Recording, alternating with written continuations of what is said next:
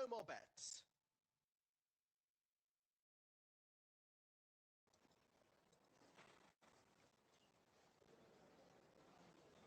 They're off. 9 is quickly away. 6 is close behind. As they approach the first fence, 8 is the leader. 5 in second place. 4 is the back marker. 1 is making rapid headway. 8 is challenging for the lead. 5 is still ahead. Over the second, and they all take it safely. And look at them go over that one. And 3 is making good headway. And now 2 leads the pack. Just 1 fence left now.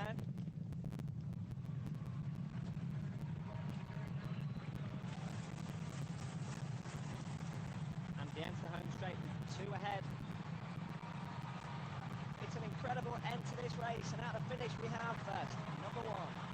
Number 8 is second. Number 2 is third.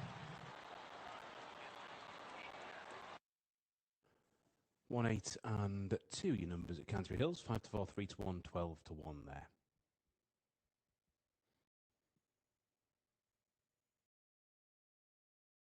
Portman on the second channel. 108 is not far away. Complex action, your 9 to 2 favourite.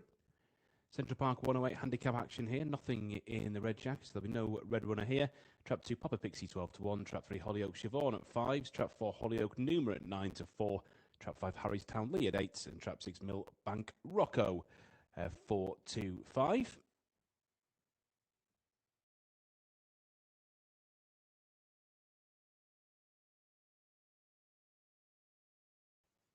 Central 108. Last chance to place your bets here.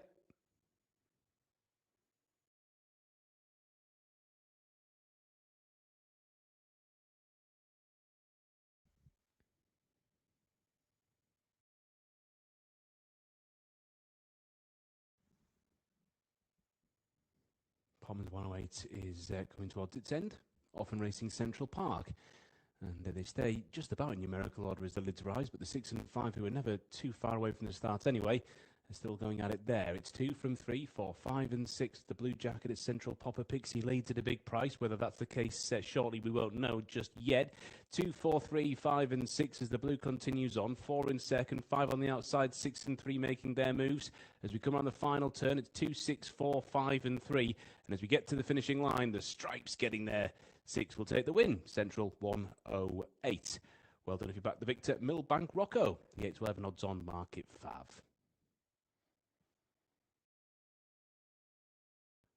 Loading in at Marseille.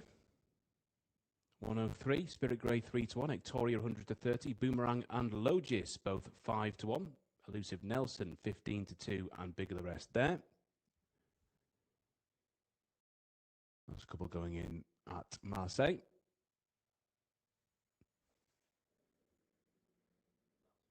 Best of luck with bets in France. Rosicime, all set, under orders, and away they go, 1,700 metres, just over a circuit off the track. Down the centre, Elusive Nelson was the quickest to stride. Rosicime is with that one, and also between horses Logie, and it's Logie who emerges with the lead. On the outer, Elusive Nelson. Then on the inside, coming through to third position is Victoria. Behind Victoria on the outer, Rosicine races fourth. Sanka Choke behind that one in fifth, with towards the outside Olaf, the big one. Then the blue jacket of Boomerang follows. Behind Boomerang is Spirit Grey. On the outside, the other grey is Silver Schnock. And further behind, in last position now, Le Haute Ile as they race down the far side. So Logie and Tomatuli shows by 3 parts of a length over Elusive Nelson second. Tucked in behind those, Victoria top weight towards the inner third. Rosicine in the centre. Then on the outside, Red Countess. Racing next to Red Countess, Boomerang and Sanka Choke towards the inside. Further behind on the outer, Silver Schnock is now just in front of Spirit Grey on the inner. It's Panslow still at the back, Le Haut-Ile, as they make the turn into the straight. And now Elusive Nelson's gone up on the outside for Coralie Paco and pretty comfortably picked up the lead. Looking for a run on the inner. Ectoria now finds racing room, and Ectoria comes through to challenge Elusive Nelson for the lead. Down the outside of Rosicine, finishing well on the outer. Spirit Grey is flashing home, but it's Ectoria who got first run. Spirit Grey on the near side is closing. Ectoria held on to win it from Spirit Grey second, Rosicine third, and Elusive Nelson was fourth. Victoria, the second fav at 130, only mind you, narrow second fav at Marseille, got the win there. Well done if you back to the winner in France. Anthony Crestus on board that one. Mullingar's won 12-87, 7-2, 4-1, 13-8, 9-2, 7-2, and 5-1 through the betting over in Ireland. Jermyn Street on the second channel. Also in the mix. We're very close to our opening race of the day from Newcastle, the 1:15. A reminder, money back as a free bet if your horse finishes second in that 1:15 at Newcastle. Of course, you need to do that in shop only, of course, and over the counter.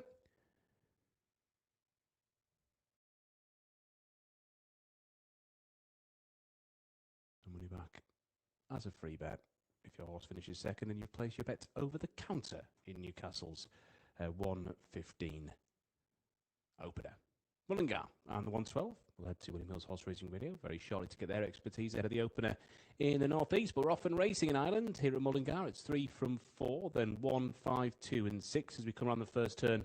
Is the White Jacket into the lead. 5 on the outside, 4 in there as well. 3, 5, 4, 1, 2 and 6. 5 on the outside, Drum Do It and Mad.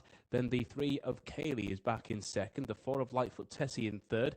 It's 5 from 3, 4, 2, 6 and 1 as we come on this final turn. It's a good battle at the front here between the 5 and the 3, but it's a battle that the 3 will win. Kaylee dances home over at Mullingar in that 112.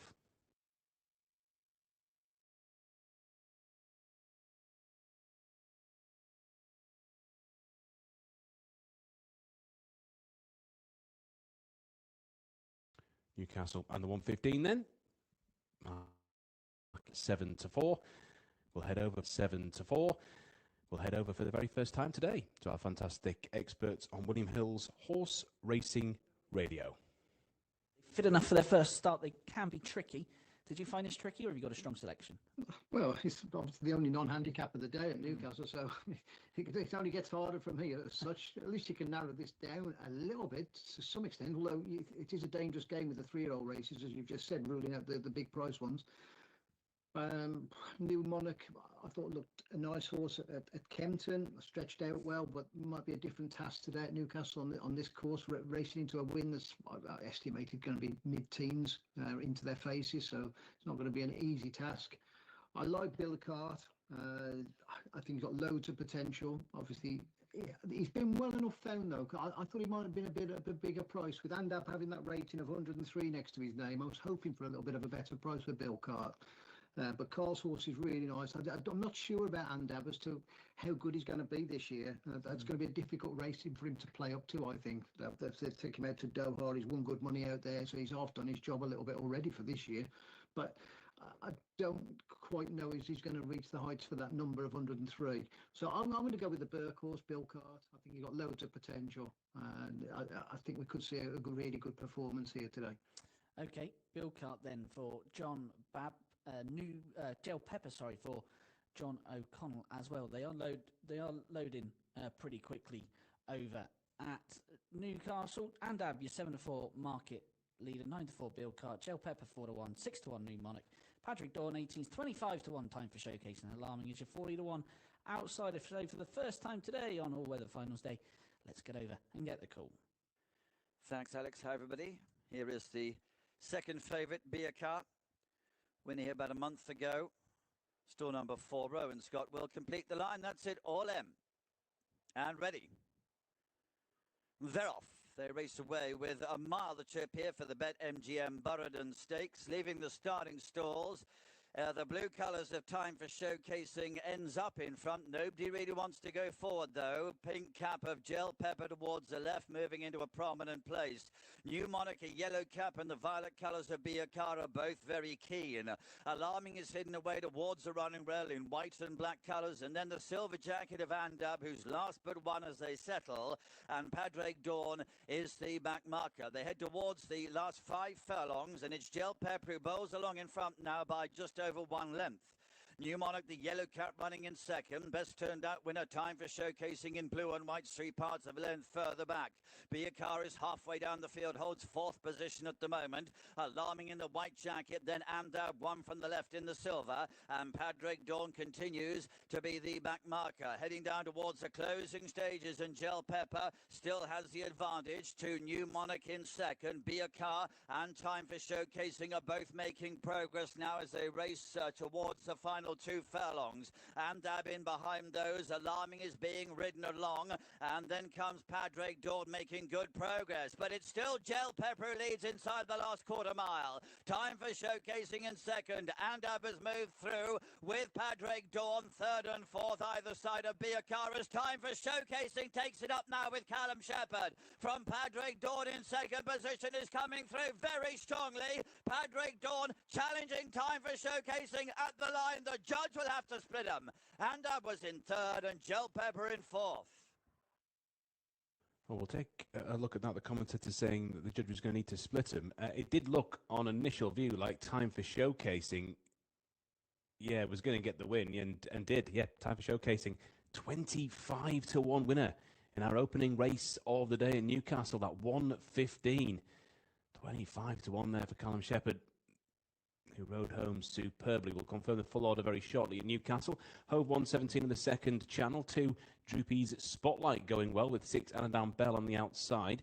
It's going to be 2 from 6 and 3. 2, 6 and 3. The blue jacket really sound as we come towards this final turn. It's the 2 of Droopy's Spotlight in complete control here. The market favourite 1-2 in that 3-runner race. Strutting home as the winner. Now, Padraig Dawn was the 18-1 second over at Newcastle. So as long as you placed your bet over the counter in a William Hill shop, it was money back second as a free bet, of course. And that was the horse that triggered that. Harlow 119, D5 on the second channel. 6-5, 7-2, non-runner, 7-2, non-runner, and 2-1.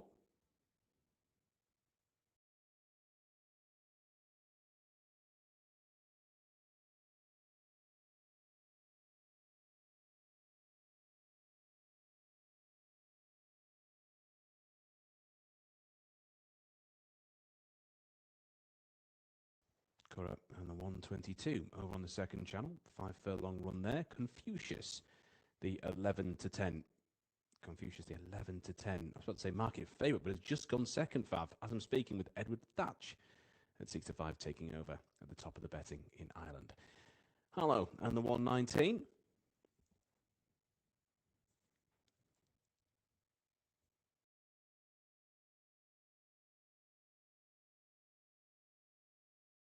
Off and racing they go. 2, 6, 4 and 1 at Harlow with Rosecrea Karen leading on the inside. The 1 of Ballia just tucked in behind, but now as we hit the final turn, it's getting a bit messy, and the 1 of Ballia can benefit from a bit of a coming together toward the finishing line there at Harlow in the 119.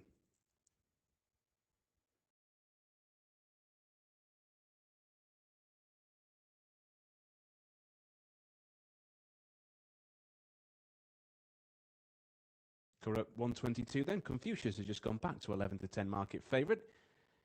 Let's head over to our William Hill Horse Racing Radio team and get their thoughts in this one. And Fiery Ann at 80-1. New Yorker does not go. Not much to go on here, John, but what can you tell us? Where would you be going? Well, Ryan Morris switched to Confucius. His original mount, New Yorker, was pulled up because of the ground this morning, but they're happy to run the one of the top, who was all about speed on the breeding. The Dam Mill Isle was a very nippy one for Jesse Harrington about 8 or 10 years ago. she was purely a sprinter. They didn't try once going up to a mile simply because it was the 1,000 guineas. That didn't work, and she dropped back to sprinting after that. But yeah, lots of speed in that pedigree for Confucius. Edward Thatch, well, we know with Robson De Geer and these owners, they're going to have plenty forward enough. They won the Dundalk juvenile race with an odds-on shot about 10 days or so ago. So, or last Friday, I think it was actually. So they'll have a decent idea of what to work with. And you think they'll have plenty of early types. 2 Brigade from Michael Callahan. Michael O'Callaghan, he can get them ready early enough. As he's mentioned, there's no money for anything else. I mean, Last Soldier's the one who the race course experience, and it was on testing conditions as well here at the Curragh. Had their opening meeting 3 weeks back. Well enough beaten that occasion, beaten in the final furlong. I mean, it's just a race for me to watch and maybe get an idea about the going conditions. And probably won't even get an idea about the draw. Confucius would be a token selection if I have to put one up, but it would only be that. I'd be using that as something to guide us for future races today. Yeah, Confucius then, a bit of a tentative selection there from John O'Connell, 5 to 4. Now second favourite, Edward Thatch, by Blackbeard, who's only had the 3 runners and 1 winner. He goes forward. He's the last one in. Let's get over to the car for the call.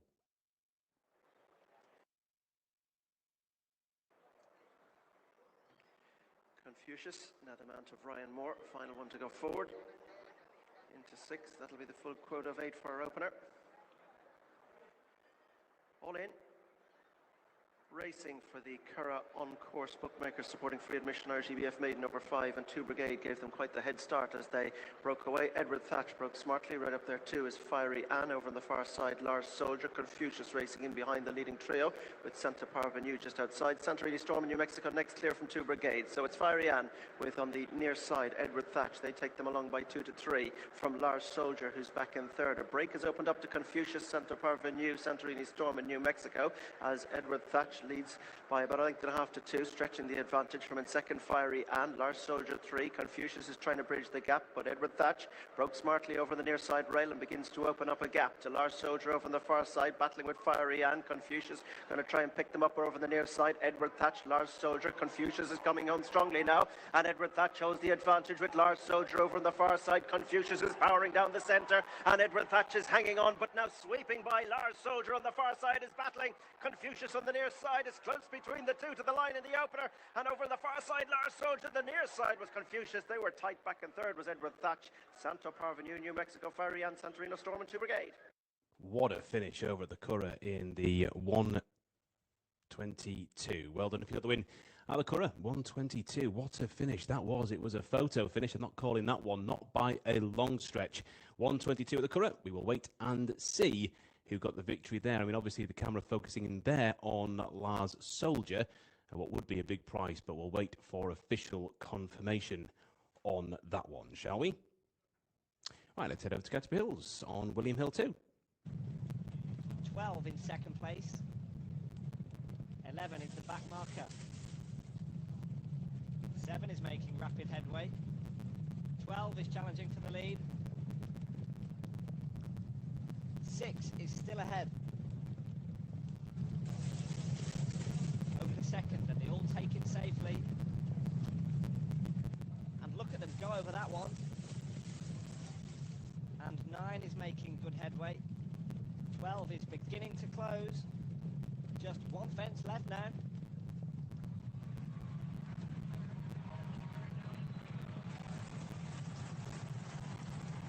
And he enters the home straight, 6 ahead. It's an incredible end to this race, and at the finish we have first, number 12. Number 6 is second, number 2 is third.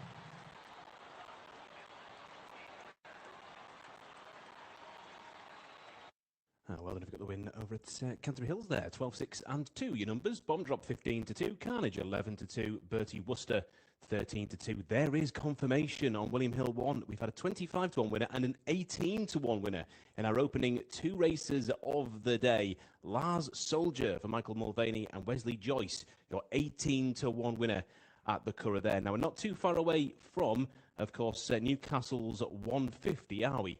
At 20 odd minutes. But a reminder, Silent Strike to finish in the first 4 of that one. Silent Strike to finish in the first 4 has been given an epic boost from 1 to 2 to even money. 1 to 2 to even money. Silent Strike's form, by the way, recently, unbelievable.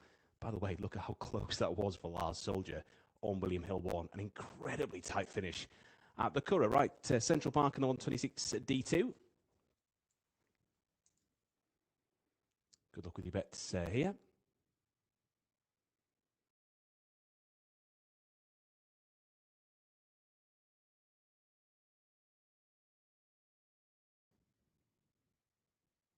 Often Racing Central, 5 coming forward pretty quickly, 6 on the outside, 2, 4 and 1 after that. 5 kicking forward, 2 through the inside. It's just starting to push on a little bit, but now the 6 will pull away. Mo and Team Lisa in the 5. Starts to move down this final turn. It's 6 from 2, 6 and 2. Strike Jacket's nose is just long enough to get the job done there. Well done if you got the win.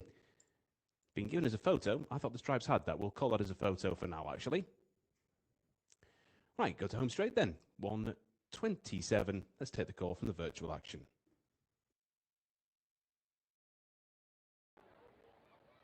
And away they go. A good start here for 2, setting the early pace. And 10's come out running. Nothing much separating the field. 2's looking good at this stage. 10's running a big one here. And trying to rally on his number 6. As they come up towards the line. A huge run from number 2 takes this one. Finishing second is 10, and 8 takes 3rd position. Lingfield and the 1:30 will be next up for us here. 2, 10 and 8 numbers from home straight. There, Lady Dora May is the 100 to 30 mark at 5 here at Lingfield. Good luck with your bets. Let's get a quick word from our fantastic experts on the William Hill Horse Racing Radio Service. You're going to need a fair bit of luck in running, I think, at Lingfield today, as is always the case. But they're so competitive, these handicaps today, and big fields. There's going to be a few hard luck stories about. I think I don't want to go too short in the mark in any race. So the biggest price of the 3 there is Lady Mansour. It's got a reasonable record at the track. They put the cheap piece on today just to try to eke a little bit more. But last year's jockey on Jack Dace, who's ridden very well in the last 12 months, and improving jockey, claiming the 5. I'll go with that one. Drawn in stall 5, around about a 5.5, 6 to 1 chance, something like that. So, okay, perfect. Yeah. Lady Manzel then for Jack Dace claiming the 5, 6 to 1. We're giving you, Mr. Bab, about Lady Manzel coming out of stall 5.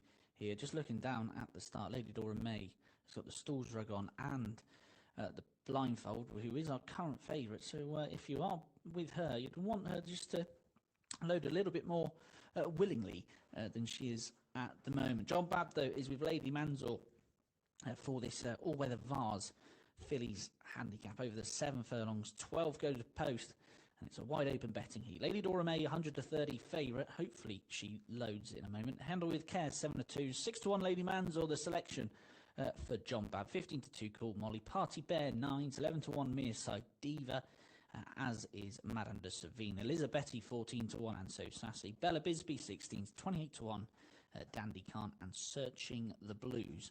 You're outside here at 40 to 1. Going forward there was Bella Bisbee for the Scott Dixon team coming out of stall 12. There in shot is John Babb's selection. Miss Manzel with the first time cheek pieces on Jack Days, claiming a very, very valuable £5 here. They're loading pretty quickly here. There's plenty of good action today on All-Weather Championship Finals Day, and a really good betting heat as well. So last chance to get your bets on for this first over at Lingfield. Some of them not looking too willing to load. If you are just joining us, Lady Manzor is the selection for John Babb here. First time cheek pieces, Jack Dace on board, claiming a very handy £5. Let's get over to Lingfield then for their first of the day.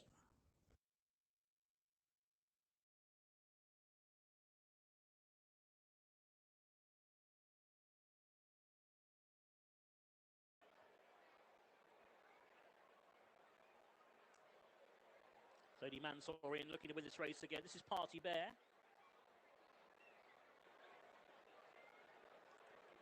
Madame de Sevigny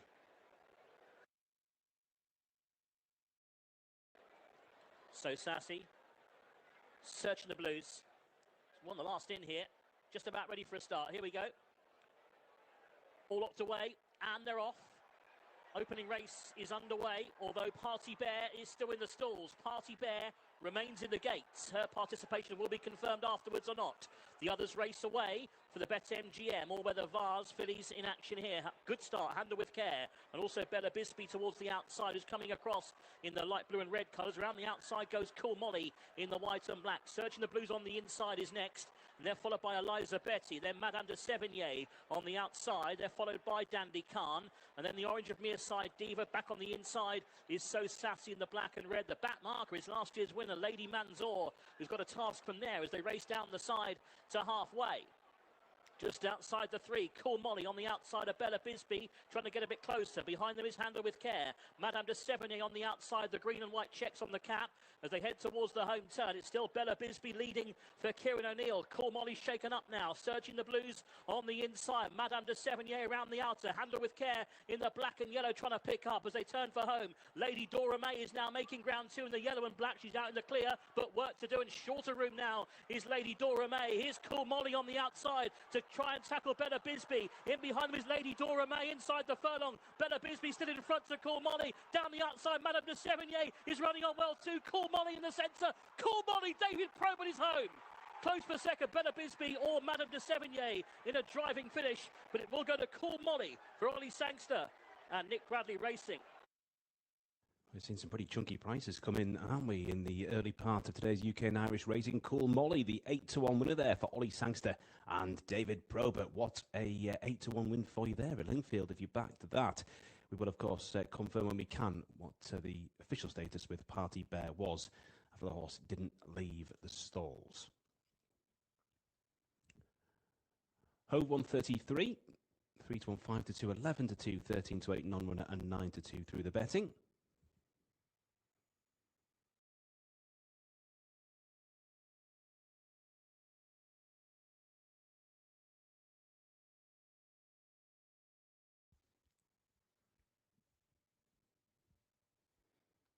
We'll head to Newcastle very shortly for that 150. A reminder, the epic boost there.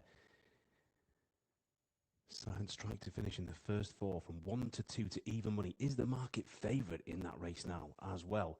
Hove 133, they're off and racing. Blue Jacket coming forward, 6 on the outside, 3, 4 and 1 making moves. As we come on this first turn, it's 3 from 6, then 1, 4 and 2. White Jacket looking good, 6 in second, 1 in third. It's with... at the moment, Arabella in the white jacket. Arabella from Merton Abbey Lad. Then the 1 of Claire Keith Candy. 3, 6, 1, 4 and 2. As we come on the final turn, it's 3 who's absolutely dominant toward the finishing line. That's a great run. That's a really good run from Arabella, who goes on to win at Hove very comfortably indeed in the 133. Get a £5 free football bet when you bet a tenner or more on a football acca in shop right now. Here's my acca for the games on Good Friday.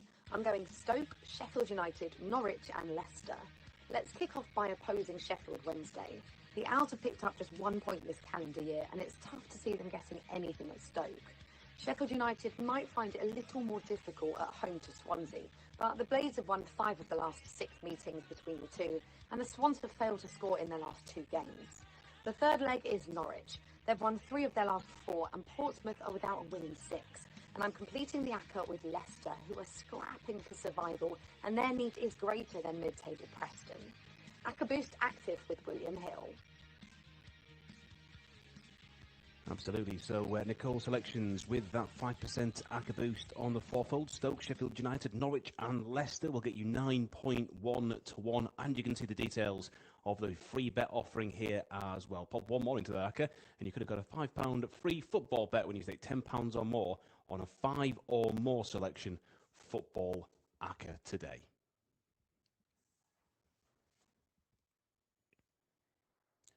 Canterbury Hills will be next up for us. We're just into the second half now at the Riverside. Well done if you back the epic boost, the landing epic boost. Look at those shots there, 18-3 in Borough's favour. But yeah, Dale Fry's goal, diving header at the back post, won you your epic boost on that game, which was Middlesbrough to score in the first half at even money. There's a similar offer for Coventry later on in the Championship as well. Right, let's head to Canterbury Hills and the 136.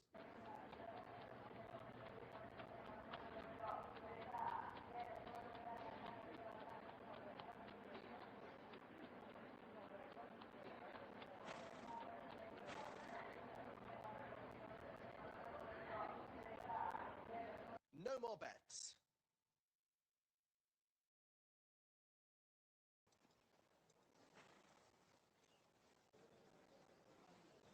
They're off. 14 is quickly away. 9 is close behind. As they approach the first fence, 5 is the leader. 10 in second place. 1 is the back marker. 3 is making rapid headway. 10 is challenging for the lead.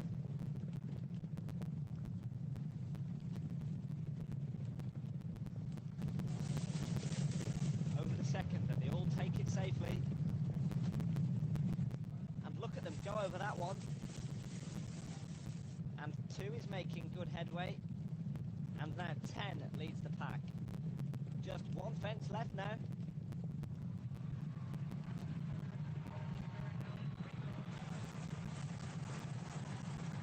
And they enter home straight with 10 ahead.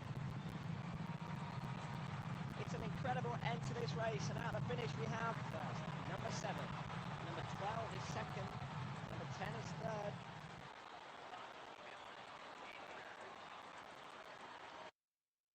Height Sabre, Ombre de Lune and Marsh Sovereign, 7, 12 and 10, the numbers there, 22 to 1, 28 to 1 and 28 to 1.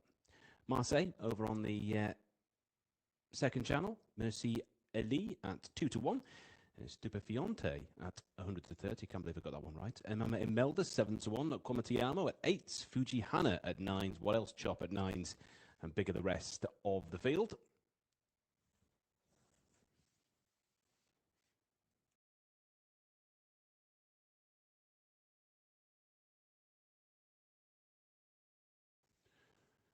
Still got a bit of time, it seems, before Marseille gets going. Just another reminder, because it's a really good-looking epic boost. Silent Strike to finish in the first 4. Currently market favourite, by the way, in the 150 at Newcastle, from 1 to 2 to even money. If you're backing that in a William Hill shop, you will need your plus card in hand. But Silent Strike to finish in the top 4 of the next at Newcastle. Epic boosted from 1 to 2 to even money. The form coming into this, including here at Newcastle, very, very sound. And, well, a top 4 finish just seems, well, probable, doesn't it? Home straight, 139, up very shortly. Let's head over and take the virtual call.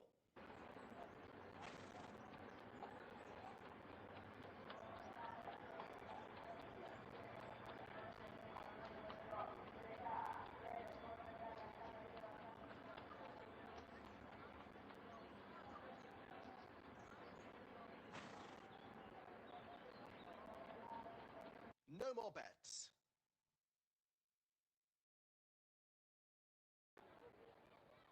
And away they go. The one who came away the best was 4. Also coming out with the leader is 2. Nothing much separating the field.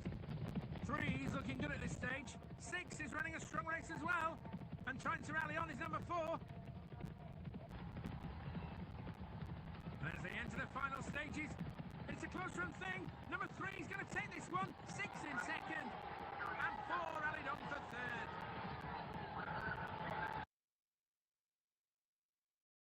Home straight, your top 3 there. 3, 6 and 4. 9 to 2, 3 to 1 and 13 to 2 at home straight.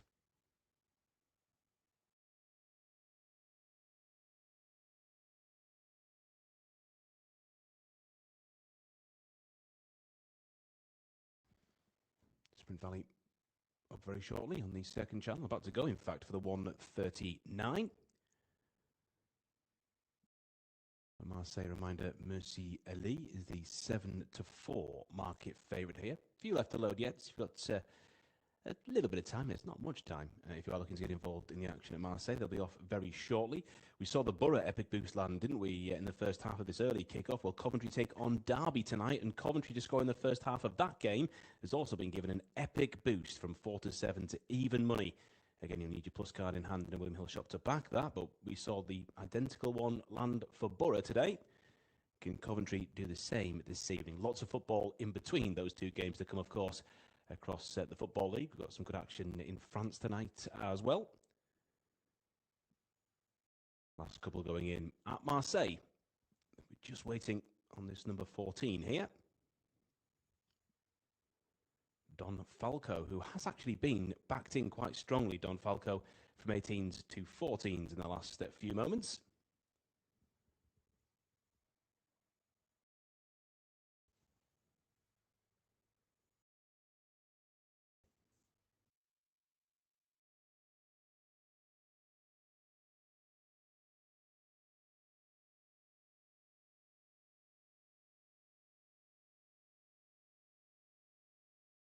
One circuit of the track in front of them, Kenzal on the outer, first to go on with Mercielli, the black jacket on the inner, these two sharing it as they go past for the first time.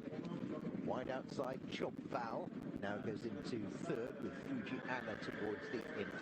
Then just off those is Com Ti Amo. Then the diamond jacket of Mandoki on the outside, on the inner of that one, Stupéfiant. Moving up on the wide outside, Sleepy Susie's making ground, and back behind is Glavia. So onto the far side. Job Val on the outer now asserts and goes on by a couple of lengths. Over Merci Ellie in second, tracking those Kenzal in third. And on the outside, Mandoki, on the inside of that one, Fujiana. Further behind, Mandoki on the outer, being followed by Sleepy Susie. These being tracked then by Glavia. Further behind Glavia, we have Don Falco towards the outer, on the inner, What Else Choke. Then to the back of the field, the last two, Queen Singer, who's in company with Mama Imelda. So swinging back in, and Job Val still with the lead. Shows by a length and a half. Stoked up now, Mercielli on the outside, ready to challenge. Wide outside, Mandoki's coming into it. Down the home straight towards the 300. And Merci Ellie has come through to join and pick up the lead. Fighting back on the inner is Chop Val. These two were a couple of lengths in front of Kenzal in third. Nothing running on behind. And it's Merci Ellie and Antonio Orani stretches on by a length and a half to beat Chop Val. Merci Ellie, Chop Val, Kenzal, and Sleepy Susie was fourth. It was the market favourite at 13-8 who got the victory over at Marseille. Well done if you backed that.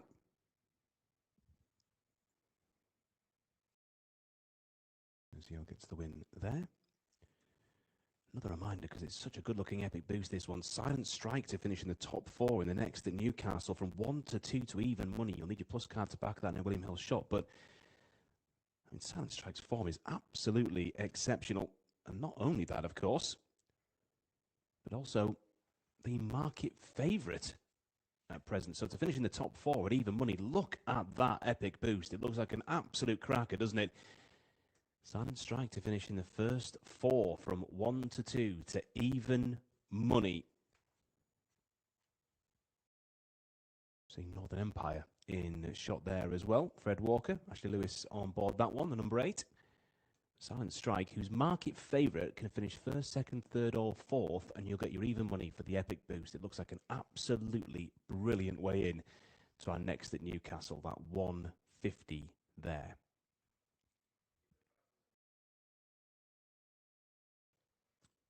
$147 Mullingar, 7 to 4, 13 to 2, 13 to 8, 100 to 30, 13 to 2, and 5 to 1 through the betting in that A7 contest. Millwall, through former Borough player Josh Coburn, have equalised away at the Riverside, one apiece in that. Let's head to Jermyn Street, shall we?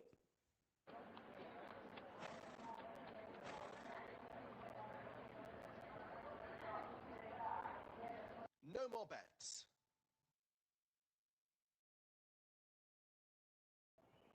So all 40 runners and riders are ready to go for this contest. The starter lets them go down towards the first of the 8 fences.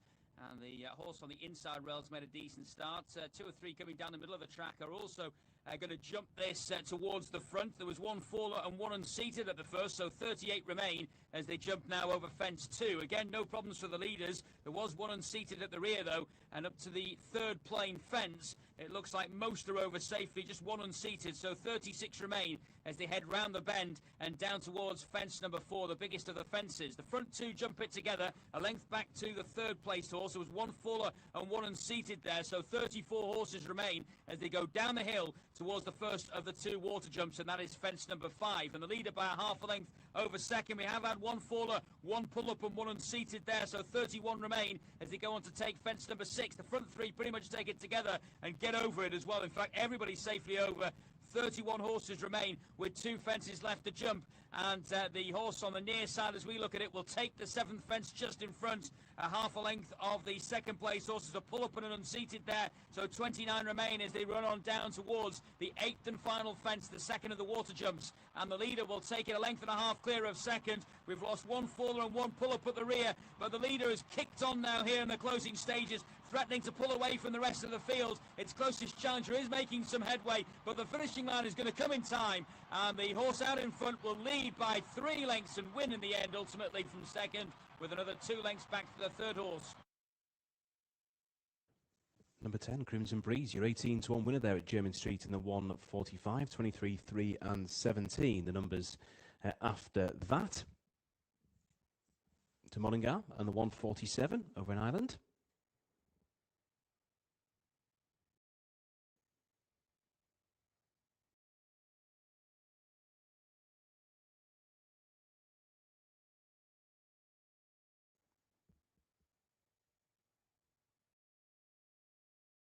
And they're off and racing Mullingar 1:47. 2 early doors pushes forward. 1 to the inside. It's 1, 2, then 6, 4, 3 and 5. 1, 2, 6, 4, 5 and 3 as the red jacket still very dominant at the front here. 2 back in second, 6 making a move on the outside of the blue. It's 1, 6, 2, 4, 5 and 3 as the stripe starts to go very quickly on the outside of the 1. Round this final turn they will come, and it's looking pretty good here for the 1, but the 6 is fighting back toward the finish. 6 and 1. Stripes just about, I think, just about held on, I think, in the end. And Mullingar, Lightfoot Pebble there. Right, to Newcastle now. Quick reminder, of course, our fantastic-looking Epic Boost, Silent Strike, who's the market favourite here to finish in the top 4 from 1 to 2 to even money. You need to back that in a William Hill shop with your plus card, but I'll tell you what, that looks like a brilliant Epic Boost. We've already seen one of our Epic Boosts today land as well. Right, let's head over to our fantastic William Hill Horse Racing Radio team, home straight on the second channel. Keep an eye on all of that action. There'll be plenty more of it. But let's head over to Gosforth and our fantastic William Hill Horse Racing Radio team. Official as it was in last year's meeting. We haven't seen it quite so much in some of the smaller fields over the winter when they've been putting the stalls on the far side. They've been racing a little bit more over there recently, but we could revert to type with the bigger fields today. So I thought 10 Carat was interesting. As people may well remember, when Al Najassi was running, I was sort of making a bit of a joke that we might next see him in something like the Greyhound. Something of that ilk, a trial type race. Well, he hasn't gone quite that far. He's coming here for a big money handicap, but I think he's a very talented individual. I think it was ridiculous how he was placed, etc., to get where he got. But I think they're probably taking him back, freshening him up. I think he's up to this. It doesn't worry me. You saw a class animal in all those lesser events. It was just farcical, to be perfectly honest with you. But he's drawn over in stall 4, so it just depends how the race develops a little bit. He'll definitely be held up by Billy, but whether the race develops and he could end up with 2 groups and all sorts in this race. But they're the 2 I like. They're not great prices. I haven't got involved because I don't think at 4 to 1 and 6 to 1, I don't think there's much margin in terms of great value there, but they're the 2 that I like in the race. Okay. I didn't disagree about Jungle Ruler as well from the point of view I was looking at the high numbers. And he was definitely one in those high numbers. I thought I got a bit of a squeak, but I was a bit worried he might go forward, and I didn't particularly want to be with a prominent racer in this event. Okay, what would your view be on the favourite Silent Strike whilst they're loading here? Because he's coming for a bit of support, and we've obviously got that boost on him, but you wanted to take him on.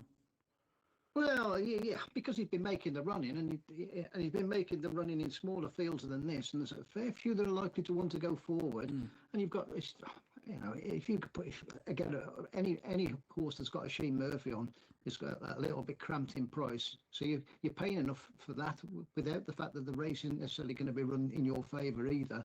I think 100 to 30 is short enough. Okay, really interesting stuff then from John Babb, who likes Al Najashi at 4-1, 6-1 for 10 Carat Harry. The other one he likes, and John O'Connell likes Kotai Lights at 9-1 and Jungle Ruler at 14. So John Babb gave a good mention to as well. We are paying 4 places on this as well, so last chance to get your bets on as well. Silent Strike is going to go off your 100 to 30 favourite. They're loading pretty quickly over at Newcastle, so let's get over for their second of the day.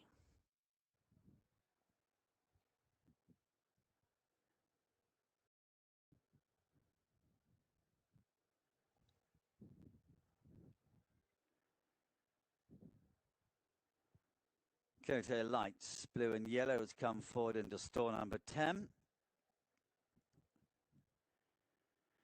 We're waiting on now Just My Luck, a dark jacket, will go to 8. Eternal Solace in white colours to 12. And the blue checks of 10 Carat Harry, who's to go to 14.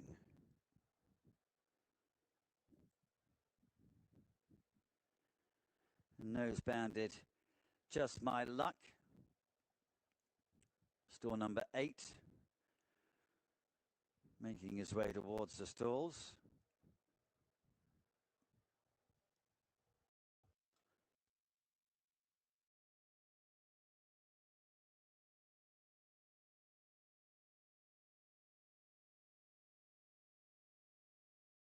That's Just My Luck in. 2 more to take their places then. 6 furlongs to trip here. 10 Carat Harry to 14. And the last one will be Eternal Solace to store number 12. Here she comes. That's it. Ready, set,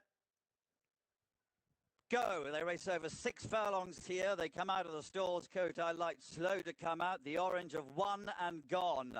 From Rogue Supremacy, Northern Empire, Monarch's Gold, and also Just My Luck in prominent positions. Sparksmith is in behind these to Silent Strike and Kotai Lights, and then comes 10 Carat Harry. Further behind those, Saffron Dandy in light blue to Al Najashi. Eternal Solace is behind us to best turned out winner Jungle Ruler, and 3 non-blondes is the back marker, but already it's halfway. The orange cap of One and Gone to the dark jacket of Just My Luck. Length and a half behind these, Silent Strike in blue and white making progress. Rogue Supremacy is in behind this, 10 Carat Harry towards the left in blue. Al Najashi behind these, and then Saffron Dandy. One and Gone though heads down to the final furlong to Eternal Solace in the white purple cap nearest to us, finishing very strongly. 10 Carat Harry is behind these. Look out, Al Najashi stands side running rail, white and green. Al Najashi swipes through now, goes on to Eternal Solace in second. It's Al Najashi to Eternal Solace, 10 Carat Harry, Jungle Ruler, 3 non-blondes, and Saffron Dandy. It's the second fab of Al Najashi, who gets the win at 7-2 over at Newcastle in the 150 for Ollie Sangster and Billy Luckman there. Well done if you backed the second fab at Newcastle. Ran very well. Eternal Solace at 20-1 back in second. We'll confirm third and fourth after we get to confirmation ourselves.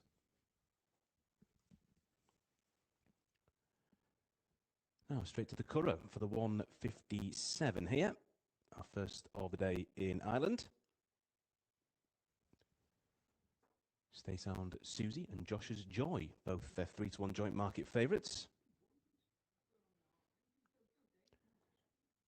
Light by Mike 13-2, Titan Bay at 7-1, O Cecilia at 10s, Bint Magic Roy at 11s, Varshini 11-1, and bigger the rest. Let's head over to the Curragh, shall we? And take in the 157 and the thoughts of our experts on William Hill's Horse Racing Radio. 57. This is a filly sprint handicap. 16 go to post here, and Stay Sound Susie is your 3-1 joint favourite with Josh's Joy. Light by Mike 13-2, 7-1. Titan Bay and O Cecilia 10-1. Bigger prices the rest here, John. But at the top of the show, you said how much you liked Stay Sound Susie. Now 3-1 for Jimmy Dalton and the Slattery team. Yes, Stay Sound Susie loves these conditions. I think she's ready for a return to 6 furlongs. Ran over 6 first time up at the Curragh 3 weeks ago behind the Maniac, then back to 5 furlongs last week. Conditions, no issue at all. We saw with the last winner as well, the 2-year-old race, that a bit of fitness, a bit of experience at this time of the season is no bad thing. So Stay Sound Susie playing up at the stalls, that's not ideal. I don't know if Stay Sound Susie is normally like that, but she's taken a bit of time to get in there. But yeah, I'm sticking with Stay Sound Susie. Josh's Joy, second favourite under Catherine Ryan for Donica O'Brien. First run of the season, got off the mark in a maiden on easy ground at Nace last autumn, made all the running on that occasion. Had been dropping down in trip actually throughout her 2-year-old campaign. Started off a mile, down to 7, all in maidens, got off the mark at 6 furlongs, so there should be more to come from her. There's a little bit of a gap to the likes of Titan Bay. I thought Cecilia for Ken Condon and Jamie Powell was interesting. There's actually in at Cork as well tomorrow, but one on soft ground at Nace a few weeks ago on the comeback run. Was highly tried at 2 as well and hadn't been on soft ground since the debut a year ago. So I think there's a fair chance that Cecilia might have a bit more to come at these sort of conditions as well. But I'm going to be with Stay Sound Susie anyway. Yard in really, really good nick. And hopefully everything should be in place today, trip and ground-wise. Okay, Stay Sound Susie then did touch 9 to 4, now back to 11 to 4. That's a nap of the day as well for John O'Connell. Coming out of stall number 8, Stay Sound Susie, your 11 to 4 market leader. Also given a good mention there was Cecilia, who's been nibbled at 8 to 1 from 10 to 1. That one is coming out of stall 3. But Stay Sound Susie, the main selection here for John O'Connell, and it is your 11 to 4 favourite. Josh's Joy 100 to 30, 13 to 2, Titan Bay 701, liked by Mike. Cecilia, the each way selection here for John O'Connell at 8 to 1, 12 to 1, Bint Majestic Roy, as is Varshini. Glory to Be 18 to 1, as is Asdana. Nancy J 25 to 28, Goofy Gander. Ryan Rubet 28 to 1, 33 Sarah May. Ray Machined at 33s, as is Gloriously Glam, and Aura Nova is your outsider here at 40 to 1. So last chance to get your bets on then. 16 go to post. Nap of the day is Stay Sound Susie for John O'Connell. There looks to be about 3 or 4 left to load over at the Curragh for another wide open handicap. Look pretty testing in the first as well. Let's see how these get home as well. Maybe a few pointers for a bit later on as well. Let's get over to the Curragh and get the call.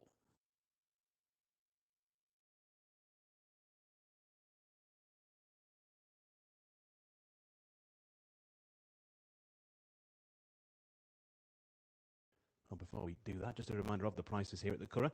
Stay Sound Susie 11 to 4, Josh's Joy 100 to 30, Titan Bay and Liked by Mike both 7 to 1, Cecilia at 9s, Bint Majestic Roy at 12s, Varshini at 12s, Glory to Be at 16 to 1, and a big the rest there. We're not too far away from Lingfield's 205, Newcastle's 225, and the Curragh's 232, which will be our next chain of horse races there. We've got Central Park 159 over on the second channel. That'll be followed by Hope's 207 and Central Park's 214. Do keep an eye out for all of the price boosts on the horse racing. We've got loads of extra places on the horse racing today here at William Hill. More epic boosts to come, loads more price boosts on the football as well. We've got our experts' thoughts there on William Hill's Horse Racing Radio ahead of the Curragh's 157. Central Park's D3 on the second channel going in as well.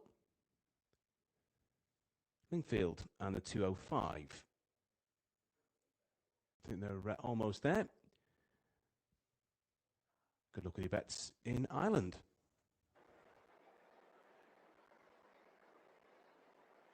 Racing in the 1xBet Support Safe Gambling Irish EBF Filly Sprint Handicap over 6, and as they break away, prominent in the early part is Glory to Be. Cecilia is right up there too with Varshini. Also prominent is Bint Majestic Roy as they race through the opening furlong. Bint Majestic Roy in the centre, Varshini is right up on the near side. Gloriously Glam, Glory to Be, Cecilia and Asdana also prominent. Stay Sound Susie's just tracking the leaders over on the far side, as too is Liked by Mike. Over on the near side, the cheek pieces of Gloriously Glam is tracking Varshini, but it's Bint Majestic Roy just in the light blue with Glory to Be the far side. Cecilia the pink sleeves. Near side Varshini coming through as Dana. Titan Bay is right there too. Stay Sound Susie's in a pocket, and dropping back a slot there was Josh's Joy. But out front it's Varshini from in second spot Bint Majestic Roy, as Dana's got a slot in the centre. Glory to Be is just outside. Rian Robet is beginning to make some ground behind the leaders. Aurora Nova's trying to pick up on the outside. Stay Sound Susie's still looking for room. And Rian Rebet, the one that's trying to pick up behind them. But Varshini holds the advantage just. And now begins to lengthen. Now Glory to Be with Light by Mike over on the near side trying to pick up strongly. Bint Majestic Raw is in the mix. Stay Sound Susie is out and trying to wear them down. And it's Varshini on the near side with Glory to Be. Light by Mike. And now Stay Sound Susie's going to make it 4 in line to the line. Stay Sound Susie and Glory to Be are sticking their heads alongside Varshini. It's tight. Stay Sound Susie possibly from Glory to Be and Varshini. Bint Majestic Roy, then Cecilia, Light by Mike and Josh's Joy. They're chased in by Rian Rebet, Titan Bay as Dana dropped out, and then came Reimagined back to Nancy J. Yeah, it did look like the market favourite, didn't it, of Stay Sound Susie. We will confirm very shortly. Now, 155 at Fairview jumped no problem there. Racing is going ahead no problem over in South Africa, but at the moment we can't bring you that. There are problems over in South Africa with the pictures, so apologies we can't bring you that. All of those races are going ahead as normal. All of the bets, of course, aren't affected by that, but apologies we can't bring you the pictures at the moment over at Fairview, but the card has gone on and no problem at all in the meantime.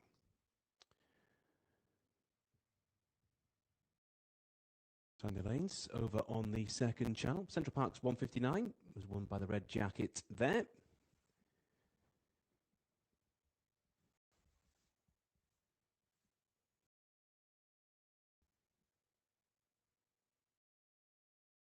We are going to start to load at Lingfield for this 205 very shortly. This is, don't forget, an extra place race as well. So extra places available.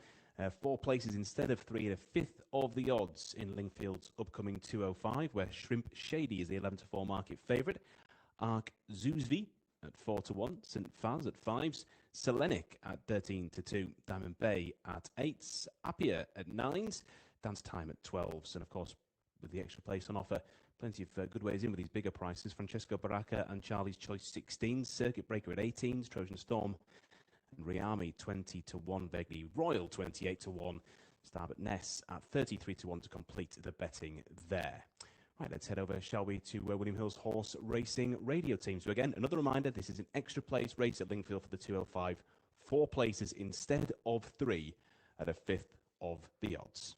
Lennox at 7 to 1, 17 to 2 Diamond Bay, 10 to 1 Appia, Dance Time 14s, as is Charlie's Choice, 18 to 1 for Francesco Baracca and Circuit Breaker, 20 to 1 for Trojan Tom and Riami, 28 is Vaguely Royal and Tarbert Ness, your outsider at 33 to 1. Fresh off the back of a winner, Mr. John Babb, are you going to follow it here in the marathon? Where are you going? I'm going to go with the bottom weight here, which I wouldn't have envisaged that being the case, especially with it being, I think it must have been incredibly lucky to get in this horse, Argzoos. Off a mark of 65, there's a big gap between number 13 and 14 in terms of weight. There must have been a hole there where the few horses didn't declare. So lucky to get in the race for Neil King and the team, but I do think they can repay it. He's already won a race like this season, where he's been beating basically horses in the mid-70s, and he was a bit of an outlier in a weight in the 60s. So it's not unusual for him to be in this style of race. Shrimp Shady is quite a small colt, but he stays very well. He's game. Unusual the fact that he's still an entire, really, a horse of his type, especially as he's quite small. But he's a battler, but he's just short enough for me. Whereas I think Argzoos, I'd have had this one near a joint favourite. I guess maybe the fact that he's bottom weight, probably he doesn't catch everybody's attention. St Faz has got a bit of an ask. I thought the race didn't really play out that well for in that 4-runner race, which he was entitled to win on the weight he was on the day. But he's got a very, very different task today off a mark of 80. I think Selenic's got definitely a chance for Sir Mark Prescott. Other than that, I didn't fancy too many of the bigger price ones. I thought some were just running for the day out, the likes of Charlie's Choice. I didn't really see him as being that competitive in this sort of 2 mile event, and one or two other of the big price I didn't particularly fancy. So yeah, I'd expect a big run from Argzoos. Okay, Argzoos then, who is your 9 to 2 second favourite, had come in from 13 to 2, now 4 to 1.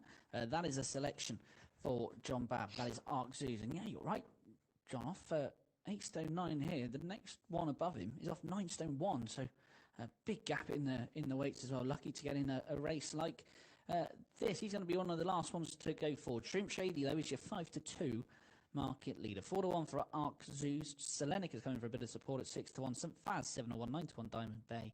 Appia 10-1, and it's 14-1. Bar those in shot there is Selenic just going forward, going to be coming out of stall number 2. The far side there was Arc Zeus going forward. Last one to go in is going to be Shrimp Shady and Diamond Bay. So let's go over to Linkfield then for the marathon. Diamond Bay under Sean Levy for trainer Tom Ward. They start the 6th pole, they'll go around twice. We're almost ready. And they are off and racing. St. Faz was a step slow. Also Francesco Baracco, who's normally held up, missed the kick as they race away for the midnight all-weather Vars. This marathon just shy of 2 miles. Arc Zeusfe pulling his way to the front. Around the outside, though, goes Circuit Breaker, the blue with the gold cap. In behind those two is Appia in the red and white stripes. Diamond Bay is handy too in the maroon colours. And then comes the market leader, Shrimp Shady, who's in the grey and pink cross belts. And that one's inside. The white-faced Trojan Storm is next. Charlie Bishop, the white sleeve jacket. Then comes Selenic, light colours with the red cap and the red cuffs. That's Luke Morris. Wider out is Dance Time, the yellow and red. Behind those is Charlie's Choice in the checks of pink and blue. Back on the inside, St. Faz in the black and yellow colours, a bit further back than he normally is. Behind him is the grey Tarbert Ness. So that one's outside is the other Ian Williams runner. That's Vaguely Royal in the white, black and red colours as they turn into the home straight. And then towards the rear we have Rayami, the Irish Raider in the green colours. And the back marker in the pink is Jack Nichols and Francesco Baracca. So racing up the home straight in front of the packed stands here at Linkfield Park. And the leader is Circuit Breaker and Kieran Schumark, dictating, and now just starts to slow things down. So in second place, Appia on the inside in third. In the purple and yellow is Arc Zeusfe, and they're followed by Diamond Bay up on the outside of the white sleeve jackets. That is Trojan Storm. Shrimp Shady is next on the outside of Selenic, who's a little bit keen for Luke Morris. Dance Time and St. Faz the next duo as they make the turn towards the back straight in the final circuit. Charlie's Choice on the outside of Tarbert Ness. Riami is back on the inside of Vaguely Royal, further back in the field, and still held up. Last of all is Francesco Baracca in the pink. Making the run down the back straight. They're about halfway now, 7.5 to go. The leader is Circuit Breaker. On the outside, Appia in the red and white has now moved into second place. Arc Zeusfe is on the inside for Marco Gianni, the yellow and purple. Diamond Bay, the veteran, is 1 out, 1 back on the outside for Sean Levy. Back on the inside, Trojan Storm is trapped by Selenic. Then the black cap of Rob Hornby on board Shrimp Shady is next in the field. Behind those, St. Faz on the inside, looking for this 4-timer, St. Faz. Dance Time is wider out, the yellow and red. Then Charlie's Choice, Tarbert Ness, Riami. And they're followed by the back pair, Vaguely Royal and Francesco Baracca. Making the turn then inside the 5. Towards the side of the course, they're turning left-handed. The leader is still Circuit Breaker. By a length to Appia in second, Arc Zeusfe in third. Fourth place now for Trojan Storm, who's on the inside of niggled along Diamond Bay. Then comes Selenic, who's on the rails, just nudged along too. Shrimp Shady getting a bit closer. St. Faz is asked for a bit more, the black and yellow, and then comes Dance Time, racing down the hill. Now the pace increasing, 3 furlongs to go. The leader is still Circuit Breaker, the gold cap. Arc Zeusfe now coming out in the 2-path to try and challenge. He's been trapped by Shrimp Shady and Rob Hornby, who's making ground the pink and grey. They turn for home, and now Arc Zeusfe has committed and gone on. Arc Zeusfe is chased by Shrimp Shady, the big 2 in the market. Third place for Circuit Breaker on the rails as they head for the final furlong in the marathon. It's now Arc Zeusfe in front by a length and a half. Shrimp Shady asked for everything in second place, but Arc Zeusfe got first run for Marco Gianni inside the final 100 yards, and Arc Zeusfe is going to win the marathon Vars in great style for Neil King and Marco Gianni. Shrimp Shady was second, third Circuit Breaker, and fourth was Selenic, and fifth home was Dance Time. Arc Zeusve for Neil King and Marco Gianni. Wins Marathon Vars there, 9-2. Well done if you backed the second Fav over at Linkfield in that 2:05. Shrimp Shady back in second. We'll confirm the top 4 with that being an extra place race very shortly.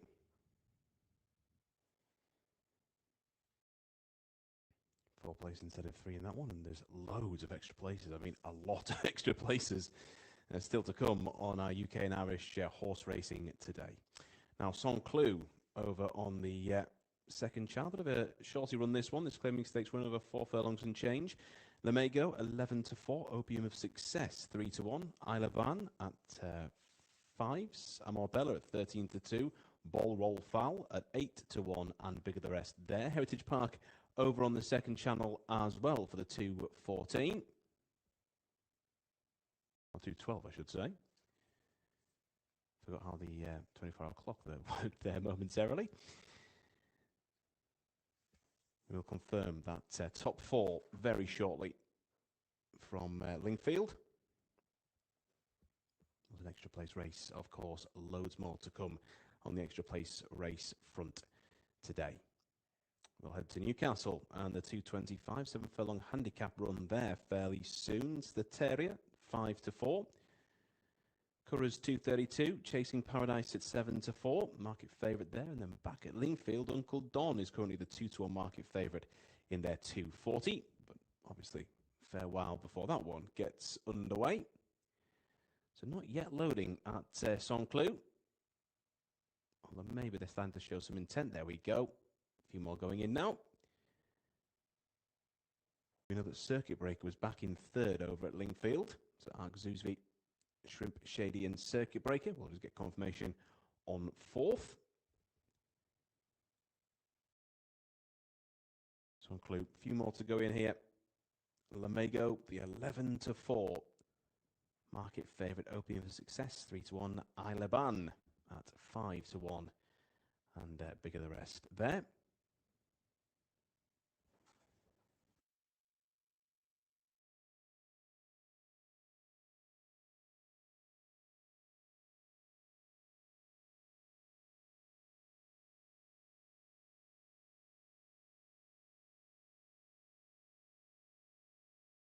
So a few more to go in at Saint-Cloud.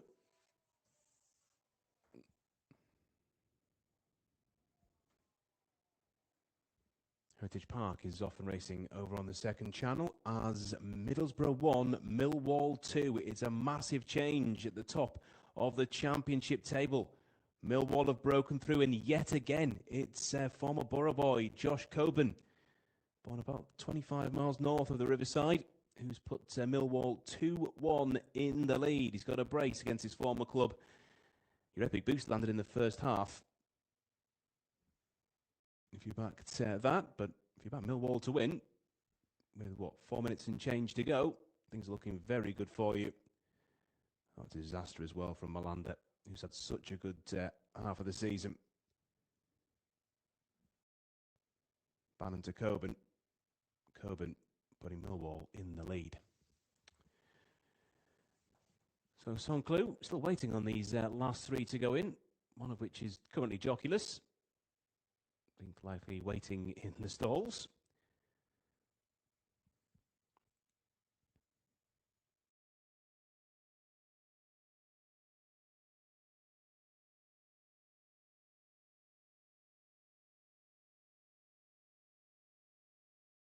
Heritage Park just drawing to an end there on the second channel. Number 1, Golden Miller at 9-1 winner there.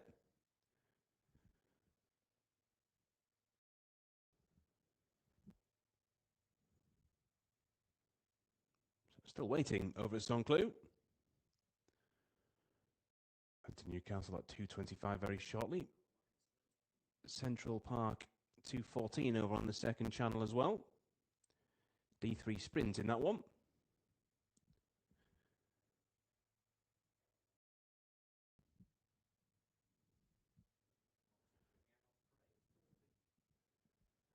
Off and racing at Central Park over on the second channel. The last 2 going in Saint-Cloud on William Hill 1. Over at Central, it's 4 from 2, 5, 1, 3 and 6 as they hit this final turn. And toward the finishing line, it's the 4 of Fagan's Dreaming, whose nose is just long enough to take the victory there. Saint-Cloud, I think we're pretty much good to go here. And they're off and racing at Saint-Cloud for this latest in the 2:07. You see Opium of Success starting well there, the 3-1 market favourite. 1 or 2 other making some very good ground here. Opium of Success, though, still going well at the front. Through the middle, there's 2 or 3 making some big charges, including Amor Bella, who's in around the 6-1 mark. But they push on here at Saint-Cloud. for this opening race of the day. It's with Opium of Success who's leading. Opium of Success being reeled in a little bit here by Lamago. Bit of a move as well from Mr. Say as we come toward the finishing line here. There's a really strong charge from Isla Ban on the outside of the group here. Isla Ban on the outside of the group with a brilliant late move at Saint-Cloud in the 2:07. What a finish that is from the winner over at Saint-Cloud. Wow, Isla Ban on the outside of the group. Kicked on in the middle and drove home superbly in the opener in France there. It did look like Opium of Success had that pretty much wrapped up, and then suddenly Isla Ban just went up 3 or 4 levels and flew home. Oxford 2:16, A4, 2-1, 5-2, 9-1, 7-2, 7-1 and 2-1. Just very quickly, by the way, we wanted to confirm the top 4 with you. The extra place action at Lingfields 2:05, Arc Zoosly, Shrimp Shady, Circuit Breaker and Selenic. The top 4 there. Flag being waved at Oxford 2:16.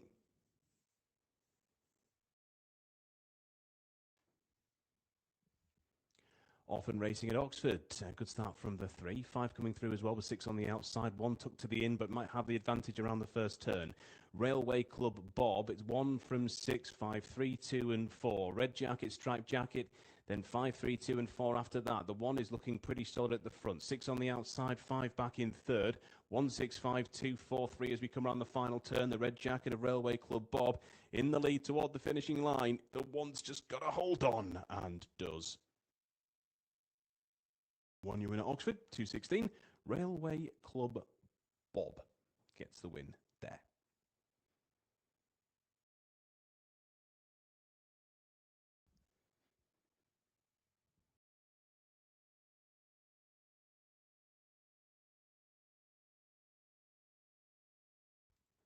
Palmer Park over on the second channel. We are going to head to Canterbury Hills and the 2:18.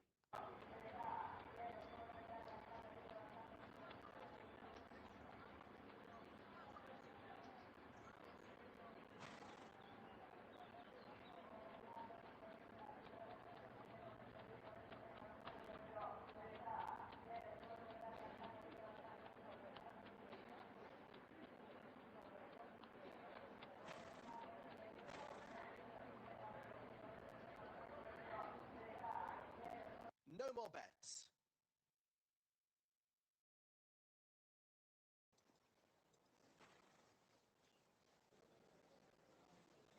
They're off. 5 is quickly away. 6 is close behind. As they approach the first fence, 8 is the leader. 6 in second place. 1 is the back marker. 2 is making rapid headway. 6 is challenging for the lead.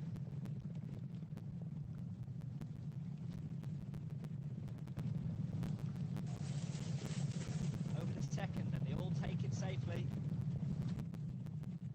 And look at them go over that one. And 1 is making good headway. And now 6 leads the pack. Just 1 fence left now.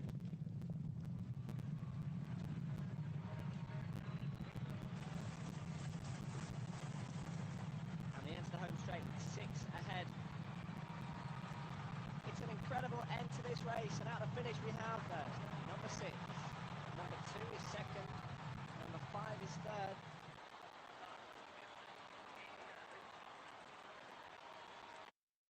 $22-1, 10-1 and 5-1 your prices at Canterbury Hills. 6, 2 and 5 your numbers. Let's take the rest of Palmer Park and the 2:19. Just Bowie, Crispy Duck, Sid Caesar in the mix. They're being followed by Sensor Rap. Going down that back straight. Fran's Face goes on here. Fran's Face, Let's Emigrate, Novo Decade. Crispy Duck walks forward as they come around the bend. Fran's Face loud in front, Let's Emigrate, Sid Caesar. They're the front 3 here. Fran's Face, Let's Emigrate. There's good performance from Novo Decade that's beginning to try and pick up a bit of ground, but it's Fran's Face still to be caught. Fran's Face is going it. Beats in second place, Let's Emigrate. Third, Sid Caesar, and 4th, Novo Decade. Well done if you got the win there. 2, 9, 6 and 10, your numbers. 2, 9, 6 and 10.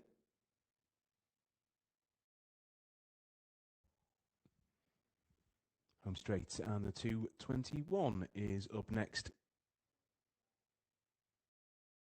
on William Hill 1. And you can see the early scenes at Newcastle ahead of the 225 on the second channel.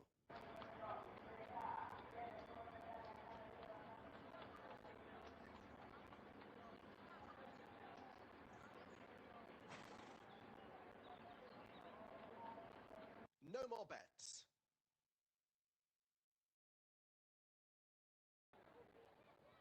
And away they go in this 2 furlong dash. Some jostling, but number 1 managed to escape a little bit. Also coming out with the leader is 3. Nothing much separating the field. 4 going well. 6 is running a big one here. 3 trying to rally on as well. And as they approach the finish, a huge run from number 6 takes this one. 8 in second and 1 in third.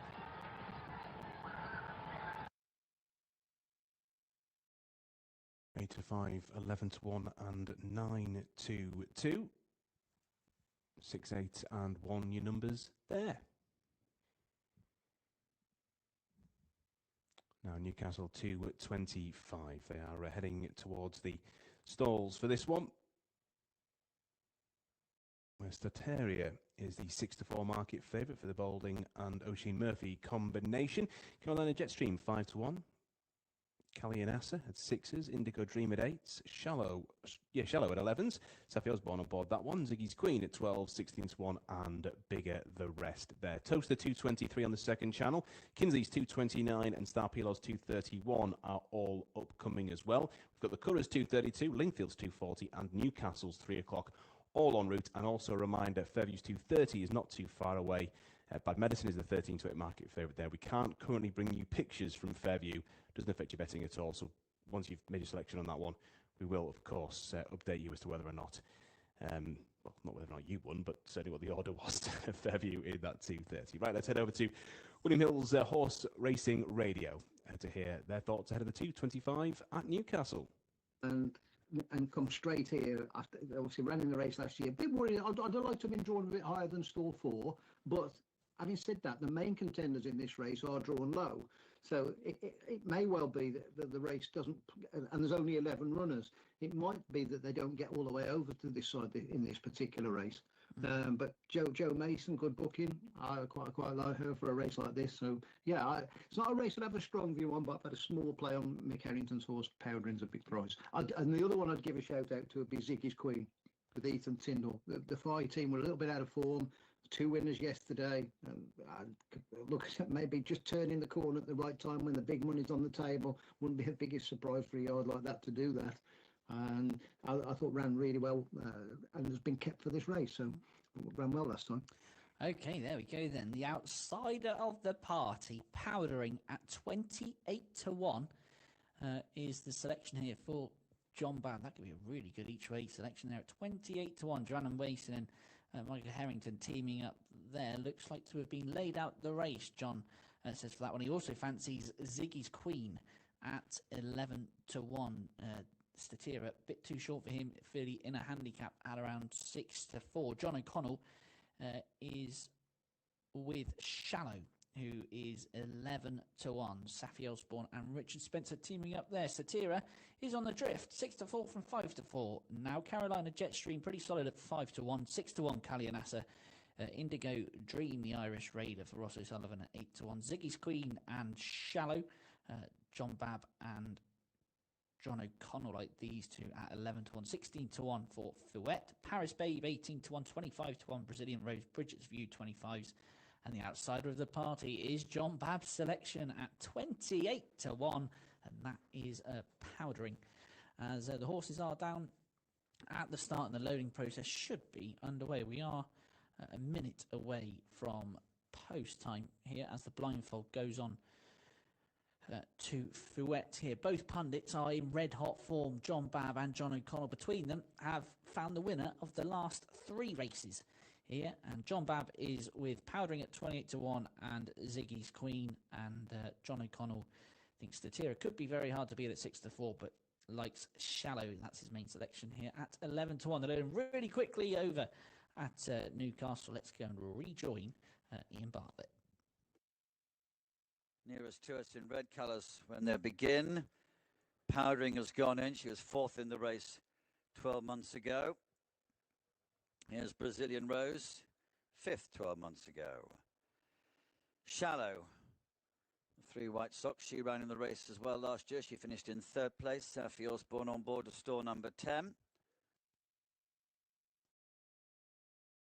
So the final one, I think, on the way forward now, down at the 7 furlong start for the Bet MGM Fillies and Mares Championship. Bridget's View to store number 8. And lined up over 7 furlongs, and they're ready. They're off.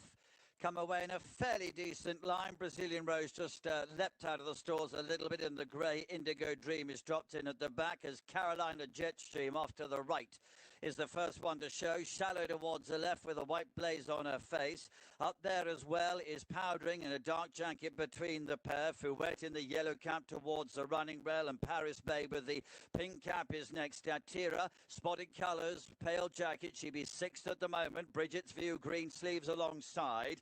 Kalian Nasser is hidden, a light blue jacket off to the far side running rail, and is then followed by Brazilian Rose. In light blue, Ziggy's Queen travels powerfully alongside, and the red jacket on the grey mare, Indigo Dream. She is the back marker. They're past the halfway stage, and Shallow has the advantage. Carolina Jetstream in 2nd, and Paris Babe is running in 3rd. Powdering and Fouette right in behind these runners. They're then followed by Kalia Nasser. Statira is about 6th or 7th at the moment, looking for a little bit of room. Bridget's View behind this. On the left is Ziggy's Queen making progress. They've just over a furlong to go. Paris Babe is sent for the winning line, takes it up. Carolina Jetstream in 2nd. Statira 3rd and closing strongly. Shallow is behind these, and Indigo Dream. It's Carolina Jetstream and Statira together. Indigo Dream, the grey, flashing home strongly, but Statira and Ashim Murphy in front and win. Indigo Dream is in 2nd position. Brazilian Rose behind this to Carolina Jetstream. Statira for Andrew Baldwin and Oisin Murphy, the 11-8 winner. The market favourite gets the job done at Newcastle in the 2:25. Well done if you got the win on the market fab there, who I think was a little short, but ultimately has proven to be the winner of the race, and well done if you went the way of the fav. Kingsley 2:29 on the second channel, D2, 9-2, 11-4, 5-2, 13-2, 4-1, and 7-2. Pelaw 2:31, Oxford 2:33. They're both upcoming shortly as well.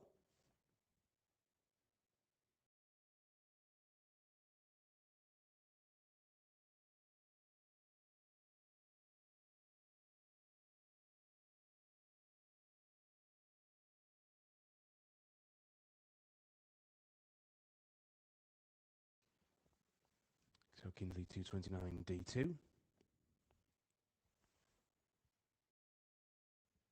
5-1, 11-4, 9-4, 13-2, 9-2, and 7-2. Bahrain's 2:30 over on the second channel as well, where Phoenix is the 1-4 market favourite there. You've just seen the 40-1 outsider in shot Black Pearl.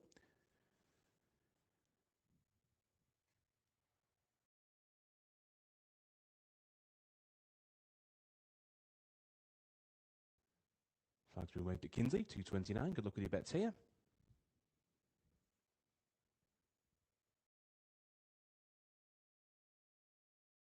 Often racing at Kingsley, 6 from 5 for 3, 1 and 2 as the 5 jacket and the 3 jacket start to make some big strides. Kanturk Ace in the 3, 3, 5, 4 and 6 as we come around the final turn. It's going to be the white jacket from the black jacket, gold to the inside, but the 3 holds on nicely. Kanturk Ace at 9-2-4.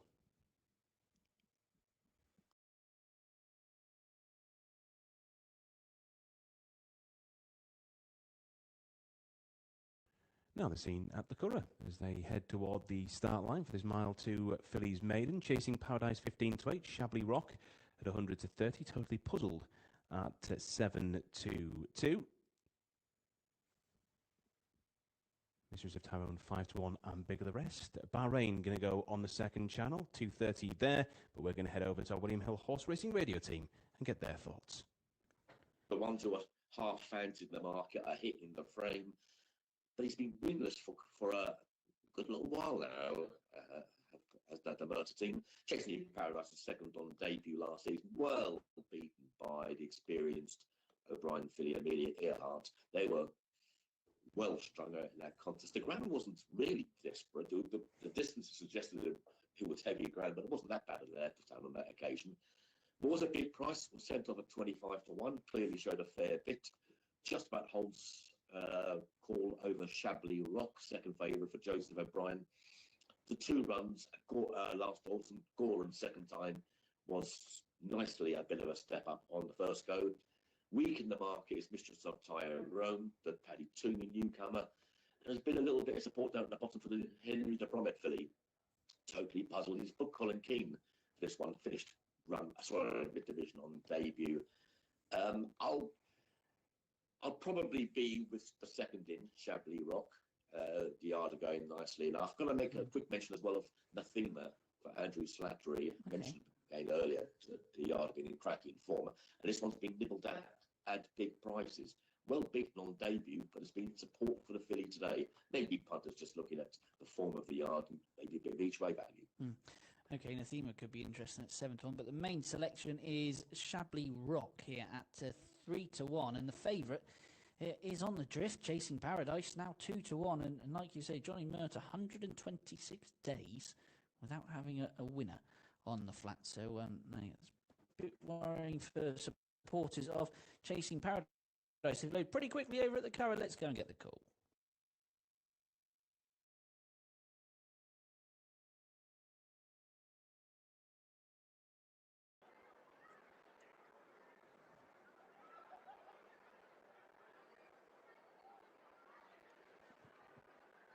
All in. Racing in the Irish Stallion Forums European Breeders' Fund Median Auction Fillies Maiden, part of the Smudland Series, over 1 mile and 2, and Ara Valley goes straight into the lead and brings them along in the early part with Totally Puzzled close in behind. Chasing Paradise sits 3 with Shabley Rock in 4, and then down the inside is Arizona Star, Stellar Moment and Mistress of Tyrone are next, and they're chased by Sophie's Gift. Towards the back of the field, our Premier Princess with Nathema, the early back marker. So they pass the mile pole and begin to swing right-handed out of the back straight, and it is Ara Valley who leads, being followed by Totally Puzzled with Chasing Paradise close in behind them in 3rd. Yellow Jacket of Shabley Rock is 4, and then towards this one's inside is Arizona Star. A couple of lengths to Stellar Moment, who is racing in between Mistress of Tyrone, and then on the inside, Premier Princess, Sophie's Gift and Nathema, the back pair. Rising up towards the highest point on the track and heading on to make their way towards the 6 furlong pole, and out front, it is still Ara Valley with Totally Puzzled just outside.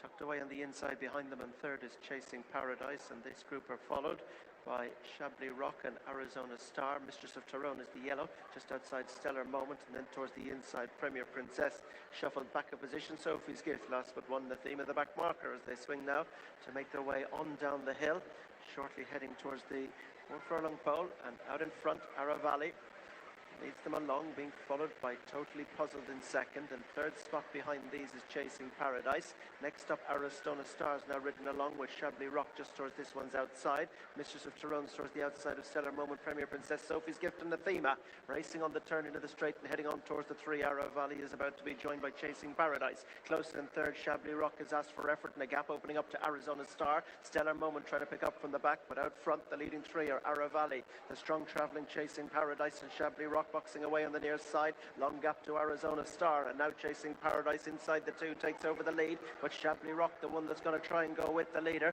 They draw away from Ara Valley, and now Chasing Paradise puts her head down and begins to go clear of Shabley Rock in 2nd. Ara Valley can give no more, and Chasing Paradise is stretching in front of Shabley Rock, who's game in 2nd, but the gap is clear, and it is Chasing Paradise who's racing up towards the line. 2nd on debut to Amelia Earhart at Leopardstown, going one better here. Chasing Paradise for Ben Cohen and Johnny Murta win. Shabley Rock is 2nd, and a good gap to Arizona Star in 3rd in front of Ara Valley. They were chased home by Premier Princess, Stellar Moment, Sophie's Gift, Nathema, Mistress of Tyrone, and Totally Puzzled.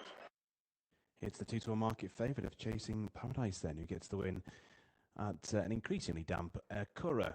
Newcastle's 236 and Canterbury Hills 236 both getting ready to go with Newcastle A8 contest, trap 1 vacant. Trap 2, 9 to 2. Trap 3, 6 to 1. Trap 4, 16 to 1. Trap 5 is the 1 to 2 odds on market favourite. And Trap 6, Inclement Mist, is 9 to 2.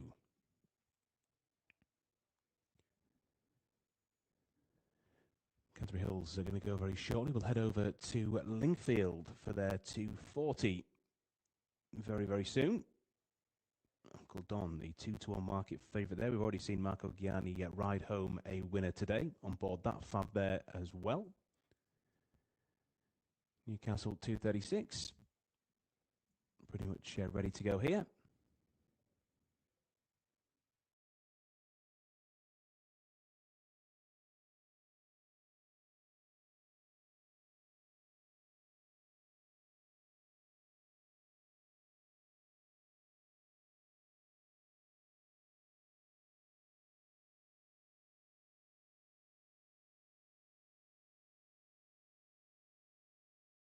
We're off and racing in Newcastle 236. 5 Jackie starts very strongly there at the front. It's a good move for early doors from Ridgedale Choice, the 1 to 2 odds on market favourite. 5 from 3 to 6 and 4 as Ridgedale Choice continues at the front.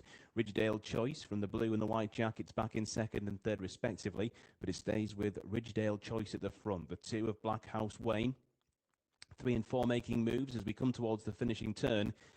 It's going to be a Ridgedale Choice. 1 to 2 gets the winner at Newcastle.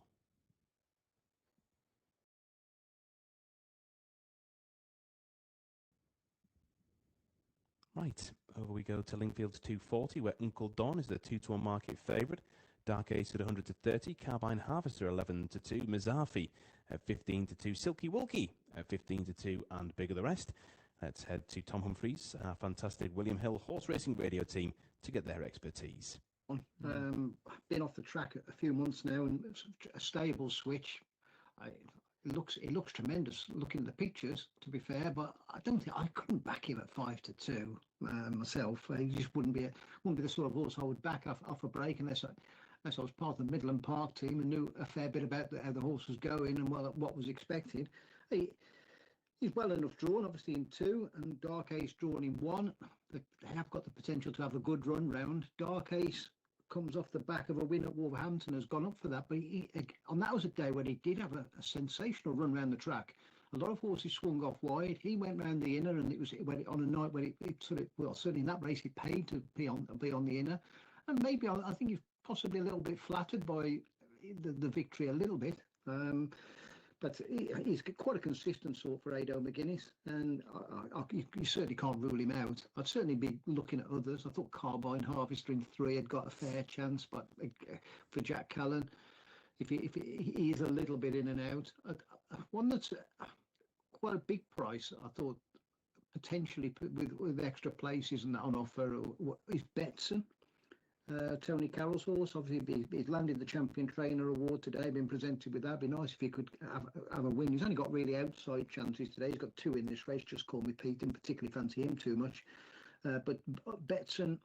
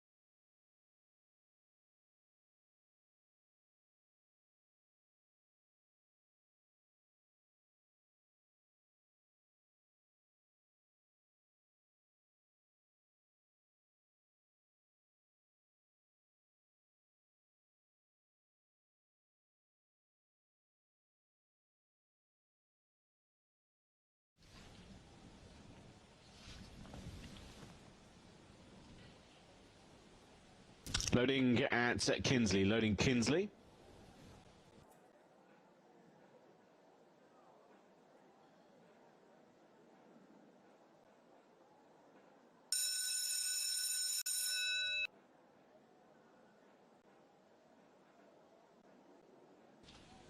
Flag waved at Kinsley for the 2:48.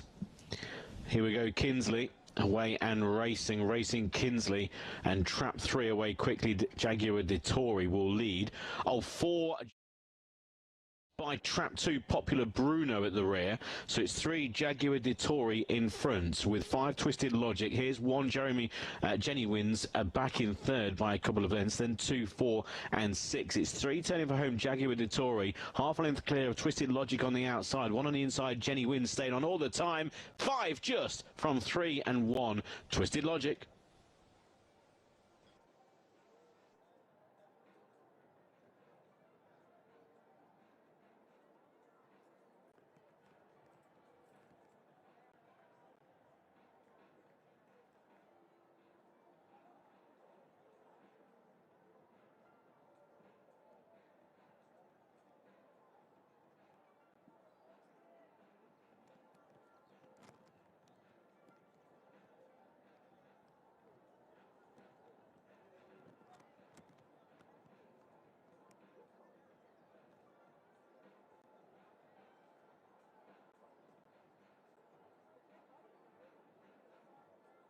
There.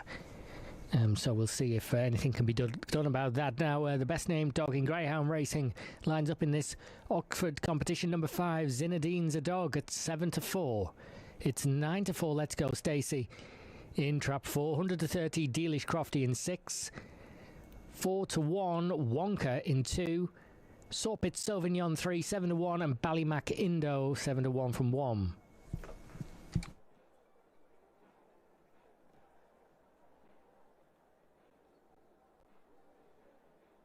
So the aforementioned Zinedine's a dog is the 5 here. Ran well last time over 2 bends, only beaten by 1 rival, held on to second place throughout. Has only had 3 competitive runs since early December, so could well be taking steps forward, and he was a much better result anyway in that open race over 2 bends last time than the previous attempts. 5th and 6th in the 4-bend attempts prior to that, but one of them was in a category 3 over open, the other one in an open as well. So trap 5 back at graded level for the first time in a while, and he's certainly fancied here. Has a best recent of 27.21, which certainly doesn't stand out, but as you heard, it hasn't been running that much recently. One who does stand out, 26.89. That was from what would it be, about 5-6 weeks ago, the Let's Go Stacey put that time down, so that's likeable enough. Has won twice since that good time. 9-4 to go and win here. Seems to do her best work dominating from the front. Winning at almost a 50% strike rate latterly. Almost. Even puffed 3.93 down as an early sectional last time out. So in rare form, but Dealish Crofty's been from Antrap 5, 4, 5 and 6 are all really smart in terms of early pace. In fact, there's a few of them who are quite smart here. I'm wondering if this is going to be set up for one who can surge late, because there could be a few taking each other on here. Or he's going to need some serious staying power to go and win from the front. One who has pounced late recently, Sawpit Sauvignon, didn't exactly need to pass many of them, but did get up just at the death to win by, in the end, 3.5 lengths last time. So could Sawpit Sauvignon from 3 pick up a few pieces later on? Often Racing 3 didn't get away too well. It's 1, 4, 2, 5, 6, and 3 is already about 6 lengths behind trap 1. 4 went into 2. But 2 stood ground very effectively. 1 from 2, followed by 5 and 4. 3's chance might be gone now because ran straight into the back of 4 and 5 and balked. It's 1 from 2 up the inside, 2 and 1 close together. Then it's 5, 4, 6 and 3. 2 trying to get up the inner of 1. Wonka takes over from Ballymac Indo. Wonka, Ballymac Indo, blue and red. Blue leads, red and 2 beat 1, followed by 6. Then 3, 4, 5. No, not a great result for the Fav. Zinedine's a dog chased a lot of them home. 3 Pit Sauvignon had 2 big hiccups on the way, poor start, and you'll see 3 not got a bit just hesitant coming out of the traps. And then you'll see coming out of the second bend went into the back of a couple of them. 3 lost chance. 1 and 2, they fought it out and they had a good duel between the pair of them. As the rest of them flounder in their attempts to try and keep pace. Good turn of foot by 2, wasn't it? Taking the lead up the inside in the third bend. And 1 could just kept a brave Ballymacindo at bay. Chris Hamlin, the winning trainer. Favourites in trap 1 here. 11 to 8. Clear favourite as well. 30 and 3 of the last 4 in A2s. Dropping in grade should give it a real chance here. 5 from 15 in this grade. Hat-trick bid by Whitehill's Birdie, who has won at this level. Is flying form at the moment, trap 4.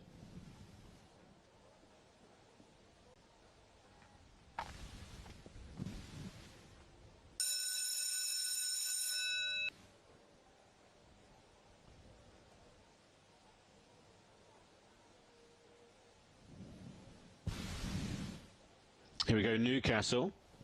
Away and racing at Newcastle. Start here by the 4, Whitehill's Birdie, the hat-trick seeker. Then Solway Ernie out wide, the 5. 1 on the rail is Kazran Steve. 6 back in 4th, Frankie's winner, and 3 at the rear. Solway Ernie goes on and leads by 3 lengths over Kazran Steve, has moved into second, but the 6, Frankie's winner, may well take that position. The 5, though, leads by 3 lengths, turning for home. Solway Ernie by 3 lengths. The 5 out in front will go on and score handsomely so as well. 5, 6, and 1.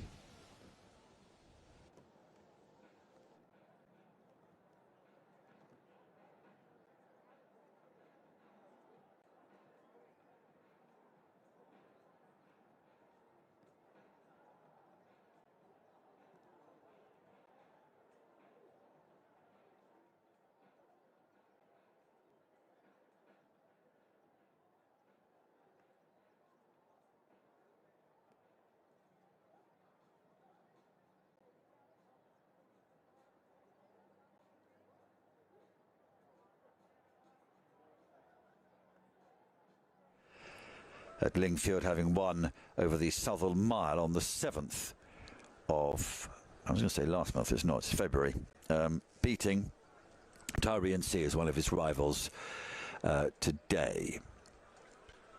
Last of them down there is Popmaster, who was 5th in this race 12 months ago. Just ahead of him is First Principle, Kieran Fallon riding for William Haggis. Had 2 starts so far this season. First Principle winning the most recent of them, which is only a few weeks or a couple of weeks ago at Wolves of the extended mile there. Since he was gelded, which happened at the early autumn last year, he's had 4 starts, giving him 2 wins and 2 second places. Gradually but surely getting better with every run. There's Aprist, who ran 3rd in the race 12 months ago. One of a pair that went to post early here. Kevin Ryan trains. Last seen out when 3rd at Kempton, over 7. And 1 at Lingfield over a mile in late February. First Principle there on the left, the orange and yellow checks. In the background is Rogue Encore, Chancellor right in the centre. Popmaster, there's last year's winner Storm Star with Jason Watson just jumped off. Number 7, Dosman in the yellow and green. There's the blue RC, trained by James Tate, done very little wrong this. Number 5.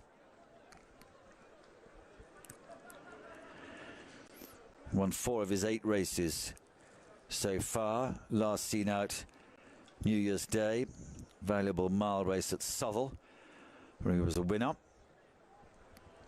There is Flight Plan, that's the maroon jacket, blue sleeves. A couple of them just being resaddled down at the post. Chancellor back at 3s now.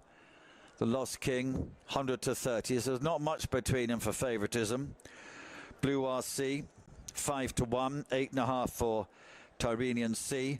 Shaftar at 9, still 12s and bigger the others.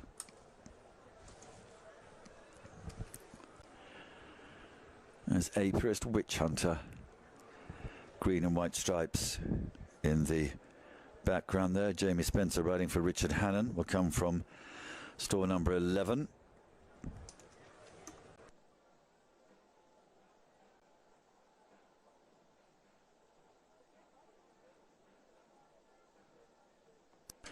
Noseband on Nikovo to the right of picture, around 6th in the race last year, and he's been pretty consistent so far this year. There's the Lost King, Andrew Boarding Trains, having a good time this year. Wins at Wolves and Kempton, again markedly improving after the gelding operation, which for him happened sometime in the summer by the looks of it. Lost King is going to come from stall number 10.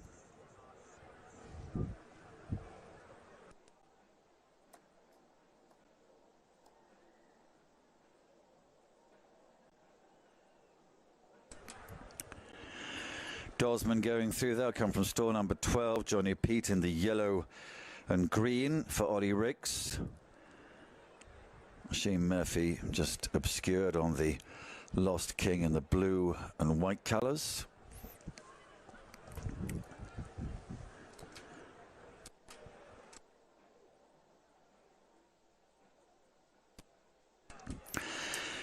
Starting to load up all the way down at the end of the straight course, the straight mile, the trip here.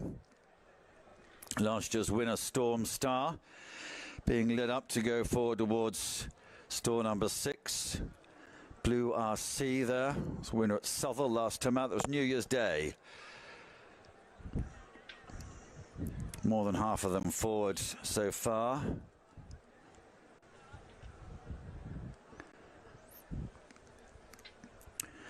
And now the Lost King, store number 10 to walk forward. Won 2 of his 3 races this season.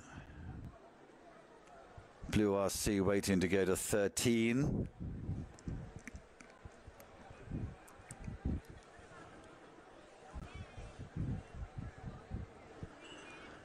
Here's the Lost King coming up. Dark blue, yellow spots of Blue RC.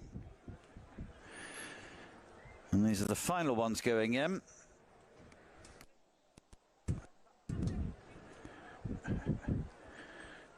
Tyrian C waiting to go to 14. Dosman, Popmaster and Chancellor. Red, white and blue colours, just about favourite 3. It's a lot of money. Blue RC late on, 9-2, as 11-2 at one stage. Tyrian C, Jack Mitchell comes to 14.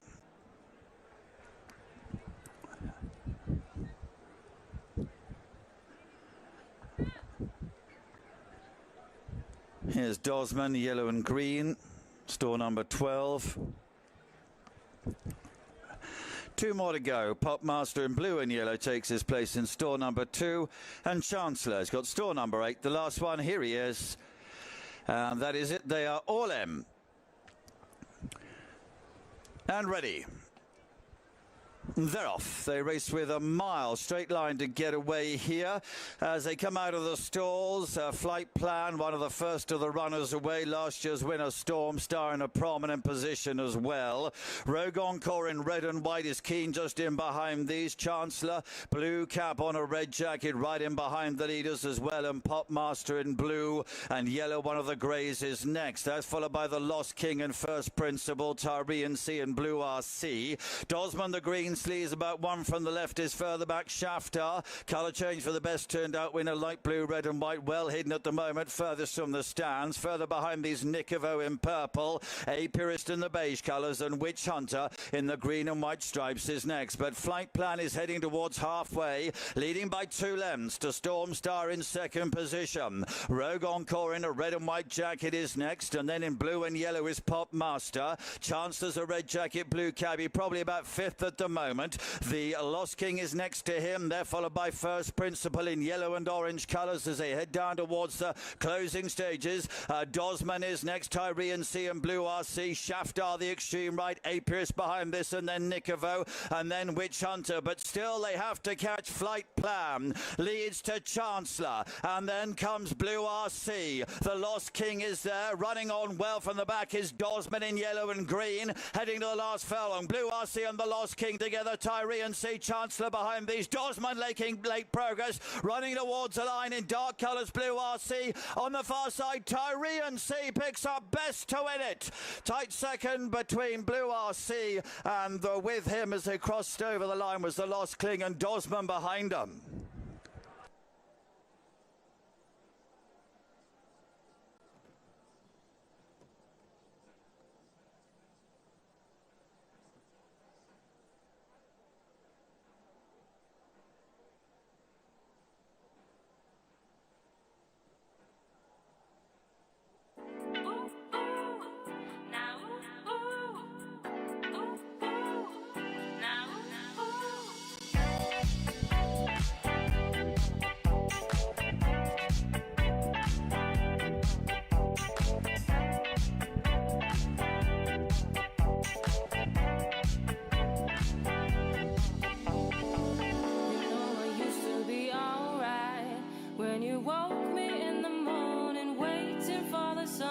Shine, do the two-step all night. Then you spin me round and catch me laughing as the sun would rise. Sun would rise. Oh, I don't know what to do. You speak a foreign language, what are you putting me through? The enemies, I know you're hiding one or two, but I just can't say no to you.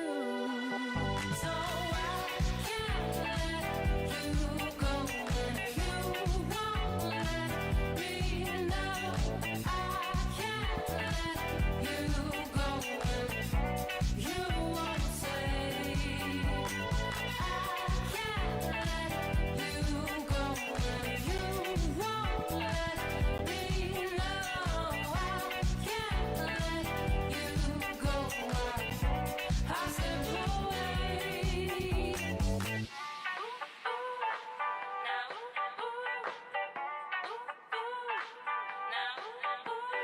Boy, it's just a puzzle and the pieces they are scattered on the floor. It's a silly little game and the sentences are scribbled on the wall. You think you have the time to wish upon the empty right. Early in the campaign, and you can see just under the number cloth there, ribs are showing. She has good muscle definition and she's behaving herself. All the things you want to see for Filly's first start. Really she's good. certainly not going to need a run. No, really good attitude last season as well. She's 3 from 4 and she's ground versatile too. It was a good dig in the ground. It was heavy ground when she won the Denny Cardell, the Group 3 at Gorn on her final run last season, back towards the end of September. She's a nation who we saw keen going down to the start. She's roughly 10 lengths to make up with her. She's rated 96, and Catalina Del Carpio's around £10 in official ratings to find with Fame. Yes, but ratings could go out the window here on these ground conditions. Some improve from 3 to 4, some digress. Big year for Colin Keane in these colours with Publish and Field of Gold and Legacy Link and more to come. But Fame is one for his boss here at home for Ger Lyons. He's 5 to 6, gone very strong in the market ahead of Catalina Del Carpio. The rest not really moving. Almost a shy 5 to 1, 11 to 1. She's a nation cameo, 12s and 22 and bigger the rest of them. Bubblegum looks like will be the third last to go in, and Spicy Margarita, there's a couple of more in behind. Catalina Del Carpio and She's a Nation is a keen going start. Looks like will be the last in. Let's get up to Richard for the feature, the Irish Stallion Farms European Breeders' Fund Park Express. Racing for the Irish Stallion Farms European Breeders' Fund Park Express Stakes Group 3 over a mile and getting away very smartly. Moments of Joy was quickly into stride. Close in behind is Catalina del Carpio. Spicy Margarita is prominent. Just in behind them, She's a Nation, and just wider out is Bubblegum. Widest of all is Celestial Orbit. Cameos down the inside with two behind, Princess Child, and last of all is California Dreamer. But out front, it's Moments of Joy who lead them up. From just outside, Spicy Margarita, Cameo on the inner. Celestial Orbit is just on the outside of Catalina del Carpio. Princess Child is in between California Dreamer. Fayom is just outside this one, and then just behind these is Bubblegum, and last of all is She's a Nation. Racing on past the halfway point and now taking over the lead just is Spicy Margarita from over on the far side. Almost joining again for the lead is Moments of Joy. Then Catalina del Carpio is next, and then Celestial Orbit. Cameo runs the rail. Fayem is just in behind Celestial Orbit on the outside in the pink cap. Towards the inside, California Dreamer with Princess Child, Bubblegum, and She's a Nation. Racing on their way now to go towards the 3, and out in front on the near side, Spicy Margarita. Far side now ridden along is Moments of Joy. Bursting in between them is Catalina del Carpio. Celestial Orbit trying to get on terms, and Fayem has gone up to make it almost 5, but dropping off them Spicy Margarita. Moments of Joy the far side, Catalina del Carpio. Near side is Celestial Orbit with Fayem now asked for effort. The quartet are in front of Princess Child, and it's Celestial Orbit just showing ahead in the centre. Now going with him is Catalina del Carpio, and they're just getting away from Moments of Joy. Fayem is next with Princess Child, but it's Celestial Orbit who's beginning to skip clear under Joey Sheridan. Princess Child trying to stay on best of the rest, but out in front it's Celestial Orbit who has a clear lead in the Park Express. Princess Child stable companion bridging the gap, but Celestial Orbit is going to see it out by a length and a half or so. Celestial Orbit for the saying on Princess Child. In third is Fayem, and they're chased home by Catalina del Carpio. Next up to Cameo, Moments of Joy. Bubblegum was next, Spicy Margarita, California Dreamer, and She's a Nation. 4 to 7, Dreaming Ringo in trap 5. 130, Show Me Your Tail in 4. 9 to 2, Always Potterless in 1. 7 to 1, Savannah Oh My Joe in 2. And Savannah Jessie trap 3 is 7 to 1. Always Potterless is really lacking behind in the best recent, but that's forgivable because he's only had one run since October over this journey. And so this is a first competitive run. Hasn't even seen a rival since the 18th of October. So what are we talking? We're talking 6 months. That was after being beaten a distance, so presumably something went amiss mid-October. It'd be nice to see Always Potterless come and run a good race and just put a good foundation down for future races. 9 to 2 to get the actual win. Dreaming Ringo is the short price favourite. It is just about the pick of them on the best recent. Dreaming Ringo is an unexposed runner here, only a second appearance for his third on debut. Decent attempt. 1 of 3 run a trial prior to that. So it was a first competitive run, in other words, last time since September. So it's another one for whom we're talking half a year off the track, but does at least have that foundation to build from. Was a winner on multiple occasions from Swindon. Dream Ringo, so comes here with a bit of promise. The one who doesn't have a best recent published is Trap 3 Savannah Jessie. 21 from 74 overall, but has been going over 4 bends in the build-up. Last went over 2 bends when winning, actually, in October. And that was a D1 race. Parachutes back in D1 races, has won 4 of the last 8 actually over 4 bends since January. So 10 to 1 to go and win here, Savannah Jessie, despite what I would say is pretty likeable credentials coming into this. Not exactly starting slowly, certainly in 2 of the last 4 races she did over 4 bends. Can Trap 3 upset these odds? Dreaming Ringo is all the punters want to hear about, though. Dreaming Ringo's missed it. Trap 3 is Trap 4. Show Me Your Tail, who's leading. 4 ahead, followed by 2, 5, 3 and 1. 4. 5 is on the case now. 4 from 5, but 4 put more distance between herself and the pursuers. Show Me Your Tail is going to win this one easily. 4 from 5. 4, 5, 1, 3, 2. Show Me Your Tail wins what turned out to be a completely uncompetitive race. Makes it 4 from 21. This is only a second run over 2 bends since December. To be honest, showed a bit of promise last time. Led for much of the journey before getting pipped late on. But leads here. And then there's another big moment coming up in a moment. Let's see them. Behind the traps at Newcastle, 3:13 Newcastle, and Wukonot in trap 1 is 7 to 2. Trap 2, Footfield Squeak at 6 to 1, 7 to 2, Anik Gem in 3. 4 is Rowanson Ruby At 130, Vacant 5 and Clerical Error, clear favourite here in trap 6.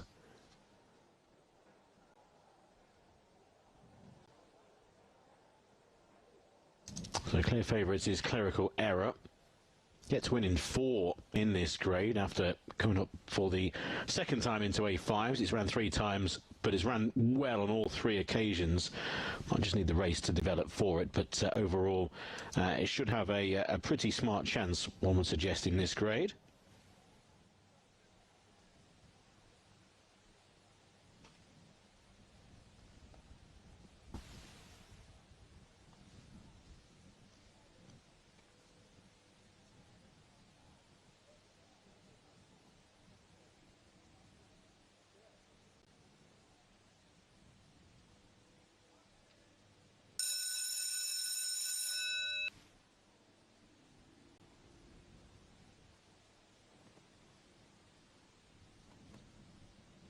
Here we go, Newcastle.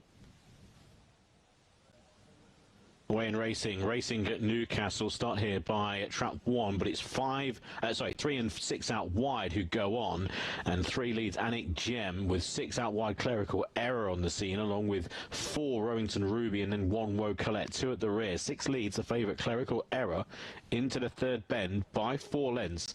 So it's 6 going clear. Clerical Error the favourite turns her home clear of the 4 Rowington Ruby. 6 from 4 and 1 to the line. Clerical Error good winner. 6, 4 and 1.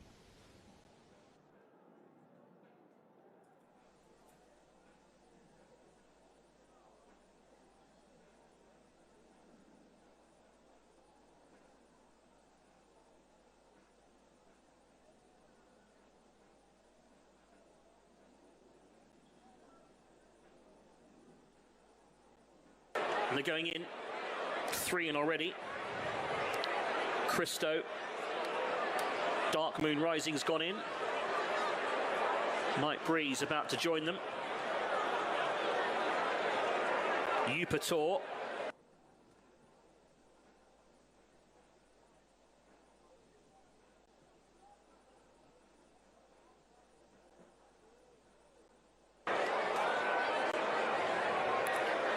Penzance.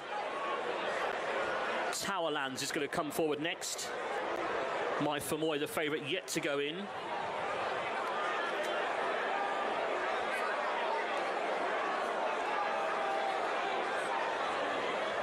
Towerlands.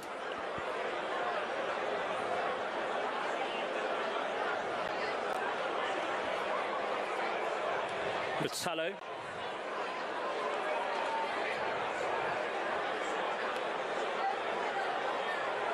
Londoner.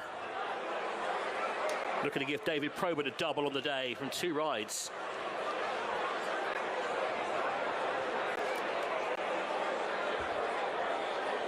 Four to 1 favourite, My Famoy. 5 to 1 Wild Bill and Great Bedouin. 11 to 2 bar 3. 4 to go.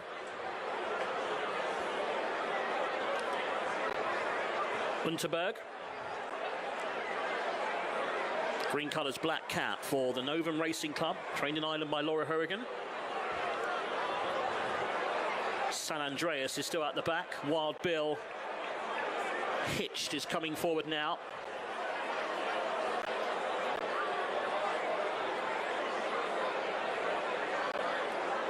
Wild Bill and San Andreas. San Andreas. Oh, quite restless in the gates there. A little bit restless was Wild Bill. He's okay now. So the last one, young Toby Moore, who's fine, I'm glad to say, after that unseat with a slipping saddle in the previous race.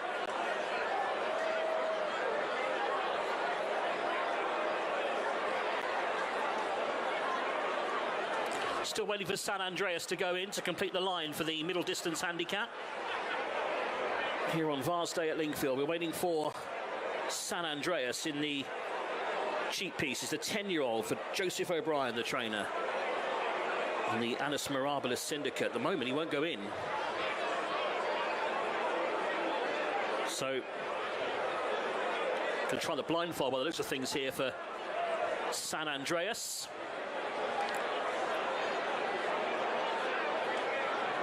still waiting for this Son of Dark Angel to complete the line.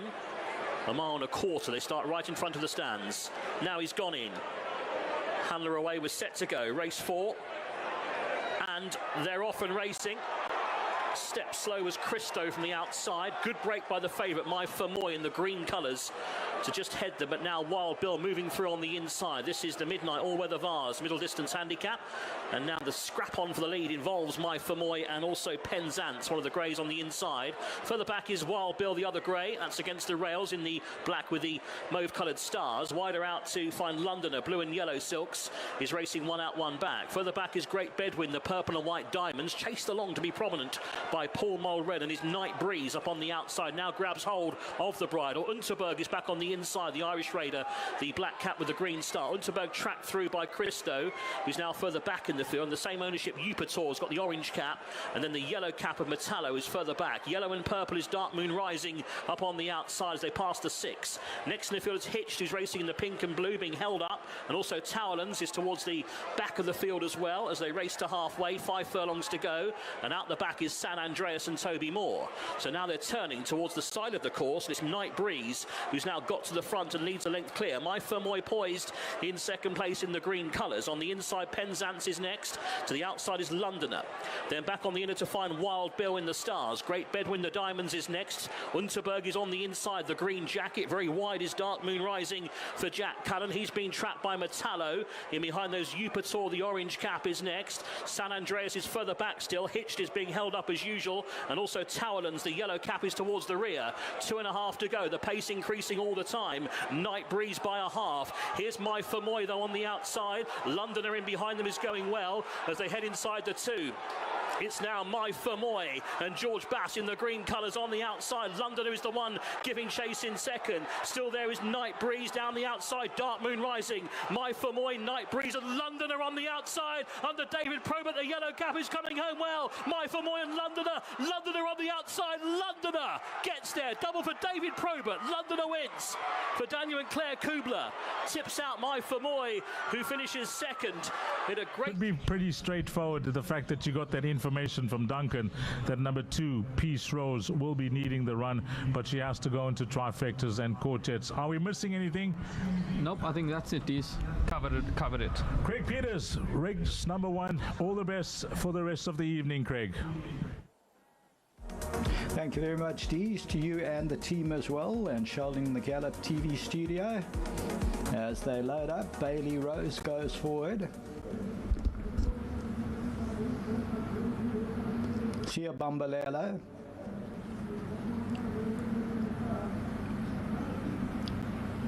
Roy's Blossom with the white caps in gate 7.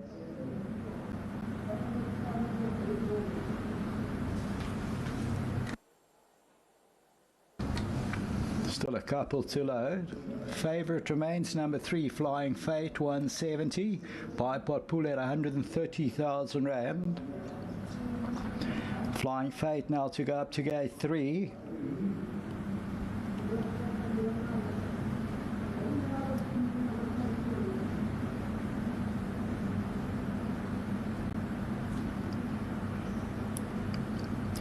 Peace Rose to come up to 2. Flying Fate's in. One Spirit fitted with the hood. Peace Rose installed. AMC Roy's Fantasy to come up. Gate 6. 1200 metres, first of 8, Night Racing, Poly Racing, Hollywood Bets, Gravel Bay, sprinting away in the first. Bailey Rose was slow to go with the pink sleeves. Sia Bambalelo came out flashing as the early leader. Flying Fate's right there, Peace Rose is at the rail. On the outside of that one is AMC's Roy's Fantasy. They're followed further back by Vine Spirit, that's in the red. Then Bailey Rose. At the back is Roy's Blossom, that's racing about about 6 lengths off the leader. Sia Bambalella to the 700 by 1 length. Flying Fate is stalking it in second. AMC Roy's Fantasy, the orange cap on the outside. Peace Rose near the rail. In the red is Vaughan Spirit, Bailey Rose, Pink Sleeves at the rail, and Roy's Blossoms on the extreme outside. Homeward bound, no false rails, Sia Bambalella. Flying Fate's now getting the wake-up call. Peace Rose is at the rail, putting in a claim. On the outside, Vaughan Spirit's running on. Sia Bambalella, Flying Fate. Vaughan Spirit is on the outside. That has come down to 2 now. And it is Sia Bambalella and Flying Fate. Vaughan Spirit staying on. Flying Fate now takes it up over the last 100. And Flying Fate's going on for the victory. Flying Fate, Sia Bambalella, Peace Rose and Vaughan Spirit.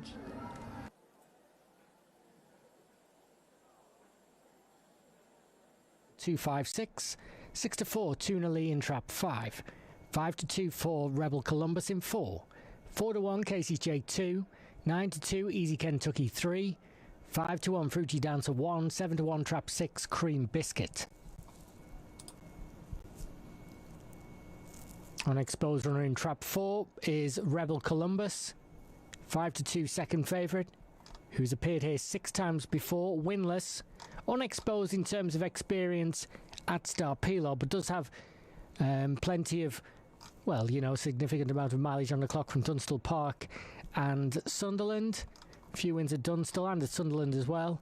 So, judging by their strike rates, won't be too long until Rebel Columbus is winning here. Has been second the last twice. So, results have improved since going over 4 bends. Could do with not getting away quite as slowly. Pretty good at showing moderate early pace, getting into it, and holding on to a position in the vanguard, but not quite winning.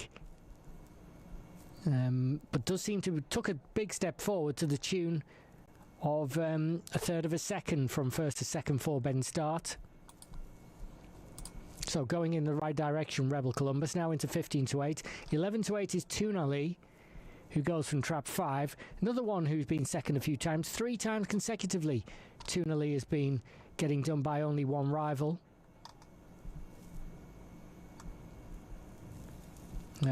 Pretty well matched on the clock with Rebel Columbus for a couple of those starts as well. Stumbled at the start last time, still managed second. Similar credentials 4 and 5. I mean, 4's middle seeded, should get a bit of space from 5 because 5 is wide seeded. A kilo lighter than the other wide seed on his outside. That's Cream Biscuit in trap 6, who actually went over 4 bends last time and held on to 4th at 25 to 1 in an open race. Has won twice recently over 4 bends. Surprised to see trap 6 is 14 to 1 as opposed to 5 and 4. From what I can see, they could be fairly well matched, all those on the outside, to be honest, the 6, 5, 4. Fruity Dance 1 and 2 bring recent wins to the table. Trap 3 needs to put to bed a few poor results. They're off and racing, and as they do so, 6 starts okay, but he's kept wide by 5. 5 has got the run on 6, and perhaps now we see why 6 was the big price. Got nudged wide, won't be winning, Cream Biscuit. It's 5-2-1, followed by 4-3-6. 5-2-1, 2 now, nose is ahead of 5. 1 gets left in third with 4, then it's 3, who bridges the gap to 6. 2 and 5, 1 is coming back for more. 2-5-1, line it up, Casey Chase just ahead. 2 got the win, then 5 followed by 1. And, yeah, I can see that your camera's gone a bit crazy. I hope you saw the end of that race. I think you did.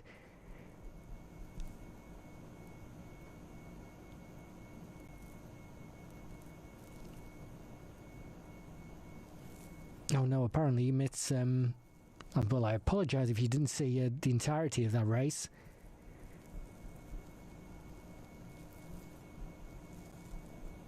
Well, hopefully, you know, hopefully who's won anyway. Anyway, you're watching the replay here. Hopefully you'll get a proper replay. There's 6 got barge wide. And,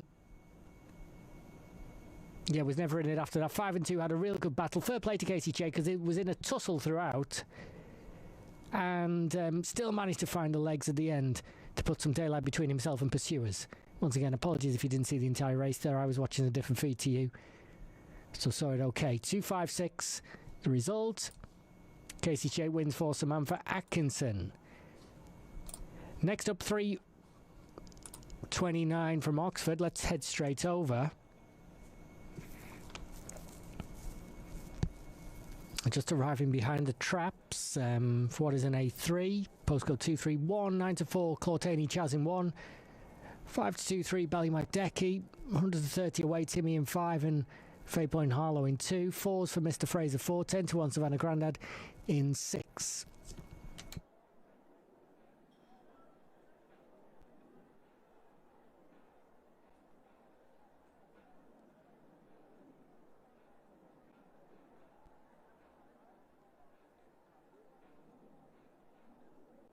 Bring you full confirmation of the result at Start Pelor in a moment once it drops.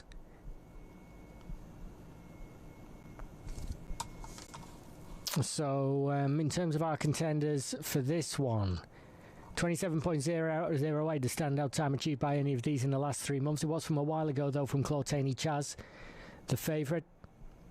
In the last 5 runs, got within 15 spots of that 2 starts ago, so that's fairly promising. Has finished second 3 times consecutively in pretty good heart, pretty good at defending position. If Clawtaney Chaz can get to the front early, has a significant chance of keeping hold of it.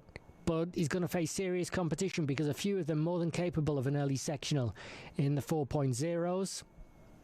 For example, Trap 3, Ballymacdecky, 5 to 2 shot second favourite. Started just a few spots faster than Trap 1 last time. Bagged first place and stuck with it to win by a neck. Now, have we got a late surger here in the field? I would say there isn't an obvious standout candidate for one who would like racing off the pace, and because we've got a bit of early pace on here, you could see a few of them blow out if they get into a tussle early. And if you've managed to establish one who you're confident in, who will be picking up the pieces late, then that could be the way to go. That confirmed result: Start Pelor 2-5-1, 6 to 1 the winner, 11 to 8 favourite, second, 5 to 1 third, 2-5-1. Ready at Oxford.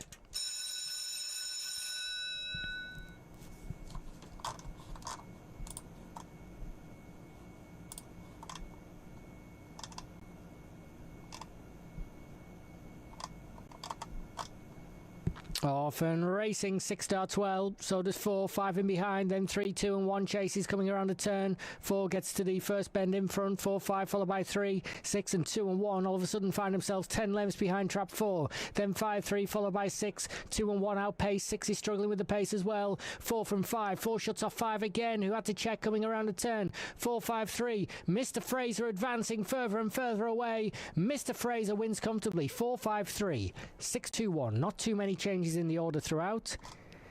The one who hit the front stayed in front, and that was Mr. Fraser. If you manage to predict the way that race trip this season here in the Kingdom, dream out loud. And there is Grand Grey, Desert Cop, Garsman and Avago Joe, the last few to load for one of today's features. Good race coming up.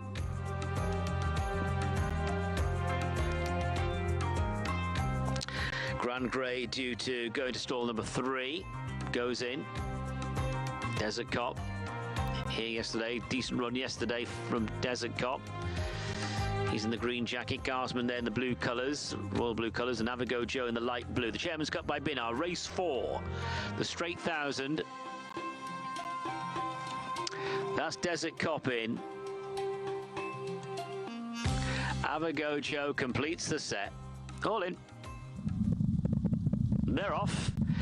Good start for Avago Joe. Garsman began well, and to the left is Chandigarh. Grand Grey is showing up promptly. Dream Out Loud not too far away. That is 200 metres clocked, and it is Grand Grey, the leader from Dream Out Loud, and Garsman, the mainly black jacket of Chandigarh, chased by Edward Cornelius and Avago Joe. Grand City Hall and Desert Cop at the moment outpaced as they enter the final 600. And down the centre, it is the action unfolding, headed by Grand Grey. From in second place, Dream Out Loud. Chandigarh is 3 lengths down. Edward Cornelius is driven. Garsman back pedals. Avagojo trying to get into it. Desicop's got work to do from that position. Then Grand City Hall, Dream Out Loud and Grand Grey. They vie for the lead. Now the question is, can Chandigarh or Avagojo pick them up inside the last 200? It's Dream Out Loud, the leader, from Grand Grey in second. Avagojo over to the far running rail. It's Dream Out Loud. They're not going to get to Dream Out Loud. Dream Out Loud, the winner. Grand Grey second. Chandigarh disputes third with Avagojo.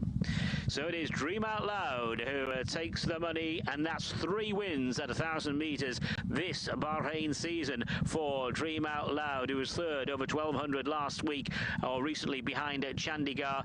Dream Out Loud, number 4, Abdullah Faisal, Jabba Ramadan Hassan, Mefara Al-Ajmi, the successful owner. That is number 4, Dream Out Loud, the winner. Had a great duel in the closing stages, but Dream Out Loud on top towards the finish. It just wasn't for Chandigarh. Maybe it's just that trip of 1,000 metres. It just perhaps doesn't work for Chandigarh. But number 4, Dream Out Loud, the winner, had a great tussle with Grand Grey. Shook off Grand Grey towards the end. Grand Grey second, Avagojo and Chandigarh racing wide apart.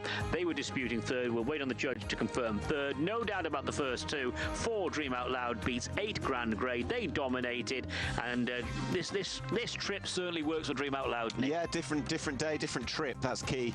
Maybe different configuration for the favourite as well. We were just talking about the Jockeys Championship. Neil Callan, who'd squeezed into third. Abdullah Faisal, who hadn't been on the score sheet, that's changed. That's now 13, and cementing his position in third in the Jockeys standing. But pace has won the day.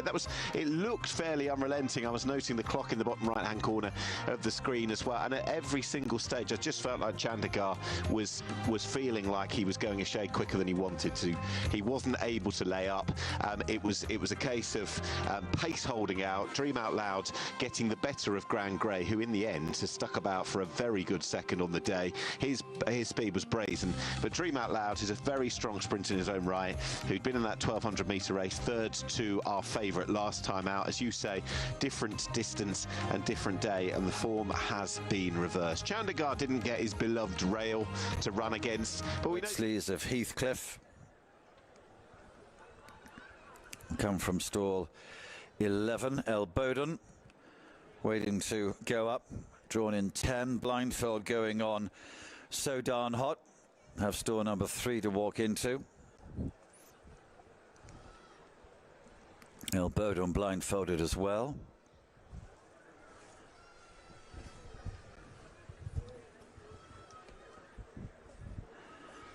El Bowden coming forward.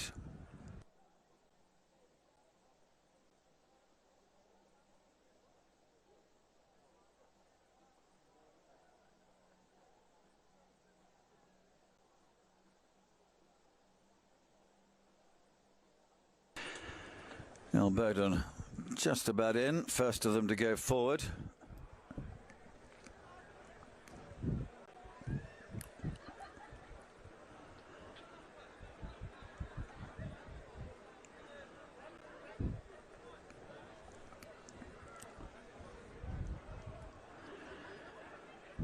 And So Darn Hot, red spots on white. Going forward to 3, Red Sleeves of Heathcliff, moving forward to stall number 11.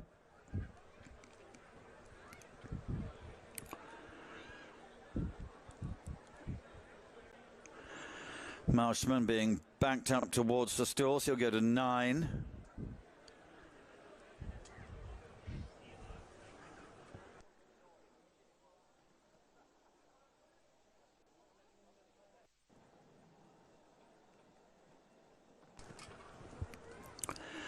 Marshman coming up,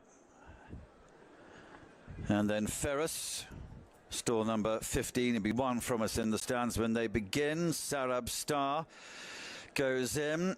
Here's Sir Les Patterson going forward to 7. And then the quarter cap of Lakers, stall number 4. 5,000 to 1, won the race 2 years ago, comes to stall 14. Lakers just takes a turn. Wiltshire in the pink colours, be next door to Lakers. He's got stall number 5 to walk into. City House, Pocklington, Valiant Force and Berkshire Whisper, the last ones. This is City House coming in.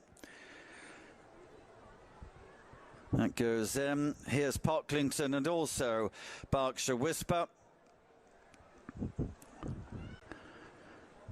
This is Valiant Force, the last one to come forward for the Midnight All-Weather Sprint Handicap. That's it. Ready, set,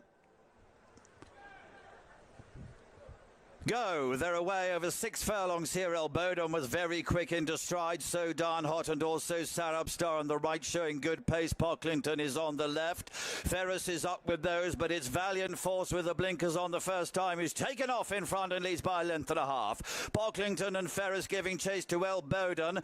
Marshman is just in behind Heathcliff and behind these Sarabstar. They're followed by Sir Les Patterson. Lakers is further back in the field with So Darn Hot. Berkshire Whisper at the back of the field, but it's Valiant Force past halfway by 2 lengths. Pocklington running in second, Ferris in third. So Les Patterson, Heathcliff and Elbodon, the next group of runners. Sarabstar behind these two, Marshman and Lakers, and then 5,000 to 1 on the left in the blue and white. Further back to Wiltshire, and then comes Berkshire Shadow at the rear of the field. Still it is Valiant Force in front, leading by 2 to Ferris. So 5,000 to 1 and Heathcliff making progress. So Les Patterson behind these into the closing stages. Ferris to 5,000 to 1 in the blue and white colours. Here's Wiltshire in the pink storming home. It is a 5,000 to 1 in front. Wiltshire is trying to get in the race towards the line. Wiltshire has gone up the win. 5,000 to 1 second. Berkshire Shadow, and behind those was Heathcliff.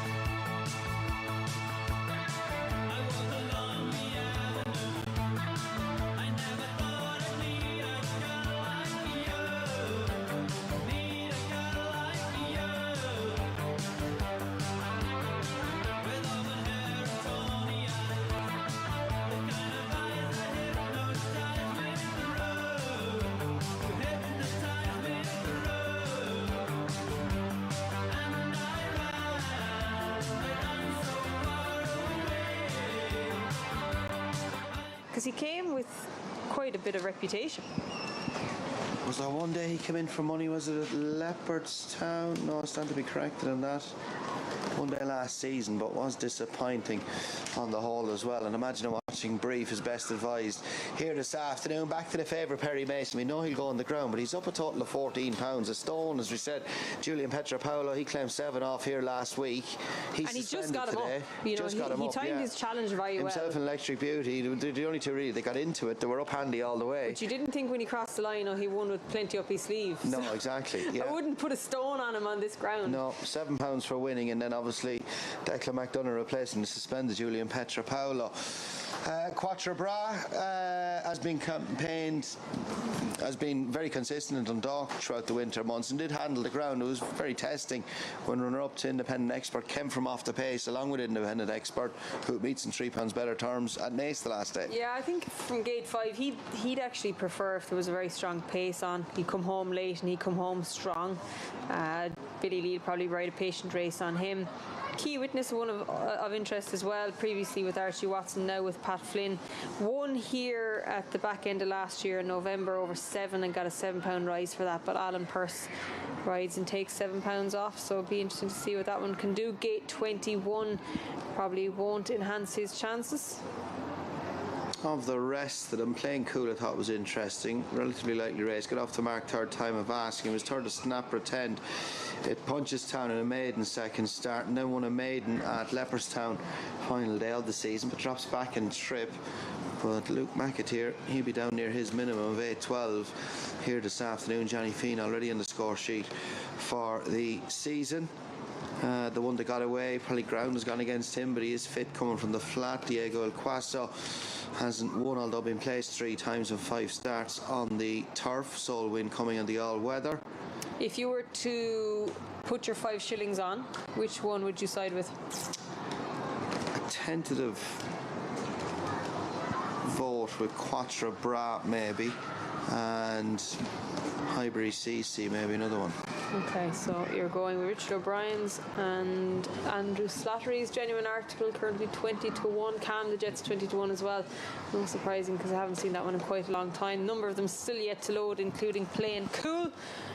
For Johnny Feen, who's going to load into gate 13. The flag is raised. You can see from the flag it's still quite windy. Where else would you rather be? Yes, Genuine Article looks like he will be the last in. Brian Hamilton, the starter, has the flag raised. Let's get up to Richard for the 5th time, the 1xBet.ie, proudly sponsoring Irish Racing Mile Handicap. All in. Racing for the 1bet, proudly supporting Irish Racing Mile Handicap, and as they break away, Perry Mason broke smartly. Westminster Moon not quite so and gave them something of a head start, as too did Final Voyage. Prominent is Vain Gloria, right up with the pace too is Lady Lilac. The white face of Engines On is close, but it's Perry Mason just about showing the way, with right up there too now Key Witness. Just in behind them is Vain Gloria. Kibris is prominent with Lady Lilac. Blues Emperor and Independent Expert close behind the leaders. White face of Engines On is next, and they're followed by Iron Fist, who's beside Highbury CC. Blues Emperor is further back, and they're chased back in the field by Playing Cool, who in turn is in front of Cam the Jets. Next up behind these is Diego Capazzo, and they're being followed by Don Mukazan, Final Voyage, Dartungi, Westminster Moon towards the back of the field, with Quatre Bras the back marker. But out in front, bringing them along, it is Key Witness who leads from Vain Glory in second, Perry Mason third. Kibris disputes the 4 with Independent Expert and Lady Lilac.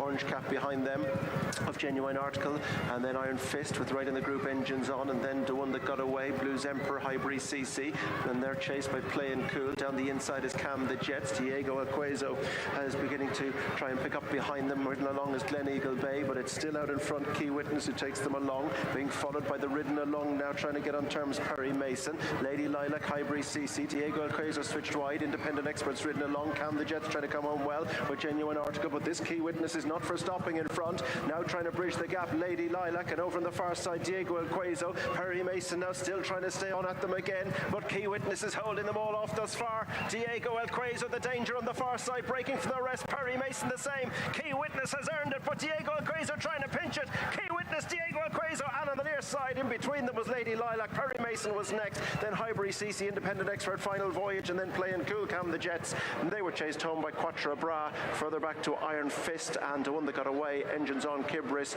Genuine Article, Blues Emperor, and they were in front of Westminster Moon, Jos Mukazan and Del Tongo in front of Vain Gloria. Well, a cracking finish. And Pat Flynn is a winner. Pat Flynn has landed his first winner of the new season. You Alan have to Pearce on say. board. Key Witness did win here on heavy ground over 7 furlongs. Final run last season, relatively lightly raced. Had one for Archie Watson, and this horse just got touched off over 6 furlongs, making his debut over the mile trip here this afternoon. The line has just come in time. Is it Diego El Quaso, far side second, Lady Lilac, big run from her third, and Perry Mason has run a cracker back in fourth. He has. has, but well done to Alan Pearce. He went out there on his own from gate 21. He came stand side, got the rail, he kicked for home, and he was clinging on. He was on fumes for the last 100 yards, but he's got the job done. And Lady Lilac off her lightweight, she was finishing strong. It looked like Diego Del Queso was coming to nail them all on the line with Colin Keane up the middle of the track. But well done to Pat Flynn down in Waterford. Got your first winner of the season, and many more to come. As you mentioned, Perry Mason's run great over the penalty, but tight finish. Handicapper's done a good job. Has done a very good job. Diego El Quaso's run a cracker as well. And pick him up here from the get-go. Perry Mason has broke smartly out of the gates, but on the far side of the track, Key Witness under Alan Pearce has let him ball along on the front end. Now it's stall 21, and he's come as close as he can at the intersection over to the stands rail. Yeah, he just sat against him, didn't he? He didn't fight him. He left him in his stride, didn't break his stride. The fourth horse was happy to follow him, Perry Mason, as was the horse Vain Gloria, who was having his first run in quite a while. I thought Lady Lilac got a lovely position in the middle there under Wayne Lord and didn't over race. Kibris was beside him. Diego Del Queso dropped in, and as did your Fancy Quatre Bra, which was going to be difficult to come from there. Was indeed. And you can see Key Witness here. He's a lead of around 4 or 5 lengths on the field. Vain Gloria, first run in over 2 years, sitting second. Perry Mason, middle of the track, 3-4 off the fence, off the stands rail fence. And Lady Lilac, Diego El Quaso from that draw has dropped in. He's mid-div of the pack now as well. I'll tell you what's run well. Keep an eye on Playing Cool, down in trip and handicap debut. And I think there's plenty of positives to take from that going forward as well, and stepping back up in trip. Yeah, he's riding a patient race. There's Neil Luke McAteer in the centre of your shot behind Chris Hayes, who's in the pink and green colours of Engines On. But at this stage, you were kind of thinking Stanside was going to take a little bit of catching, and he put his stick into his right hand, Key Witness, and he's found generously for pressure. They're lined up to come and get him, but he stuck his neck out. And remember, this is only this horse's 6th career run. Previously was with Archie Watson, but his 2nd course win here at the Curragh. So I'd imagine the programme book will be extensively examined with reference to this venue. Yes. He might have a chance as well, mightn't he? But, I don't know, it's a tough races, isn't it?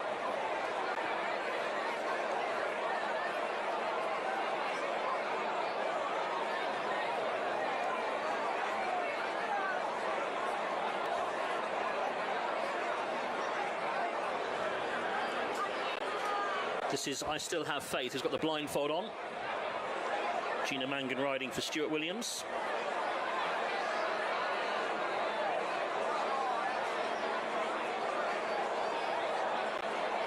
Loading underway. Any final bets? Less than a minute now to the off.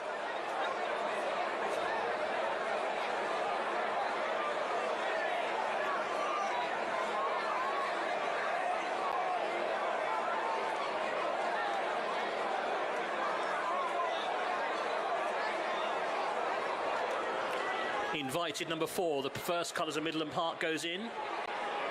This is the BetMGM all-weather Vase Mile.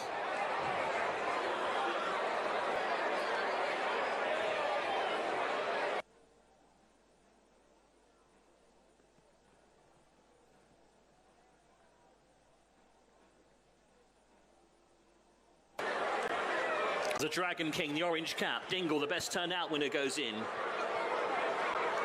4 to go. Sir Paul Ramsey, Charlie Johnston's had a winner up at Newcastle. Angel Hunter.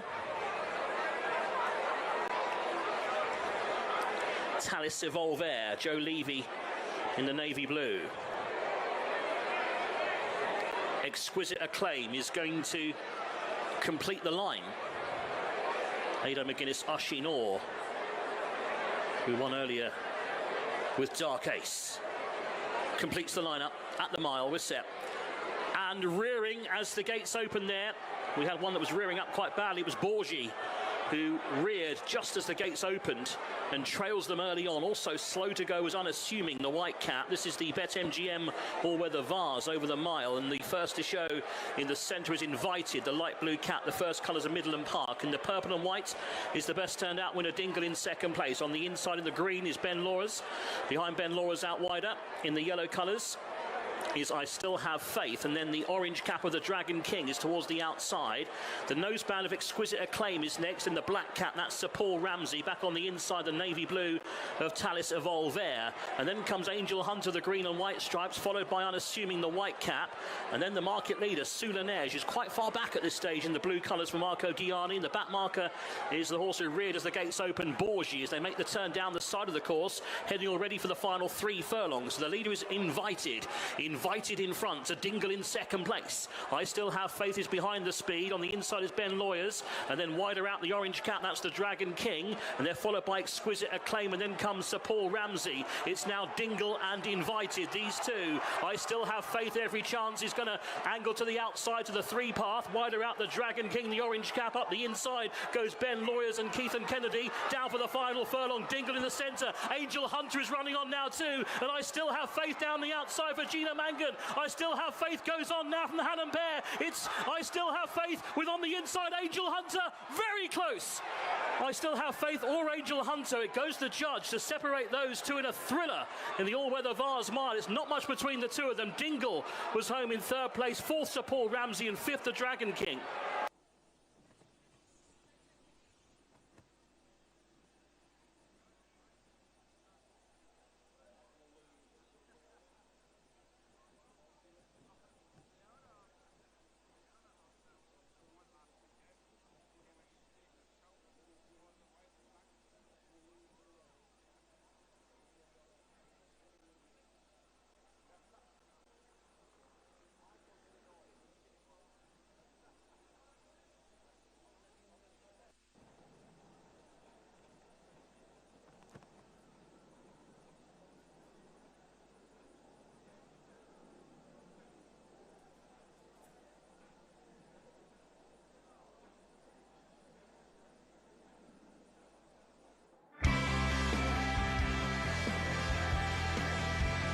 Dark blue and yellow jacket, Fauzinas, Abdullah Fauzinas teaming up, and Hussein Maki Arise. This is a horse who won the Crown Princess Cup back in 2023. Ran behind Barak last time in that lead-up race over 2,000 metres and was beaten nearly 10 lengths. That's number 6, Taris. Won all those races, didn't he, back in the day, and has clearly had setbacks, has missed a year and then another year, so only I think about 4 runs within the space of 3 years, so it's a shame, but hopefully Taris, who now gets to put a sequence of runs together, is going to be in a better place. This is 10. There you go. Laws of deduction and all that. This is Manican, who's a very lightly raced horse. Benoit Rise, Benoit de la Sayette. I think it's fair to say that Haider Ibrahim has a stronger hand, it would seem, in the race. But Manican, a very lightly raced horse, having shown nothing or little in the first couple of starts, squeezed home to win a maiden last time, a rather bolt out of the blue perhaps, but was successful. You do get these slow burners, so this just might be a slow burner. Absolutely. And it's interesting that we're not to read anything into the jockey situation here, because Ibrahim Nada has ridden Realm in the past, along with Tom Marquand as well. Yeah, quite. Won the Crown Princess Cup, didn't he? Yep. Tom, when he was there for his flying visit back in late January. I was so impressed with them. When you consider a timely, look, your word, I'm going to keep going back to your word, narrative, your words and use of it. When you consider that but an hour or so ago we were seeing the lowering of the track record by Phoenix, and the only horse to beat, yes, he underperformed, and yes, maybe the distance caught him out, etc., etc. But the only horse to beat him, the fundamentals are Realm. Yep. The only horse to win a race where he didn't, Realm. You know, it starts to make you think she could be the real deal. And when you look at the actual ratings, both herself and Barak, they've got strong ratings. There's not much between them. I don't know that we're going to have a complete showdown between the two, but I've got visualising in my head, top of the home straight, the pair travelling into it with a double handful, and from there on in, we'll find out. And it's an unknown, isn't it, distance-wise, for the two. And that's the exciting thing. Who do you think? I think they'll both stay. Yeah. But if you were to say who you think is going to be suited most by the trip, I tell you what, if I'm just looking at pedigrees, look at that, Nathaniel. There's a golden horn there. That's a certain 1.5 mile pedigree. Definitely. I'm not playing. taking you down into a horrible game. Nah, not playing. I'm going to play that she will be the strongest stayer. Yeah. And I think at the end of this, her unbeaten record's going to be intact. So you're against the favourite. I am with Ralph. Right. Yeah.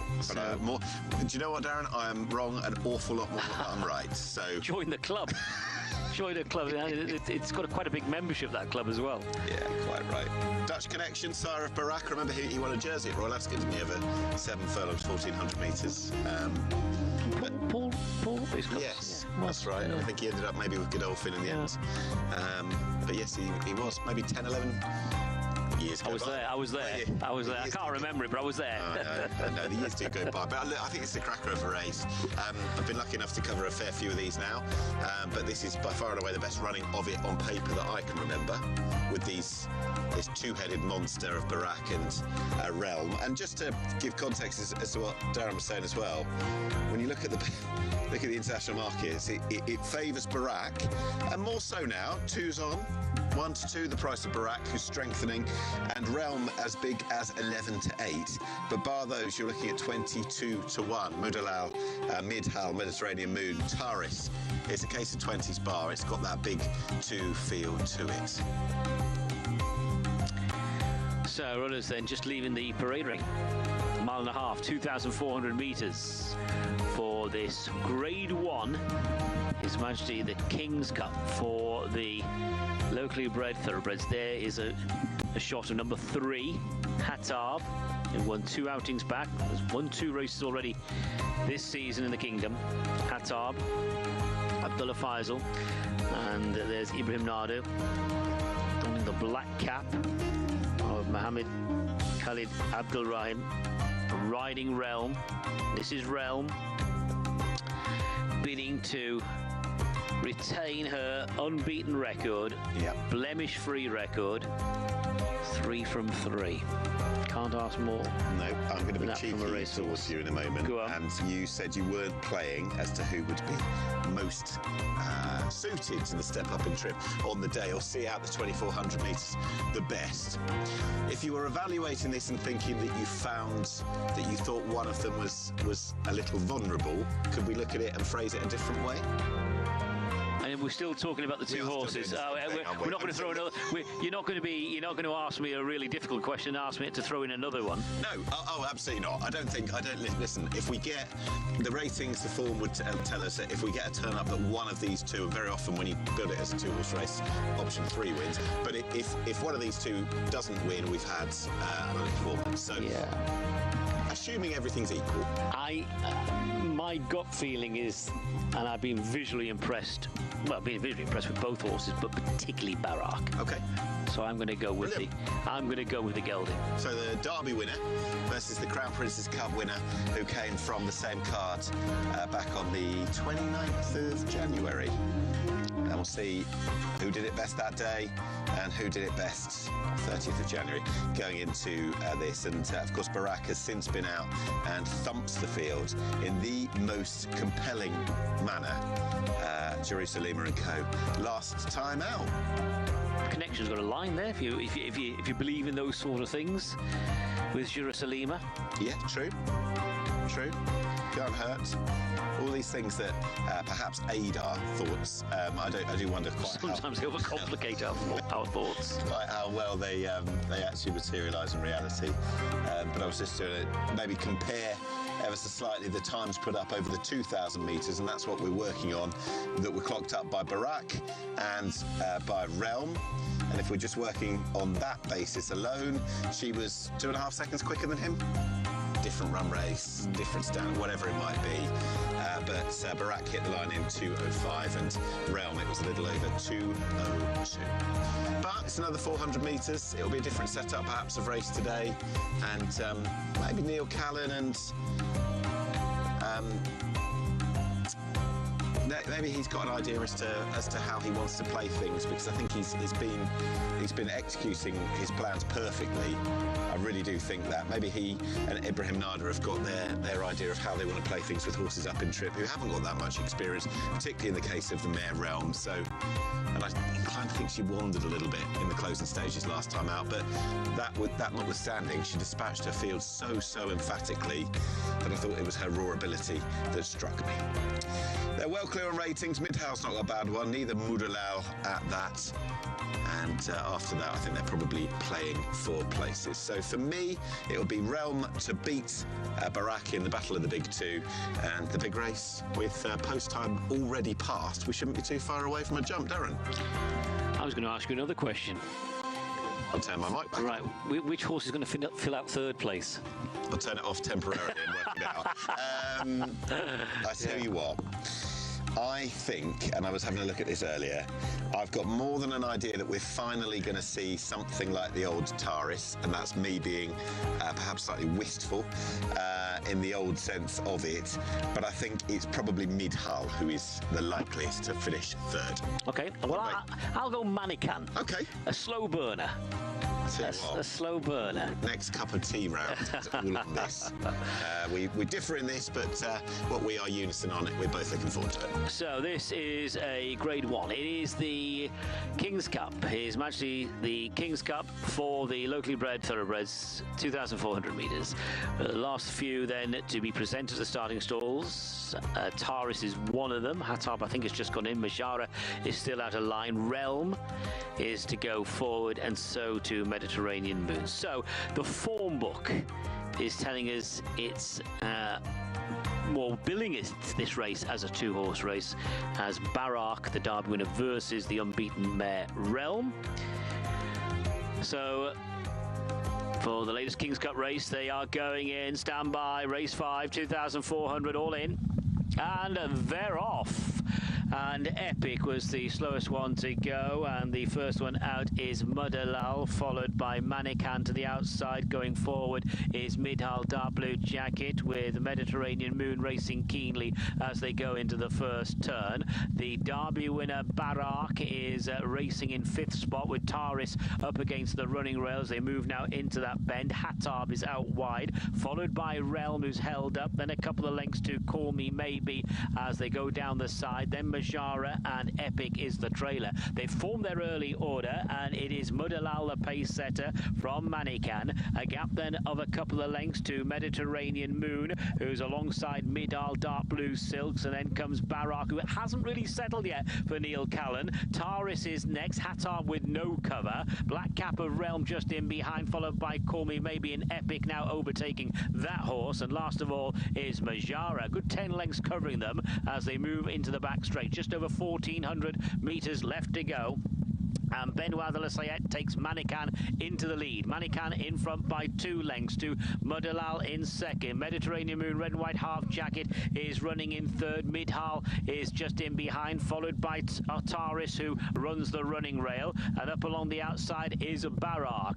Still to the wide outside, Hatab is to the right. White jacket of Epic on the rail. Realm still held up. Call Me Maybe and Majara the last two. And it's still Manikan at the 1,000-metre marker. Leads by 2 lengths to Mudalal, Mediterranean Moon and Midhal. Then Taris, followed by Barak, Hatab, Epic and Realm. A few lengths to Majara and Call Me Maybe. Down the side of the course, heading towards the last 600, and it is Manikan from Mediterranean Moon. They are going to turn into straight 1 and 2. Midhal is next, joins Mudalal, and just in behind these then is Barak and Taris. Realm is following. Now Realm has come off the bridle. 400 metres left to go, and Mediterranean Moon takes the race by the scruff of the neck, quickens on, being chased now in second by Midhal. Barak has to work hard to get there, as does the mare Realm to the outside, but they are closing, heading down towards the last 200, and it is Mediterranean Moon, and here come the big players. Realm to the outside, Derby winner Barak to the inside. It is Barak and Realm. This is spoiling for a great fight. Realm, Barak, Realm just the winner. Barak second place, and then they are a few lengths clear of the others, and the others really don't matter. That was a great race. Good finish. Realm and Barak fighting it out tooth and nail. It has gone to the mare. The race didn't disappoint. We thought it would disappoint because they both had work to do early in the straight, but look at that finish. Great finish. It's Realm from Barak, and it's close for third place as well between Midhal and Mediterranean Moon. Let's give Mediterranean Moon some credit and Liam Newman, because we really did try and put them to the sword early in the straight. That didn't disappoint. Two wonderful local thoroughbreds. It's gone to the mare over the gelding. Realm beats Barak. Yeah, and I know we've got the King's Cup for the imported horses to come. We've got the Al Methak Mile. They are the status races on the day. But we're really going to have to go some to match that and the excitement of it. Never, ever do we really think that these kind of scripts are going to play out. Use that word that you used again, narrative. But it did, and then... And clock winding down here at Oxford. 241, the tri-cast here. The one dog then. Third last time out, trap 2. Second, trap 3. Third last time out, trap 4. Fourth, the fifth, the 5 dog then in the winner's enclosure last time out, and finally the 6 dog then. Last 4 runs not so hot. Runners are loading up then. 10 to 11 this Shanghai Willie.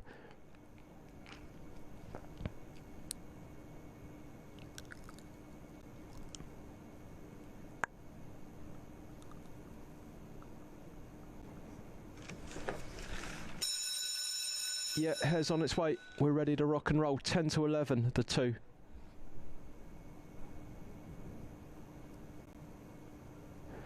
And away and racing we go. Well, 1 fell out of the leads, then 4 was off to a slow start. 2's right there with the speed. Here comes 6 up on the outer.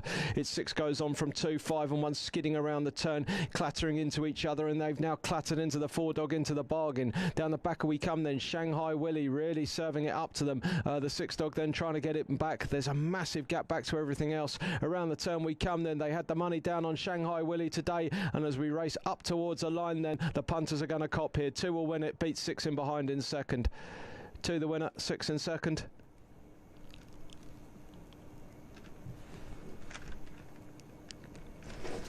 Well, nice performance here by the winner. Takes it well.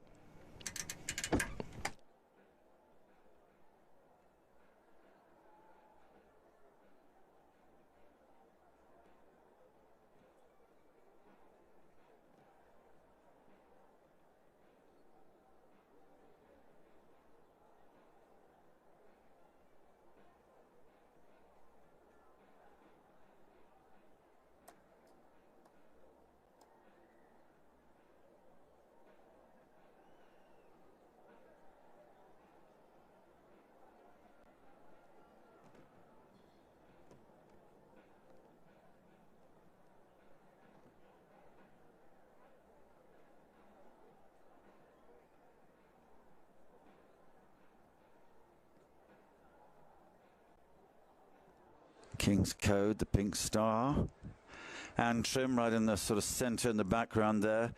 Dark blue and grey jacket, a red cap.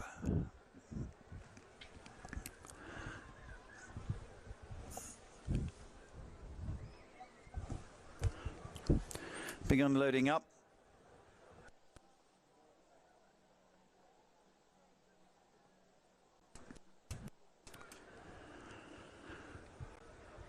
Start right over on the far side, begin on a little spur here.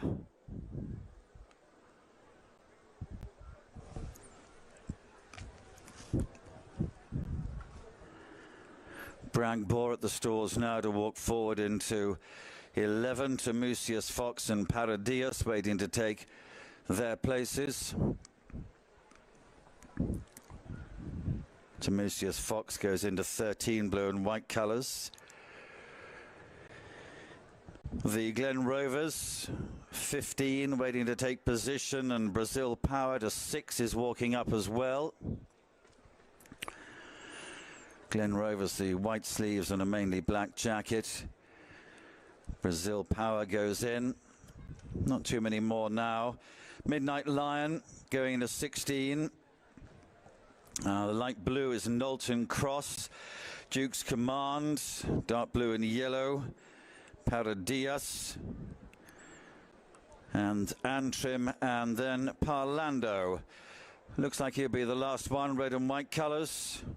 Go to store number 8. So this is the last one on his way. There's Parlando coming up, and that'll be it. And they're all in. Mile and a quarter here. And they're off. They get away. Tremusius Fox might have been a bit slower than the others away. Zryan also slow into stride. Midnight Lion caught out wide as well, restrained as Antrim and King's Code, the first ones to go on. Bragbor and also Duke's Commander in a prominent position behind these. Gaucher comes next, and they're followed by Knowlton Cross and Regal Ulysses, and also Paradius not far behind the leaders. The Glen Rovers and Brazil Power right in behind these, and then the best turned out winner Parlando in red and white colours. Tremusius Fox is further back in the field with as they head down the far side towards the last 7 furlongs. Antrim probably just about in front.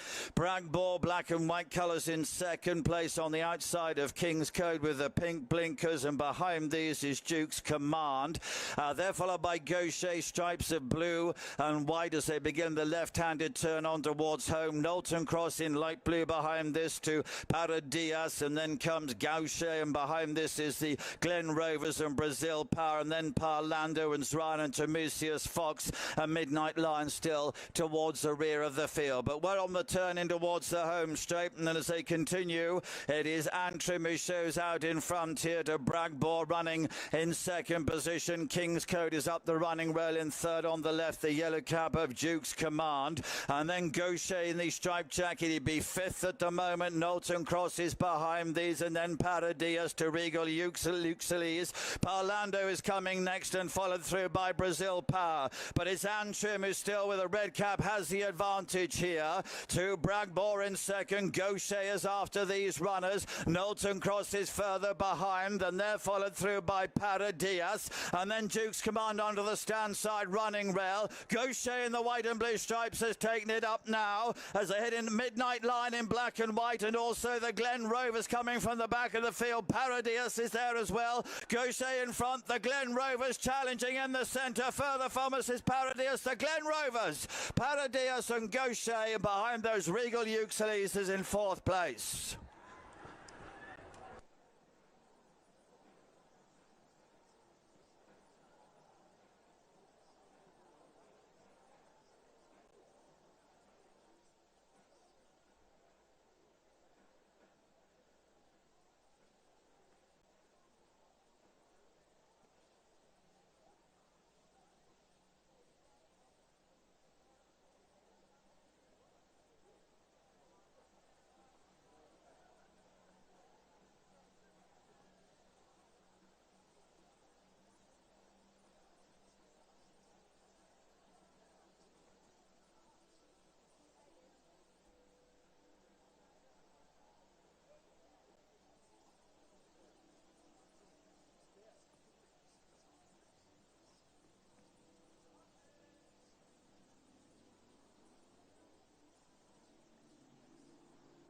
And anyway, Kieran did an amazing job to identify that something wasn't right and to pull him up quickly, or as quick as he could. Not an easy horse to pull up. So it probably saved his life.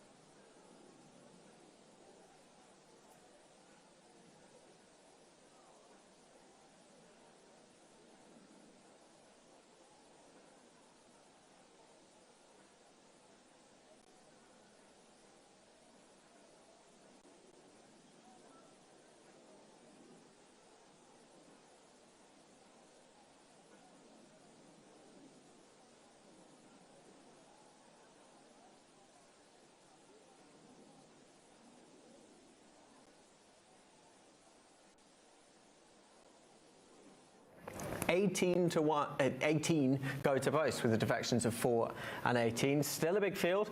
Eastwatch for the Slatteries, who are going great guns at the moment, George. A little easy to back, off a mark of 101, having the second start and renewing rivalry with Ribby. Yeah, it's a really tight race, and you can understand why Eastwatch has been well supported. Good comeback run 19 days ago, but I'm going to go with a mare who was well supported in that race, Arcachika, and completely blew out on that occasion, missed a break, and it was a no-show. The vet couldn't find anything wrong with her after it, but she was supported into favourite on that occasion, and I think back up to 10 furlongs, we know she's very capable on this ground, and I think she represents value in this race. Obviously, you've got to forget that poor run first start back, but anything like a return to some of the form shown last year, she's going to be competitive. We know she's going to like the ground. Back to 10 furlongs, not an issue for me. And I think from stall 9, has the assistance of Colin Keane. She's got a lot to like. Yep, 9 stone 6 to contend with for Akachita. The top of the market, or the ones just above Josh, they focus on Eastwatch, who's third top weight, and a smattering of differentials of weights. You've got the likes of Narlito, who I quite like in here. I think the step up and trip is really going to suit for Harry Rogers, and Siobhan Rutledge claiming the 3. Ribby, who's 5th in, 5 Friday, number 20. There's a difference of opinion. Yeah, and I thought Narlita was an interesting runner as well. Looking back to that Irish Lincolnshire, which of course quite a number of these reopposed from, and I'm potentially putting it down to a bit of freshness that day. You know, was out in front and setting some pretty stern fractions in the early part of the race, and then just faded away 2 out really. And as you say, the step up and trip is an interesting angle as well. And I thought Mocking was also a potential each way play as well. You know, some form on some slightly more testing ground as well. Irish Lincoln form, as Josh was saying, Kevin, on show very much. You've got the 1-2 from it, and it is the 2 at the moment, Eastwatch, number 3, who is garnering the most support. If you are just joining us, by the way, this race has been delayed, or granted a 5-minute delay, so just to even out the schedule that little bit. But the informed Slatteries, they could be at it again here, Kev. Eastwatch at the top of the market. Yeah, big player here, guys, and he's one of 8 horses from the Lincoln. Again, reopposed. We've also had 2 winners come out of the Lincoln. Big Gossie the Gladness last week, and Perry Mason ran a cracker under the revised mark here this afternoon. Eastwatch, though, is our 3-1 favourite. I think the trip is more suitable than the mile trip. He ran over in the Lincoln on the opening day of the season. Both his wins coming over just shy of a mile and a quarter, but he has gone up £4 for it. He has, but he's still £5 better off with Ribeye this time around, and the mile was probably more up Ribby Street than the 10 furlongs. Today there is Eastwatch in your shot, number 3. Back to 10 furlongs, as you say, should see him at his optimum conditions, having won a maiden at Gorn and in a conditions race last year over the trip. He's a very likeable horse, and he's not over raced. This is only his 8th career start. People talk about yard form. At the moment, 1 in 5 horses that Andy Slattery is running is winning, and let's see how he can get on here. He's got your favourites tag. Top weight Norwick Havoc, interesting at 14-1 now, with the benefit of that run in the Lincoln. He's getting older now, so he's entitled to come on for that run. He won the Knock Air Stakes twice. He won it last year. He likes soft ground, and he's been dropped a pound. And while it'll be difficult for him to come back off top weight, he looks picture, and as I said, he excels in these conditions. He's drawn 14, so Shane will probably go forward or take lead. Yeah, he's a horse who does like to go forward. He made all in winning the Knock Air as well. Trip, a little bit of an unknown still. Yeah, it would be difficult to see him try and make all now off top weight over the trip. Probably best at a mile, but let's see what he does today. He's a 5-year-old, so he's probably not getting any faster. One that's gone an absolute drifting like a barge in the market is Bay Colony, a filly that contested the Oaks last year. She drops back to 10 furlongs. I think that'll definitely be more up her street, but I'd be worried about the drift. First run since July.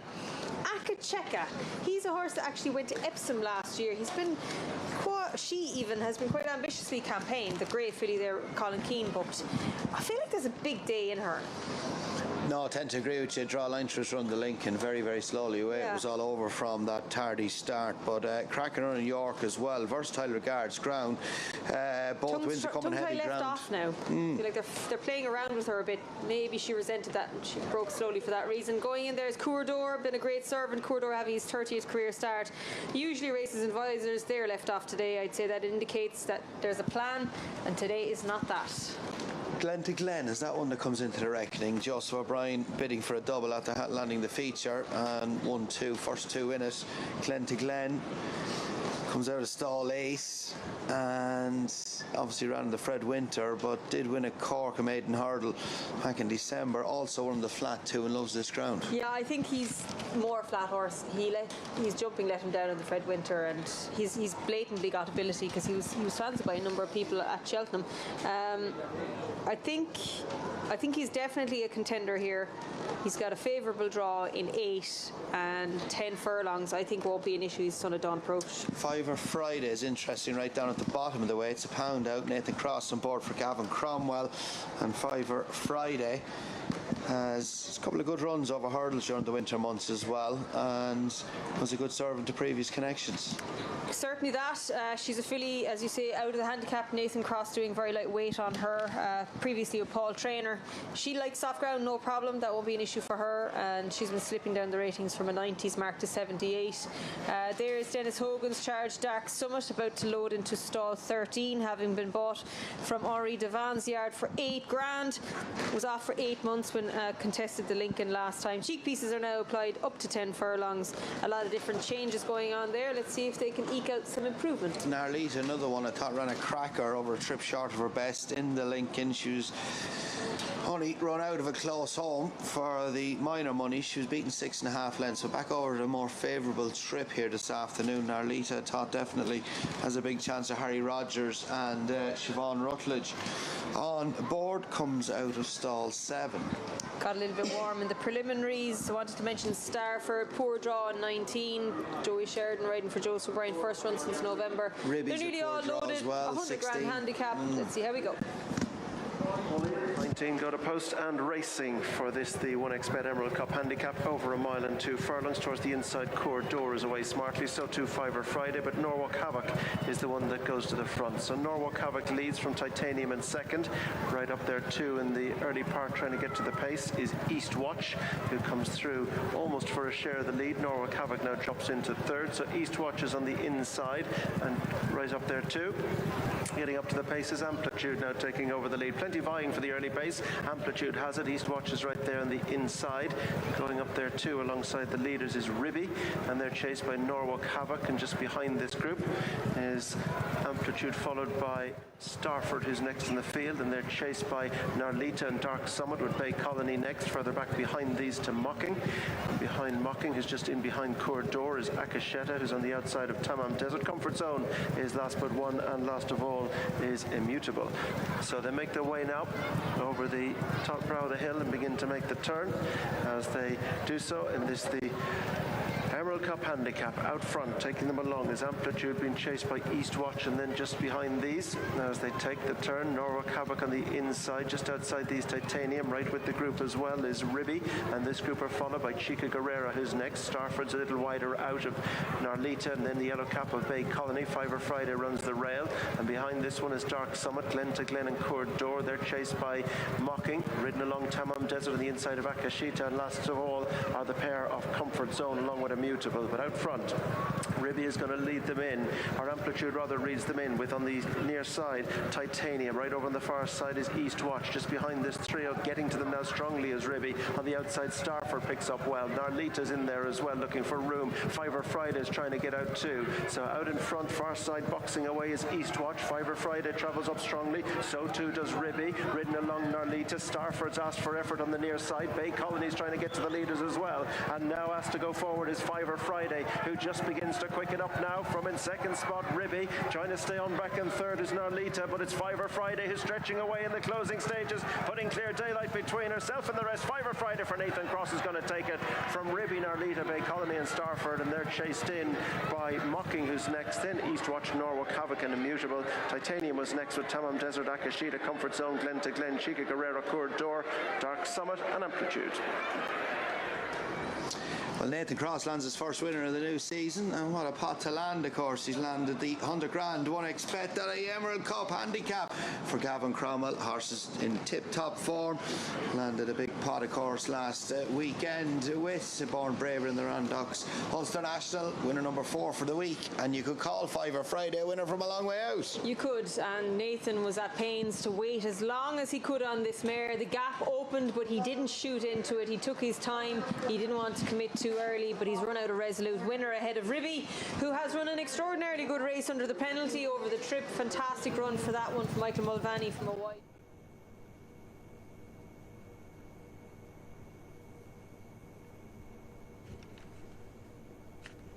Yeah, hair's on its way.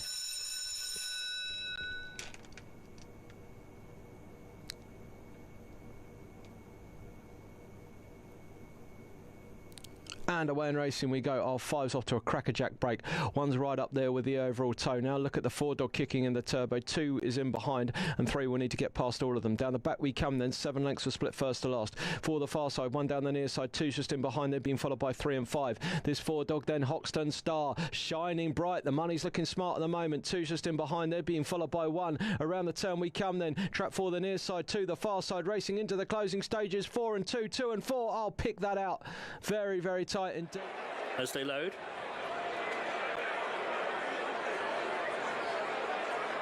Just a few to go in.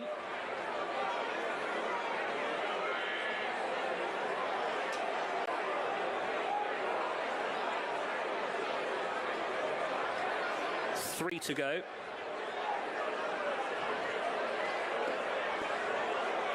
Grey Horizon, another one of the amphitheatre racing runners. They've got 3 in the race here. And USS Charleston is going to come forward now. And then Al Azray. Red and white stripes. Al Azray, Jack Callan completes the line. Now we're set. And they're off. They've jumped away. A bit of a messy start there as Grey Horizon came across Alvin, and also slightly hindered there was Alazray. This is the BetMGM all-weather Vars for the 3-year-olds over 6 furlongs. The only leader is Grey Horizon. To in second place, Akabusi upon the outside. The favourite Lord Harcourt's got a nice sit on the inside in third. Very wide is Mighty Vega in the black colours. Red Cat Mr. Moet is next in the field. The light green is Space Bear.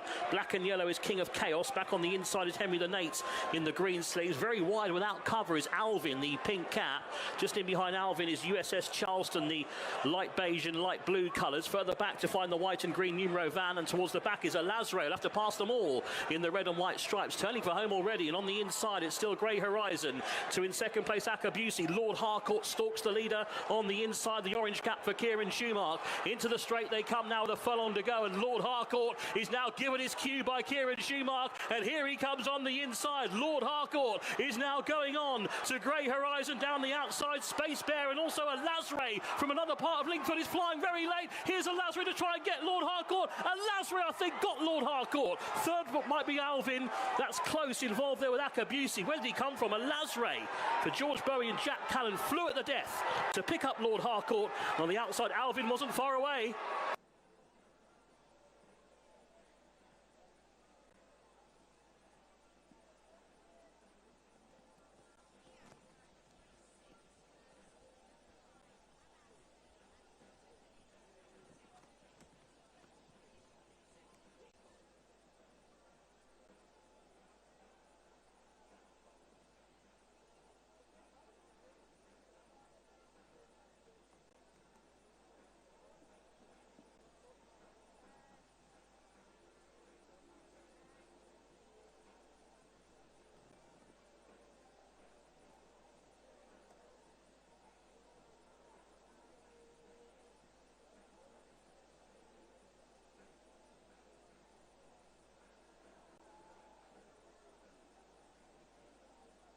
if Khalif could score a big prize on home soil. He's trained barely a kilometre from the track. Darren, what say you?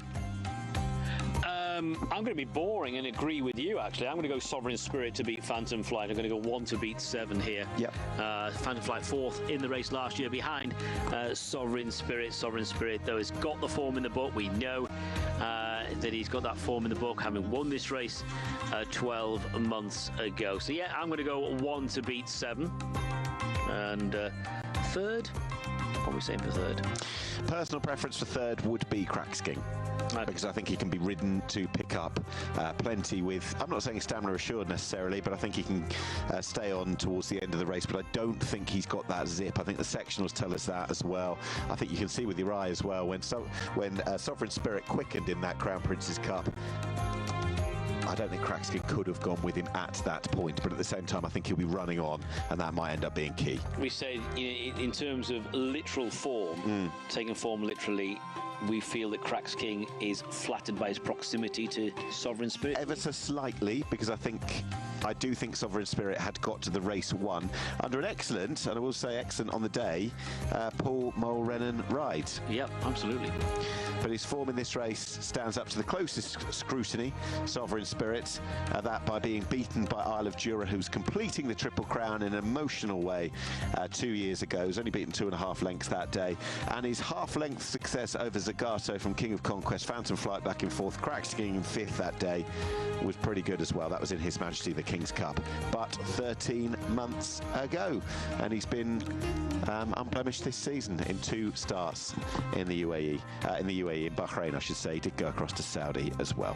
So, for the big race, it is His Majesty the King's Cup, Group 3, 400,000 purse, and your big race caller, the voice of Bahrain, Darren Owen. So, this is the Group 3, His Majesty the King's Cup, and then for the imported thoroughbreds, an international race, Group 3 contest, 1.5 miles, 2,400 metres, a race featuring last year's hero, Sovereign Spirit, as we watch Cracks King going into the stalls. And next one to load is Sovereign Spirit. On the near side, Phantom Flight slots into place for the King's Cup of 2026. They are all in. They're off. 2,400 metres the journey. Bleak drops out last of all, and away smartly was Sovereign Spirit, but now it is Refreshment going forward. Refreshment from Sovereign Spirit, those two going into the turn with Phantom Flight and Khalif running together. Just in behind those two is Panning for Gold, who's being followed by West Ridge with Cracks King up along their outside. Further back to Best Adventure with Bleak bringing up the rear. So Refreshment is the pace setter, and Refreshment has now gone forward by around about 3 or 4 lengths. Chased by last year's winner, Sovereign Spirit, with Phantom Flight, Red Cap, a little bit keen just in behind. Meanwhile, Khalif settles down a little bit better than Phantom Flight, with Khalif there on the inside running rail for Stefan Lajage. White cap of Panning for Gold to the outside, and wider still is Cracks King in the dark blue silks, with the striped cap of West Ridge holding the inside berth. They're being followed by Best Adventure with Bleak the back marker, but it's Refreshment going towards the 1,400 metre pole. Leads by around about 4 lengths, followed by Sovereign Spirit in second. Phantom Flight in third. And that one being followed to the inside by Panning for Gold. To the outer is Khalif, and then comes Cracks King being chased by West Ridge. The last couple are Best Adventure and Bleak, but the leader is Refreshment. Refreshment by around about 3 lengths. Still leads. Sovereign Spirit's in second as they pass the 1,000 metre marker. Phantom Flight is still eyeballing or trying to eyeball at the front two. A gap then of a couple of lengths to Panning for Gold is on the inside running rail. Khalif to the wide outside. These are being followed by Cracks King and West Ridge. Further back to Best Adventure, and Bleak is the back marker. Refreshment by around about 5 lengths spins off the final bend, heading towards the last 400 metres. Sovereign Spirit is in second. second. Phantom Flight now given the hurry up. Caliph to the wide outside, panning for gold the rail with work to do, both Cracks King and West Ridge. Now the race changes. Here's last year's winner, Sovereign Spirit, taking over. The victorious Forever runners are coming though. On the outside it's Phantom Flight who throws the gauntlet down. It's Sovereign Spirit now and Phantom Flight. Phantom Flight now claims the advantage inside the last 200, and Phantom Flight will go on to score very nicely at the end. Phantom Flight the winner, Sovereign Spirit back in second, and third goes to Tote Koza, 1800 metres C stakes. They're just about all set. Rodriguez coming up. Master du Rouvray. High Q. 1800 metres, and away they go from the 1800 metre marker. Rodriguez a little bit slow, but it's only about 4 lengths off them early on. Master Savannah the first one to go. High Q is second. At the rail is the Wolf. On the outside, Master du Rouvray with the pink cap now runs up into third position. Then Sesame, Rodriguez behind that Ancient World, and at the back of the field is Run to Rio, and that's racing about 7 or 8 lengths off the leader. Master Savannah a little bit keen, leads it by 2 lengths. High Q is racing freely in second. Master du Rouvray is on the outside of the Wolf. They are followed by Sesame, and then comes Rodriguez on the inside, and then we find Ancient World. Run to Rio's in the back seat, about 8 lengths off the leader. And still in front, Master Savannah leading it by 2. High Q races second. Master du Rouvray is nice and relaxed in third. The Wolf is in fourth position, then Sesame. 2 lengths to Rodriguez, then Ancient World, and Run to Rio is about 8 or 9 lengths off the leader. They're about to be homeward bound with 500 metres to go. Master Savannah, High Q. On the outside, Master du Rouvray. The Wolf's going through down the inside. Behind that one, Sesame. Rodriguez on the inside, and then Ancient World. Still Master Savannah. Master du Rouvray now putting in a claim. Sesame, the Wolf on the inside, getting to the 300 now, and Master du Rouvray comes forward now, and it's Master du Rouvray. Sesame's trying to put on the pressure. Master du Rouvray's clinging to the lead. Sesame's trying to close it down, and it's Master du Rouvray gonna win it. Sesame, the Wolf, and then came Master Savannah. So the winner is Master du Rouvray. Under Keegan de Mello, and Master du Rouvray fought on courageously, number 7. And this one is for J. Joseph, K. Rice, the Gongals, and Tabilio.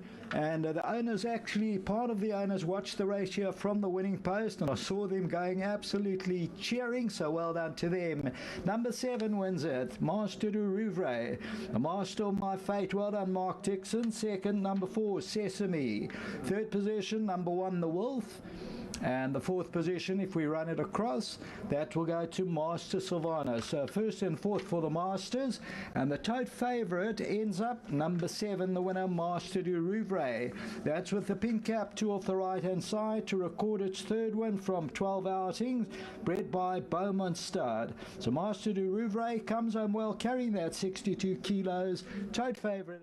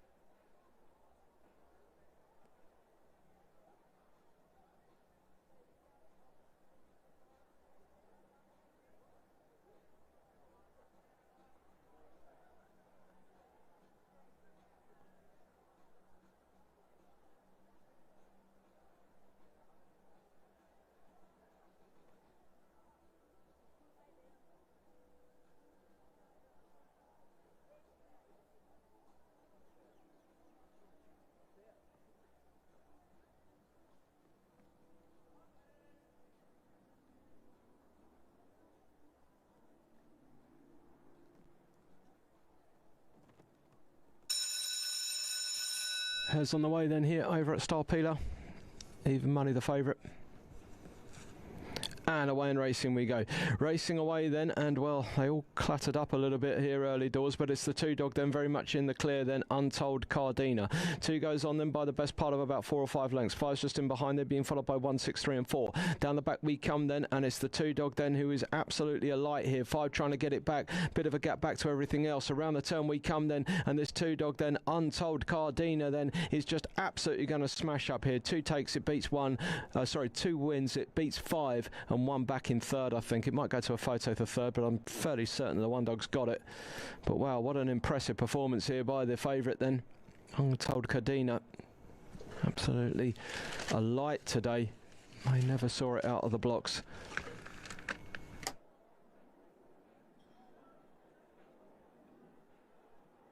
Fourth in his 3 runs this year.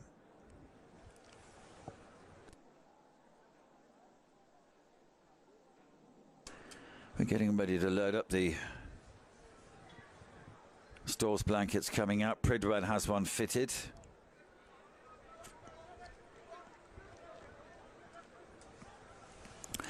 Getting ready to load up.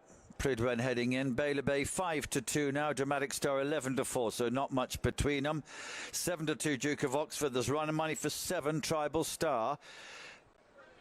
9-1 chance now. Did get into 15-2 at one stage. Opened 11s.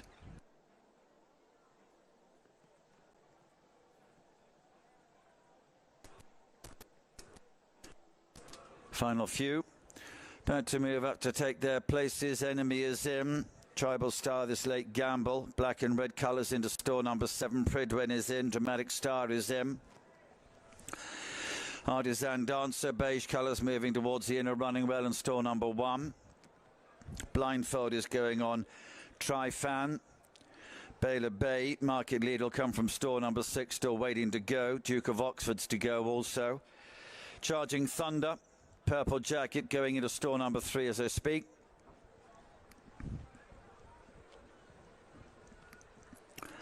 Duke of Oxford waiting to get a store number 8, being pushed up now. Tri-Fan, maroon and black colours going to 4.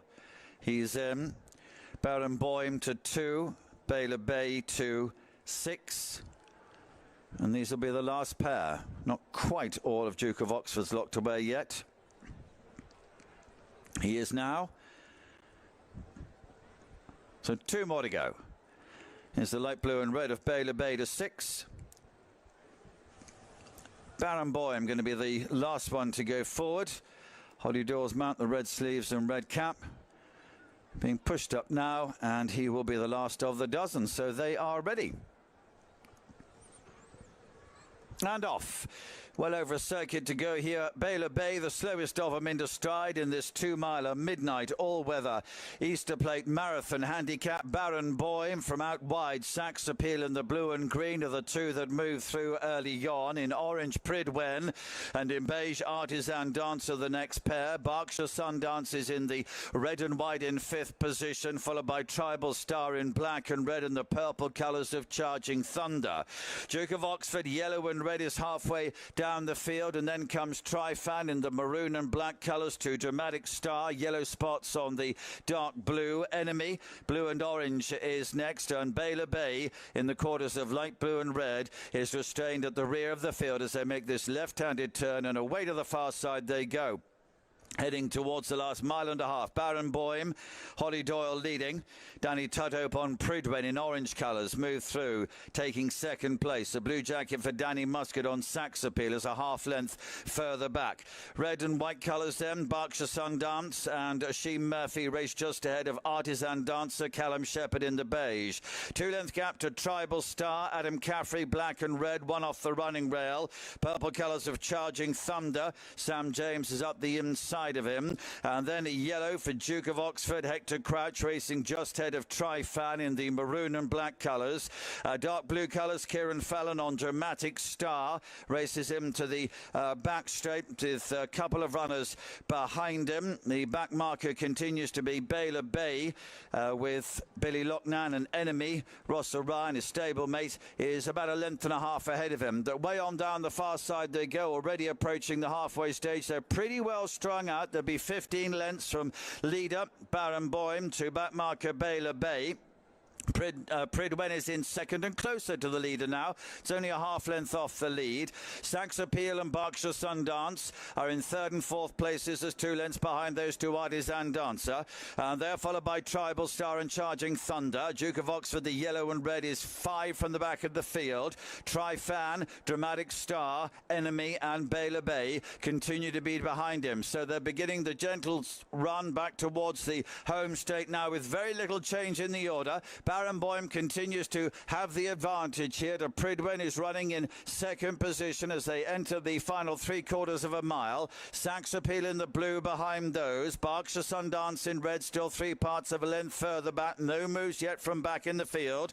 Artisan Dancer continues to be in fifth. Charging Thunder's gone up on the inside of Tribal Star. Behind these is Tri-Fan and Duke of Oxford together. Then Enemy, Dramatic Star and Baylor Bay is still the back marker, but they are now entering the home straight with 3 furlongs to go. Barenboim continues to have the advantage. Pridwen in the orange has surged past it though to go on. Berkshire Sundance is moving into third. Sax Appeal behind these. Tribal Star against the running rail. Black and red. Duke of Oxford running on from the back of the field. Pridwen is the one to catch, so with just over a furlong to go. Moving through into second is Berkshire Sundance in the red and white nearest to us. Berkshire Sundance and Pridwen settle down to fight it out. They're clear from Duke of Oxford. It's Berkshire Sundance surging clear, and this will win with a Shane Murphy. Berkshire Sundance, Pridwen in second. Baylor Bay's moved into third, but very late on, and Tribal Star was behind that in fourth.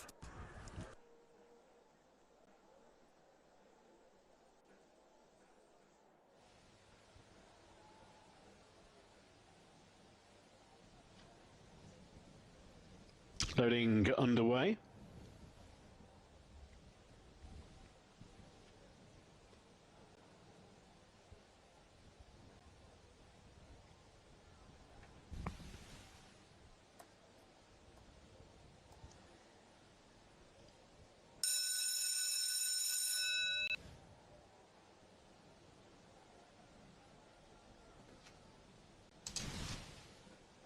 Here we go, Newcastle, D3 sprint time. And away in racing, trap 3 away nicely, Evening Call, along with the 4, Solway Heidi. 1 up the rail, New Wind, Sassy wants to get involved. And it's 6 who takes over, Midas Miguel. So Midas Miguel, the favourite, in front by a couple of lengths. So 6 leads from 1 and 4. Down the lane they come, Midas Miguel, trap 6, 6, 1 and 4.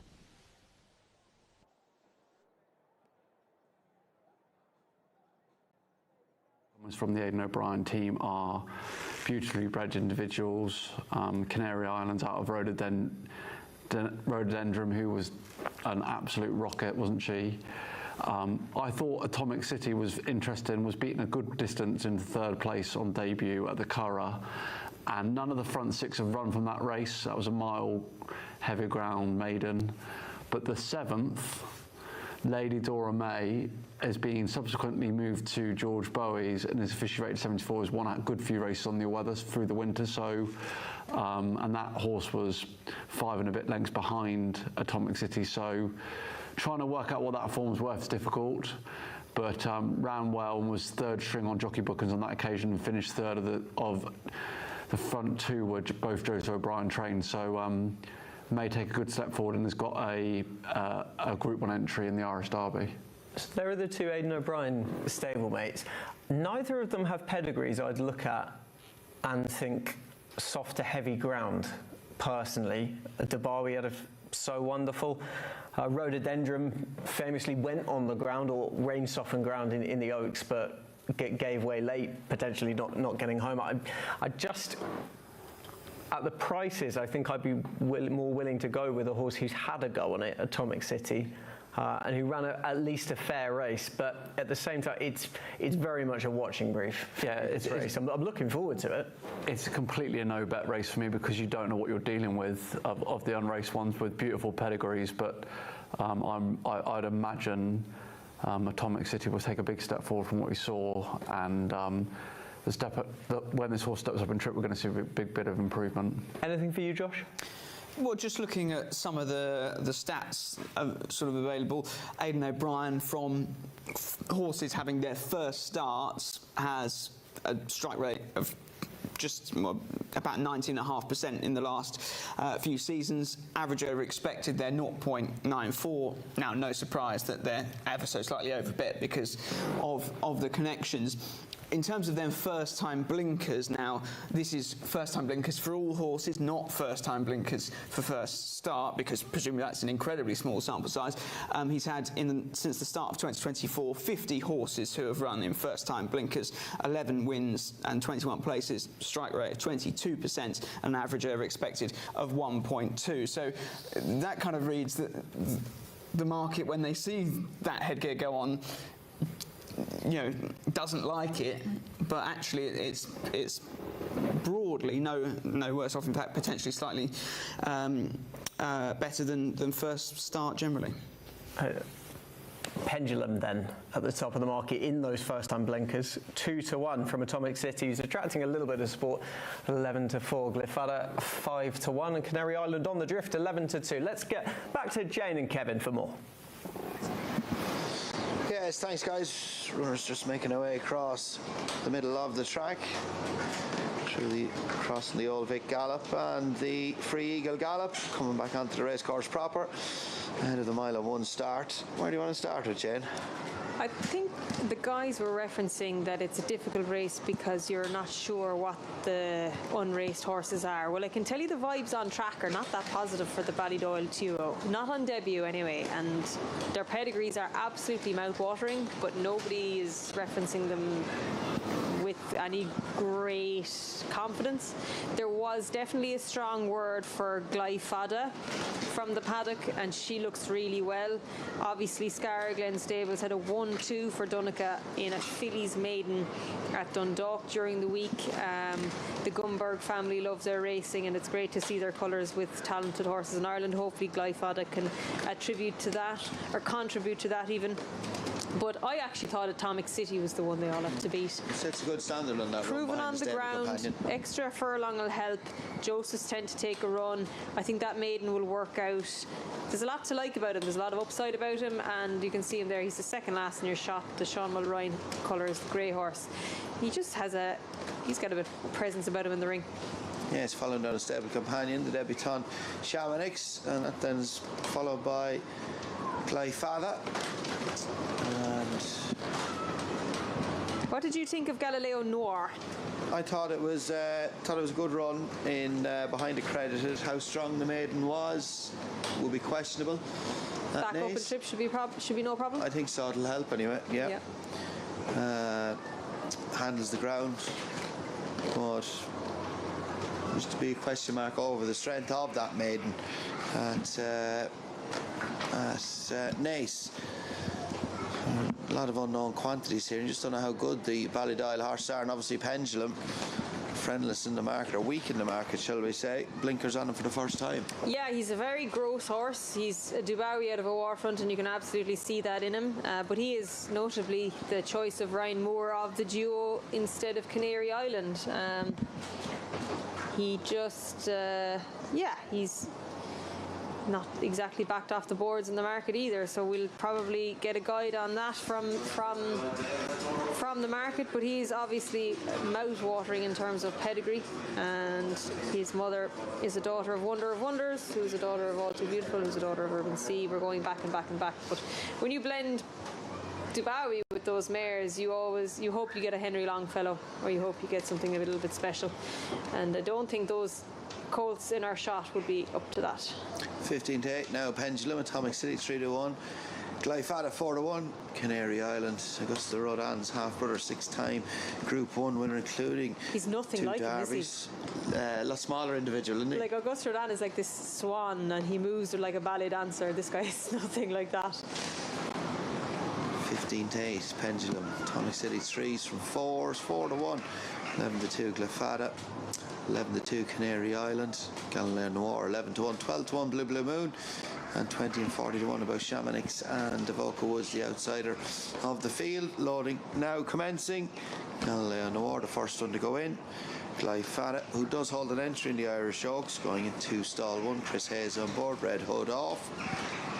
And Donica O'Brien has made a good start to the season. 2 winners on the board already. Handicap and Maiden Company winners. 6 then Pendulum with the blinkers on. It's wonderfully, beautifully bred. Solid Dubawi, Brian Moore's Devil Jockey on board. And Blue Moon, one that we haven't mentioned. We spoke to Johnny early on. He likes this daughter of Space Blues as well, who did make her debut in a listed race last season at Naas. And she's got a blue blood pedigree as well. Her mother is a Galileo daughter of Sapphire, and Sapphire is a stakes-winning daughter of Polished Gem. I thought it was a big ask to start her in listed company. That's her only start to date. She's back here against maidens, but she is against colts. She's in the fabulous Moigler colours, going to stall 7. Let's see who wins the maiden. Stall number 7. That's it. Racing for the Feel the Rush with 1xBet Easter Irish European Breeders' Fund Maiden. Over a mile and a furlong. Glee Fada towards the inside is taken on for the early lead with Pendulum, who goes forward. So Pendulum leads Glee Fada, and they're being followed back in 3rd spot towards the inside by Canary Island, improving up on the outer Galileo Noir. Behind these is Avoca Woods, and they're chased by Atomic City. Chamonix is last but 1, and Blue Moon is the back marker. So pressing on now by a couple of lengths is Pendulum, the mount of Ryan Moore, being chased in 2nd spot by Galileo Noir and Colin Keane. Glee Fada, Chris Hayes 3rd on the inside. Avoca Woods is next under Luke McAteer, racing along in company with Canary Island and Wayne Lorden. And this group are being chased by Atomic City, the inside red cap Joey Sheridan. Outside these, in the all red is Chamonix of Declan McDonald. Last of all is Blue Moon and Ben Cohen. Racing now on the way towards the top of the point, and then they'll begin to descend. And out front it's Pendulum, that's called by Dubawi, who leads down from Glee Fada, the Camelot on the inside. Then just in this one's outer is Galileo Noir, who was 3rd last time. Avoca Woods is next, and they're chased on the inside by Canary Island, further back to Chamonix and Atomic City, and last of all is Blue Moon. Making the way now on the turn in towards the straight, and it's Pendulum who's going to make their way inside the half mile with Glee Fada on the inside and Galileo Noir. Avoca Woods is next, and just behind these Canary Island, and Chamonix is just behind. Back pair remain Blue Moon alongside Atomic City as they begin now to make their way towards the turn in the straight. Just over 3 to race, and Pendulum now is asked to stretch. Galileo Noir is going up with purpose on the outside. Avoca Woods is asked for effort on the outside. Chamonix, Glee Fada boxing away for a little room in between them. Just in behind the leaders as well now is Canary Island as they make their way now on towards the 2, and Galileo Noir is just about gone to the front from on the far side. Pendulum, Glee Fada is trying to get on terms the near side, and they're chased by Chamonix. Atomic City trying to stay on behind them, but it's Galileo Noir who holds the advantage. Just Glee Fada trying to pick up. Now the far side Canary Island's trying to box through as well, but Galileo Noir has 4 coming at him, but he's going to hold the advantage by a length and a half and stretching. Atomic City and Glee Fada either side, but Galileo Noir for Colin Keane is going to see it out in Noel Mead. Glee Fada possibly second from Atomic City, and they were chased home by Canary Island and Chamonix, then Pendulum next up behind these Blue Moon, and the final finisher of Avoca Woods. The most experienced horse in the field, and one who had the benefit of a mile. Our 7th race on today's glittering 8-race programme here in Bahrain. We've got improvers in there. Athan under that man, Stefan Lajaj, who's right in form, who's been toughing things out, looks to hold Bacento once again as well. A couple of these that are likely to be also rounds, you'd say Raw Scimitar. Memento, who finished 9th in this race 3 years ago. He's been out here for years, finished 5th in this last year as well. I'd imagine something similar would be a satisfactory run. I don't know. But even, do you know, actually, Amy Ryan was saying to me, with this fella, look at him. He's absolutely glorious. Almost got that superhero look with the red hood on. They used to have him at the beginning. Yeah. And she absolutely loved it. So did she obviously she wouldn't sort of come out with a comparison between this horse and well, at that stage, they weren't matching up. So I think it was more that High Roll was going down the Turf Series route. Sorry to... Okay. Yeah. And our own Megan Nichols Roads byline at the Newmarket July Festival 6 years ago. 9 years years old now, and we reckon his 5th appearance in this race? Yes. Yes, so... Second in 21. Beaten in 2022, winning it in 2023, 6th real world in 2024, and admittedly didn't run in it. So 5th appearance last this year. year. 5th appearance, yeah. Guman, of course, was the brilliant winner of it last year. Real world, an excellent success. We know his quality when he was winning all those races for Sideburns. It goes to good horses. Make no mistake about that.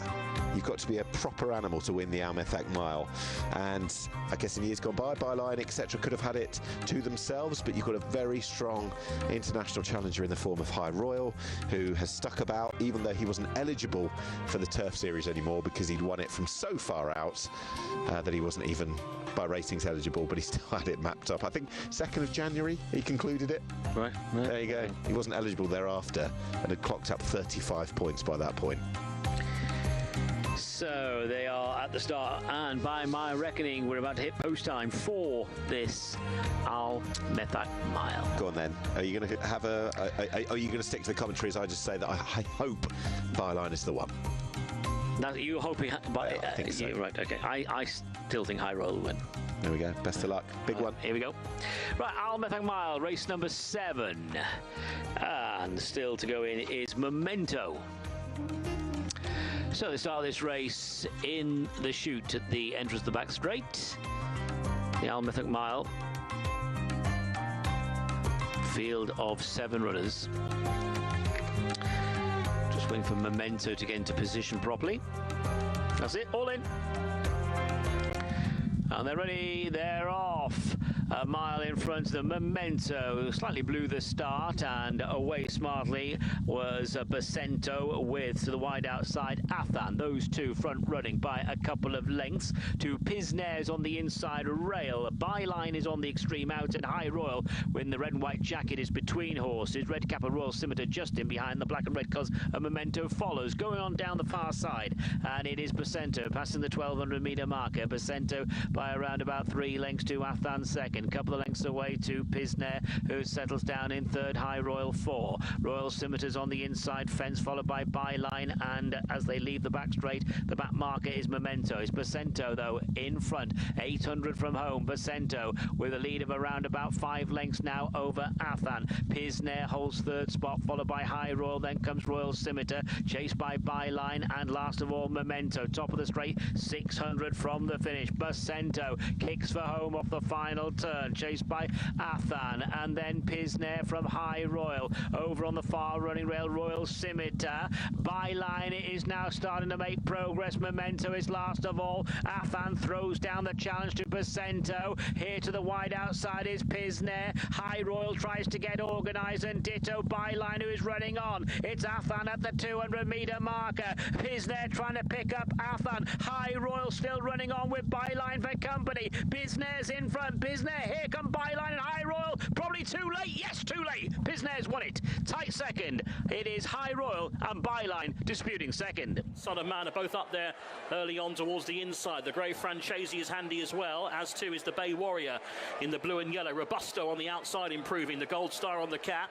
In behind those towards the inside is Sea Founder in the cross belts. Mao Shang Wong, the Doncaster winner, is wider out of those, and then further back to find Bystander in the quartered colours. He's racing ahead of Loyal Touch, who's next in the field. Behind Loyal Touch, racing towards the inside is Sonnery Power, and then Tommy's Promise, and they're followed by Imperial Decision, the black and green hoops. Then Party Island, blue with the white stars, and the early back marker is Bint Al Dar in the maroon with the beige chevron as they turn for a complete circuit of Lingfield Park, and Robusto out in front here in the black colours with the white sleeves.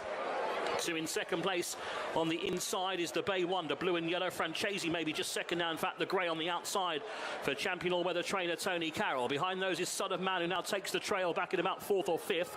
Wonder is quite keen for Taryn Langley on the inside. Also quite lit up is Mao Shang Wong, who's racing up without cover in the light blue and yellow colours. Just ahead of him is Bystander, who's racing in the green sleeves and cap. Damascus Steel, the grey, is hidden away on the inside, the dark blue with a pink disc. Then the white sleeves of Tommy's Promise is next. and they're followed by Loyal Touch in the white colours. Sonnery Power to the inside, just niggled along further back in the black and green is Imperial Decision by Toby Moore as they go around the top turn and head to the final half mile. And still towards the back of the field, Party Island and also Bint Al Dar. And now, in fact, last of all in the black and green is Imperial Decision. So passing the 4, Robusto. Francesi up on the outside has got no cover. In between them is the Bay Wonder, who holds every chance. Then further back to find Son of Man, who's going quite well, the blue. To the inside, Damascus Steel starts to make a place or two. Looking for a bit of room out wider is Sea Founder, but just being kept in by Bystander. They head for the home tear with 2 to go. The Bay Warrior has now struck the front to Francesi. Son of Man on the outside.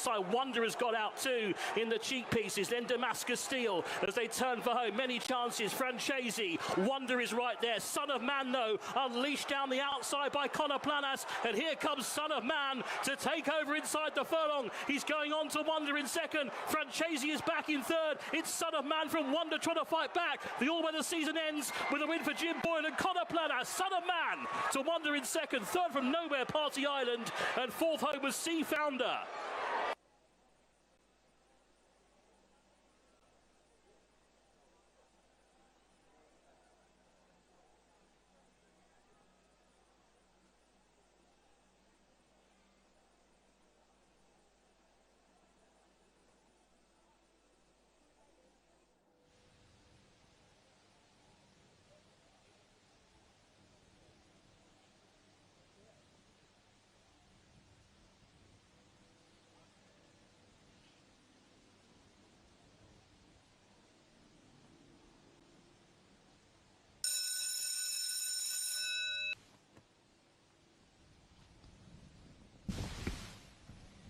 All the best here at Newcastle.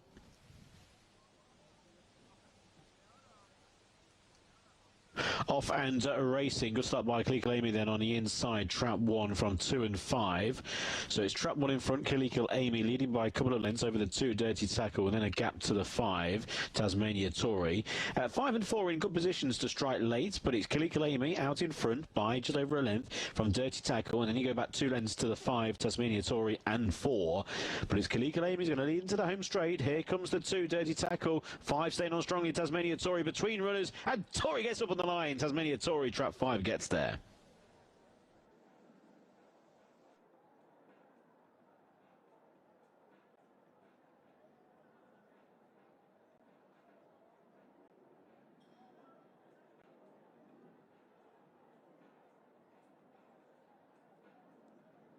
To both of their favours that this young apprentice doesn't know this horse. It's the first time that he's riding him, and there is a possibility that he's going to get his fractions wrong out in front, and numbers 2 and 5, they could take advantage of that and certainly get a lot closer to the 4 horse, who's at 340 for the win. Dees has gone each way on the 7 horse, that is National Dream.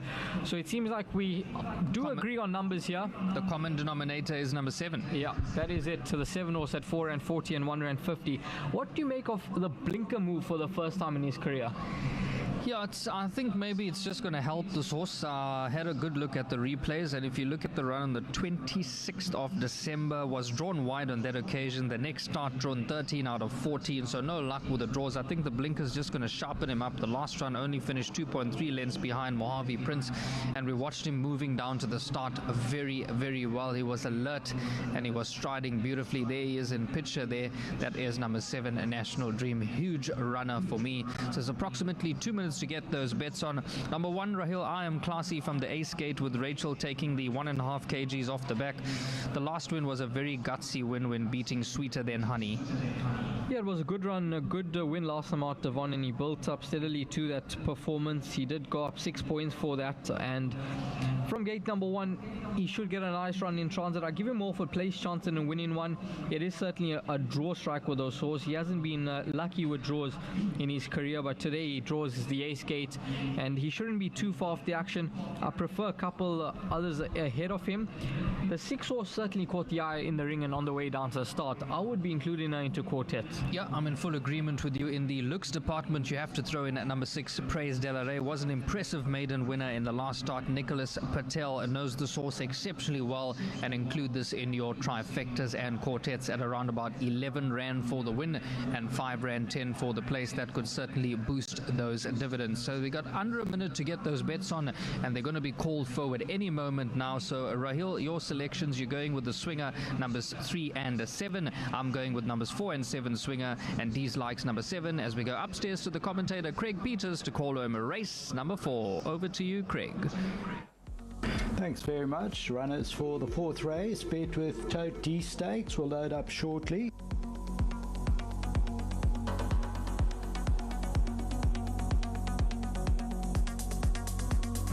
They'll start stepping up shortly.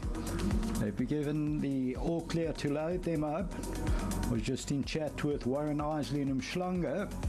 Said all the holiday makers are there now. It's buzzing in Umschlanger, and they're certainly enjoying the racing here at Hollywood Bets Gravel. So happy punting all. As I Am Classy goes in. National Dream, Shiny Bob. Manders. Take Your Best Shot. They're all set, and they're dispatched from the 1900 meter marker. First one out, Take Your Best Shot. The yellow cap of Praise Della Rey's a close-up second. At the rail is Magic Maverick. On the outside, National Dream now runs up into third. They're followed by Chasing Gold. That's in the blue. On that one is Mohandas. I Am Classy's along the inside. And Shiny Bob's in the back seat, about 7 or 8 lengths off the leader. And that leader is Take Your Best Shot, but it's quite keen and strong and clears away by 3 or 4 lengths. In second is Praise Della Rey, and then comes National Dream. That leader's not sticking around, is going hard up front. Back in fourth is Magic Maverick, and on the outside Chasing Gold. Then I Am Classy, Mohandas and Shiny Bob. As they move towards the 900 meter region, there's about 14 lengths top to tail. Take Your Best Shot is there by 5 or 6. Praise Della Rey second. National Dream just waits with the yellow. Back in that fourth position along the inside, Magic Maverick. Then comes Chasing Gold, Mohandas. I Am Classy and Shiny Bob's about 10-11 lengths off the leader. They're now about to be homeward bound, and it's still Take Your Best Shot by 5 lengths. Praise Della Rey, the yellow cap second. Then comes National Dream. Behind that one is Chasing Gold, Mohandas towards the outside. 300 to go. How much in the tank for Take Your Best Shot? On the outside, Chasing Gold. National Dream's under pressure. Mohandas is trying to get into the race as they come to the last 200, and Chasing Gold now comes forward at the front, and it's Chasing Gold over the 200 meter marker. Maverick is trying to run on, and Shiny Bob's also running late. Chasing Gold's looking for the line, and Chasing Gold won it. Shiny Bob second, third place Praise Della Rey and Take Your Best Shot.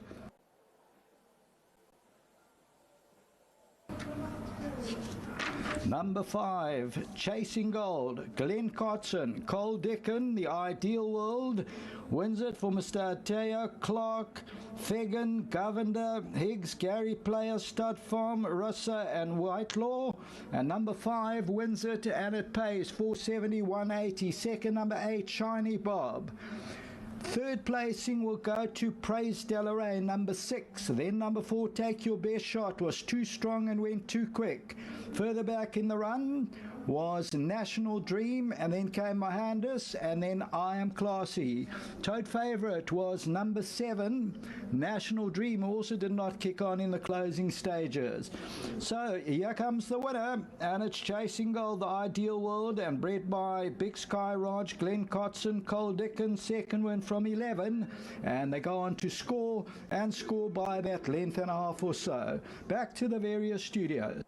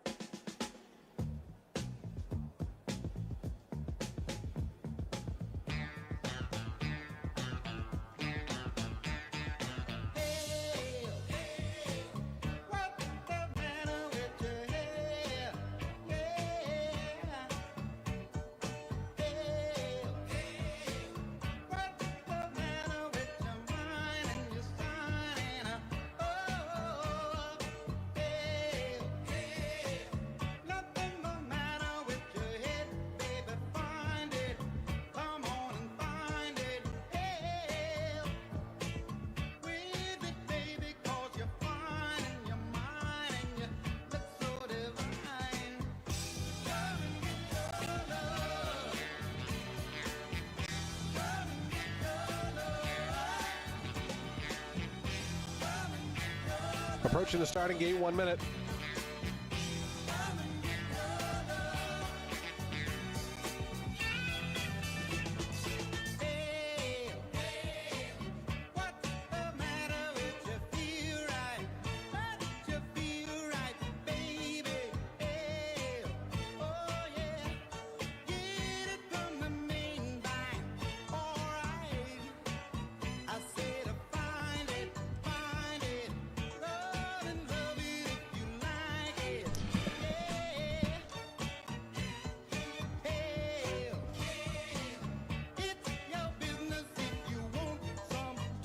And the horses have reached the gate. It's post time. They're lining up now for today's opener. First of 9 here on a Friday. Day 73 about to commence here at Tampa Bay Downs.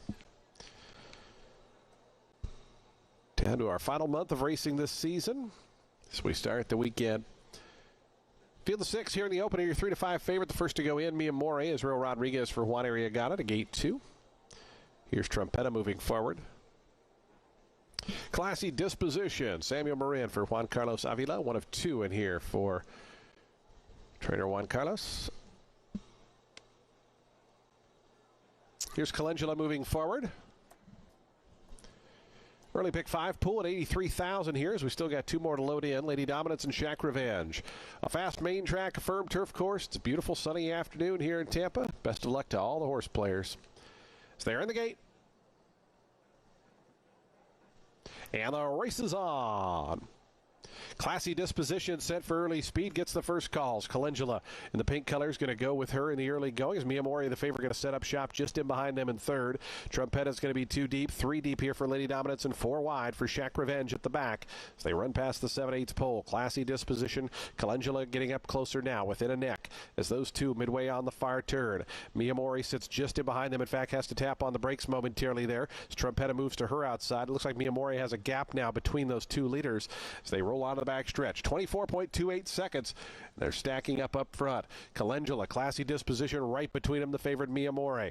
Those 3 rather, a length in front of Trumpetta, who's back in fourth. A length and a half more to Shack Revenge, who's out of last. Lady Dominance now the trailer. As they're still 3 abreast. The favorite in a tight spot there between horses. Calendula to the outside. Classy Disposition, Mia More trying to hold ground in between them. Length and a half more to Trumpetta. 48.20 seconds for the opening half-mile time. As Classy Disposition now goes to the front on the inside.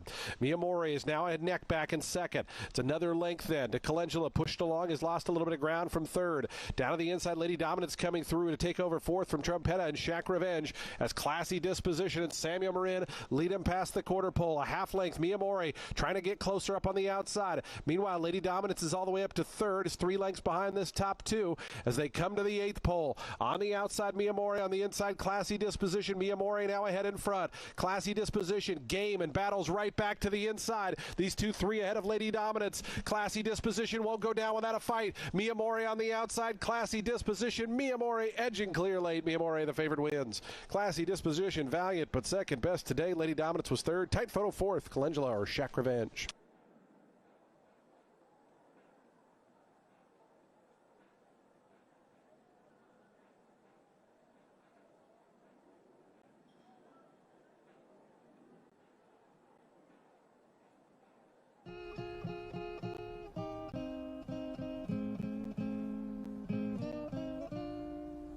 In a little cafe just the other side of the border, she was sitting there giving me looks that made my mouth water. So I started walking her way. She belonged to Batman Jose, and I knew, yes I knew I should leave when I heard her say, hey, come a little bit closer, you're my kind of man, so big and so strong. Come a little bit closer.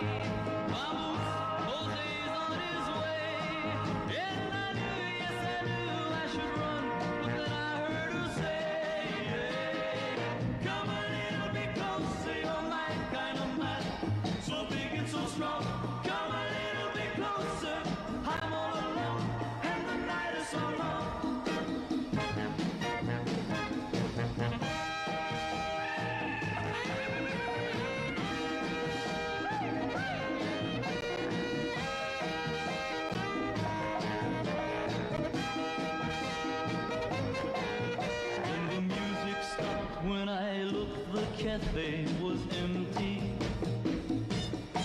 Then I heard Jose say, man, you know you're in trouble plenty. For a 5-dog affair. Racing Post like the 2-dog, but buyer beware. 5 to 4 into even money, touch 10 to 11. If you're on the 2-dog, well, you won't see this puppy until the closing stages.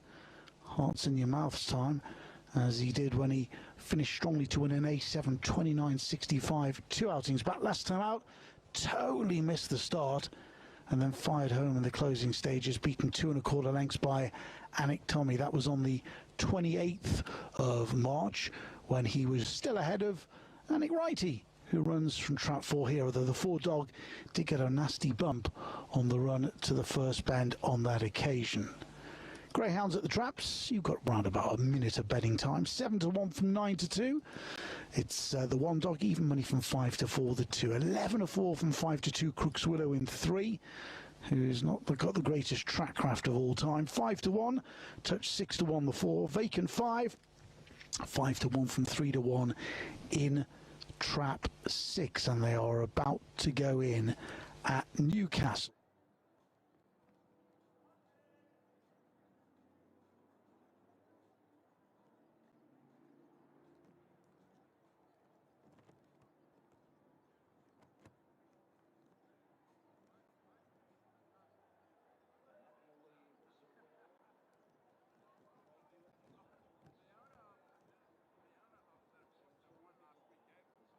Duty. Newcastle, they're about to load up.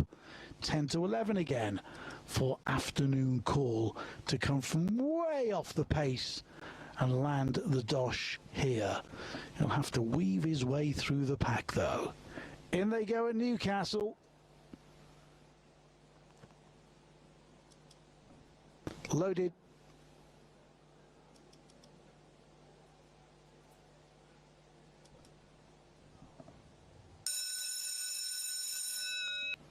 Newcastle hair running, even money Trap 2 for the late flourish.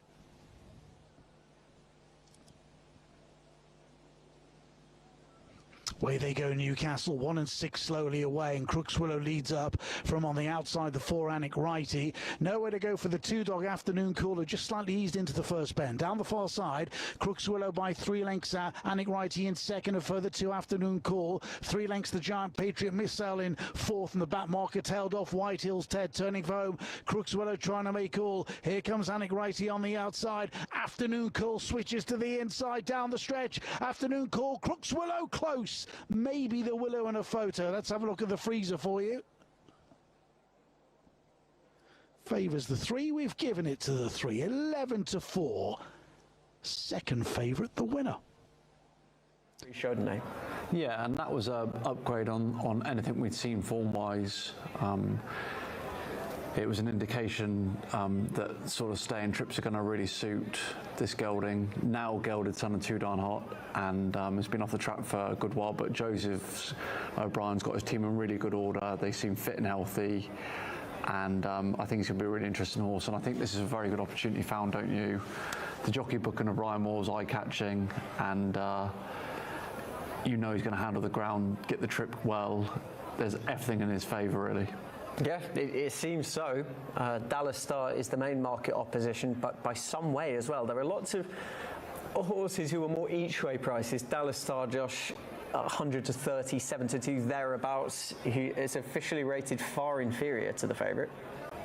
Yeah, has shown, if it turned into a sort of a real kind of crawl and sprint, potentially has shown a good turn of foot on the all-weather at Dundalk, albeit the times aren't anything to scream out because of how slowly they were ran, and those contests were over the 2 miles as well. But yeah, it looks on paper like a good chance for Mitt, but probably not quite the slam dunk it might seem. Favourites have had a mixed record today, Kevin. I thought Amit was pretty rock solid in this. What are your opinions?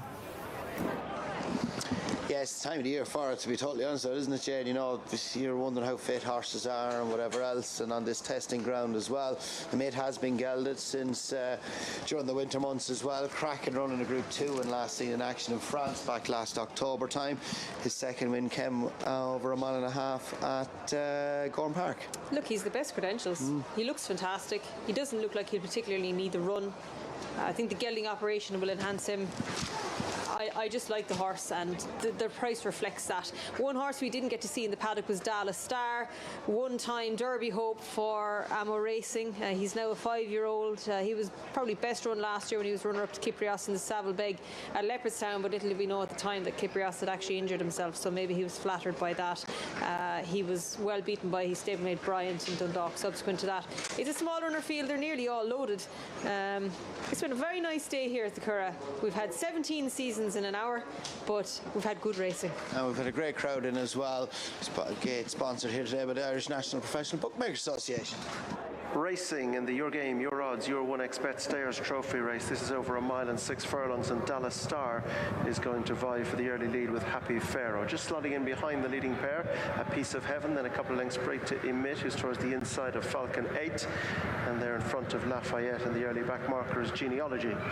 Racing over the far side now, and the one that goes on is Dallas Star and a David Egan being chased in second by A Piece of Heaven, and Shea Wallace claiming the 7. Next up on the inside, Happy Pharaoh and Paddy Harnett, who takes off 5, and they're followed by Falcon 8 and Chris Hayes.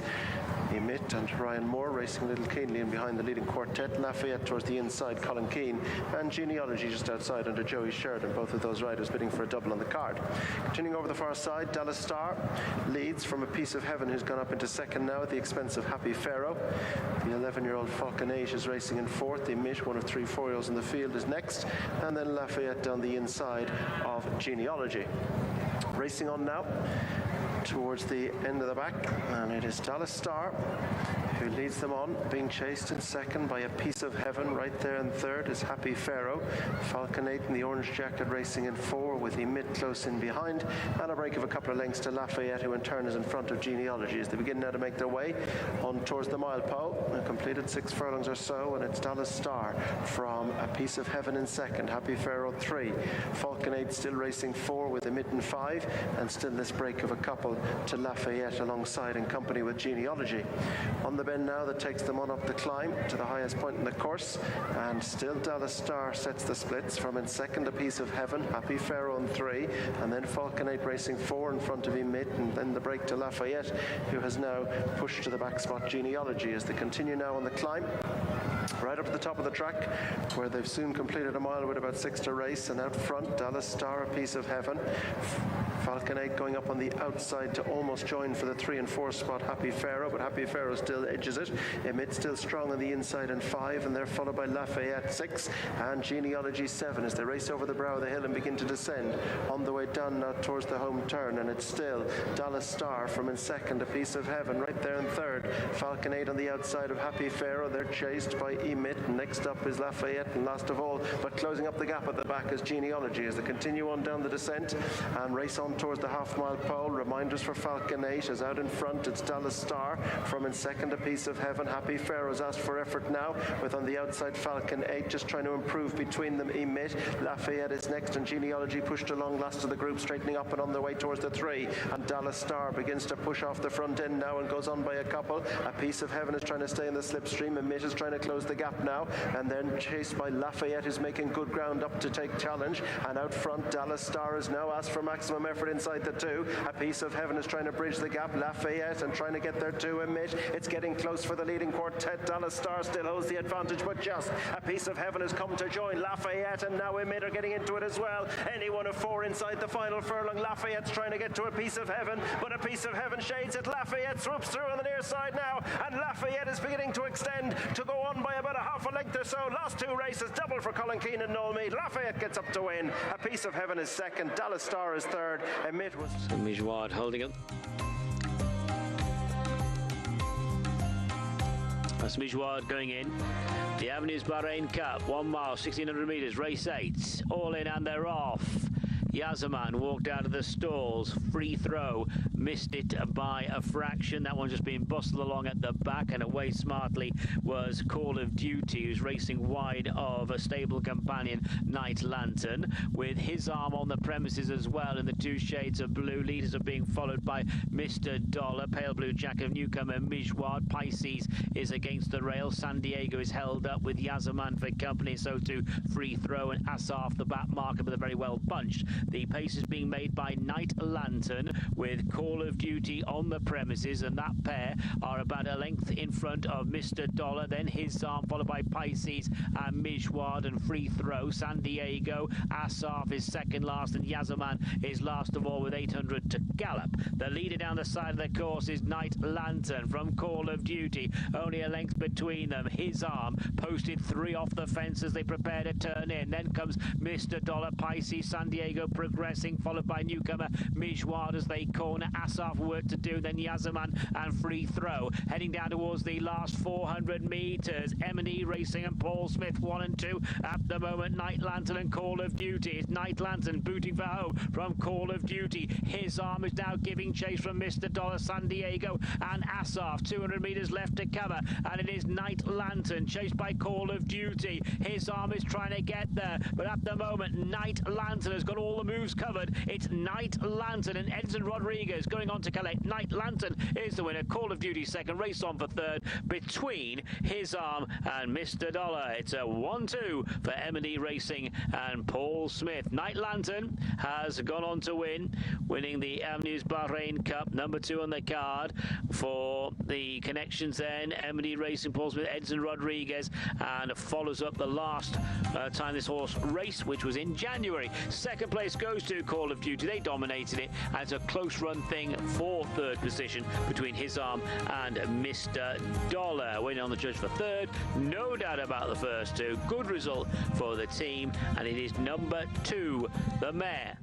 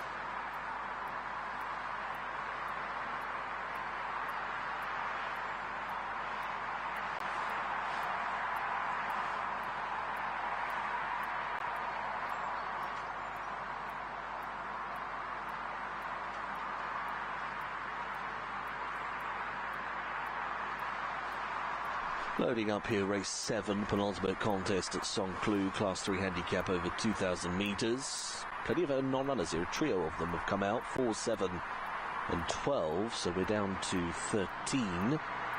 Favourites number 2, Blue Seabird, Delphine Santiago on board, 5.3. 6 is Chance the 8, Gallegos, Auguste Madame. Currently 9s for number 11, Nargis. 9.3, number 6, Timber Circle. 9.5 for number 3, Zolia. Last few.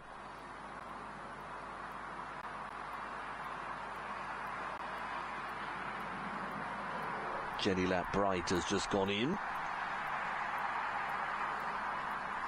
There is Zolia still to move forwards. Maple Taffy comes up.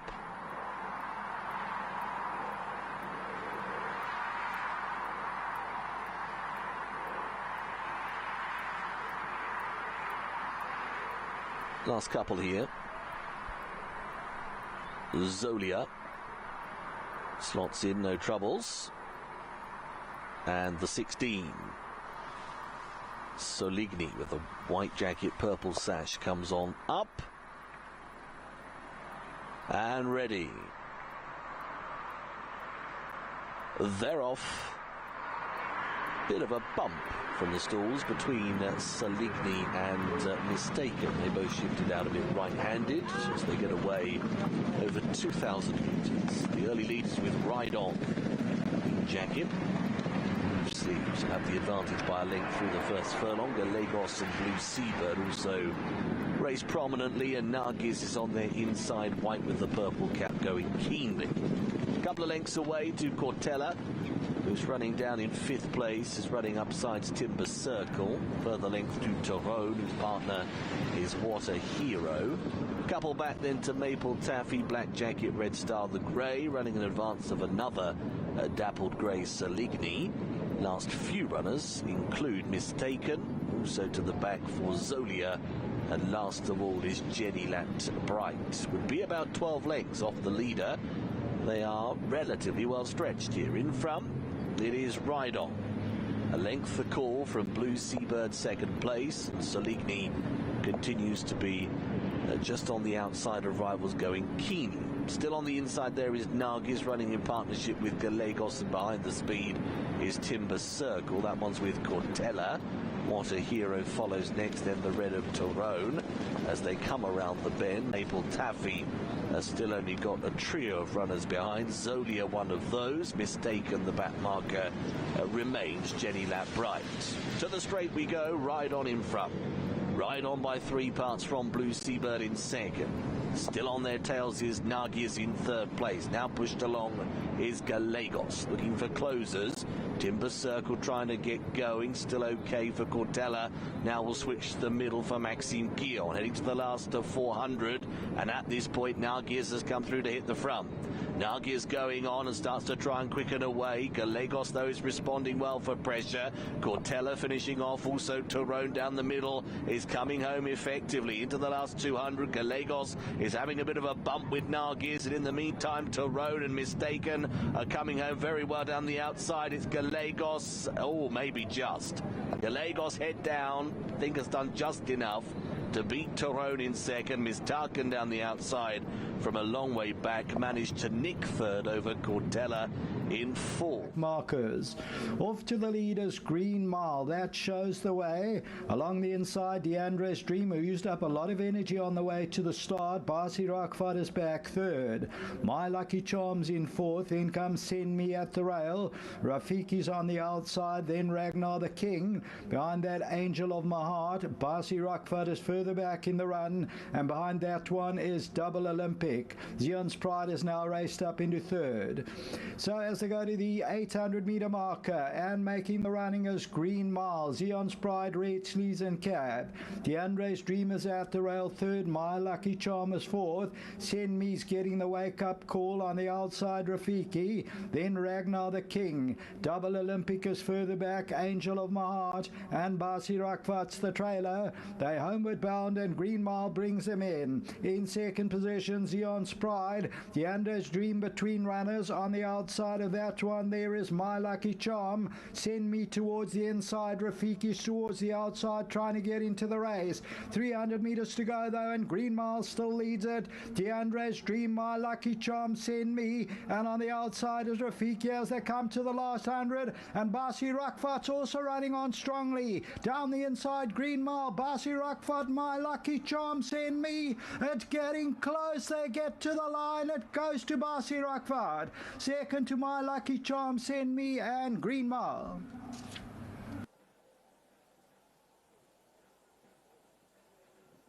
Number 8 comes from off the pace to win it, and that is Basi Rakvat, Nicholas Patel, MJ Werendal, 8 Rand 230.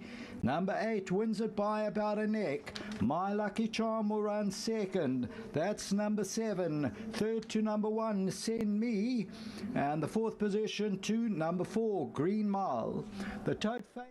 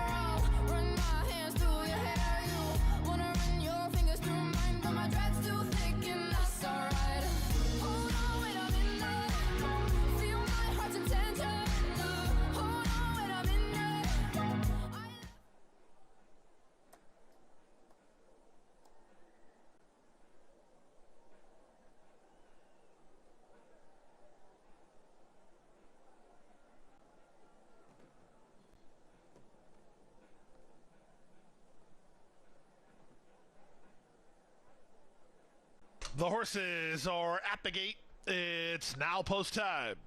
They're lining up. They're moving in. Race number 1. 3-5 favorite is number 2, Starship Vengeance. First start of the 4-year-old campaign for the daughter of the Big Beast. Major class drop today and a stable change to Jose D'Angelo. Bettors think all of these things will result in a victory. 4-1 on number 7, Do I Look Worried? Fantasy World just went in line. Deaver Encounter to the outside gate. 9 races in total today. Mostly on the all-weather. Draw on the outside, Deaver Encounter, and Victor Lara will complete the line. They're out the post.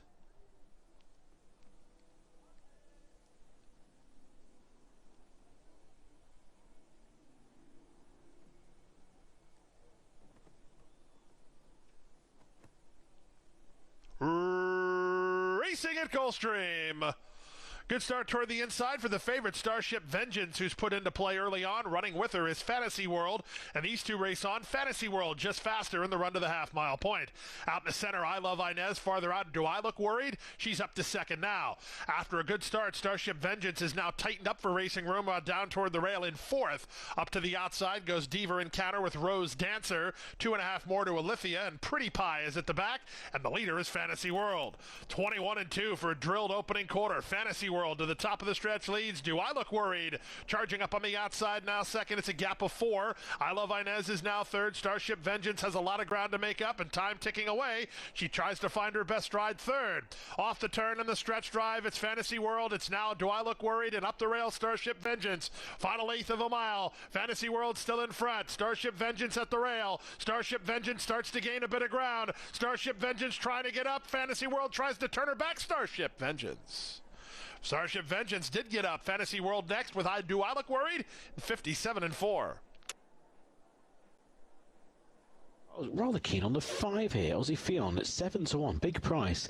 Recent form is strong. 2 A8 wins on the bounce. There was a D5 performance in between those, but not worried about that. Over the 4 bends, both of those wins were being very well backed and won nicely last time. And 3 from 7 in this grade, so it shouldn't be outclassed. 7-1 is a big old price for the 5.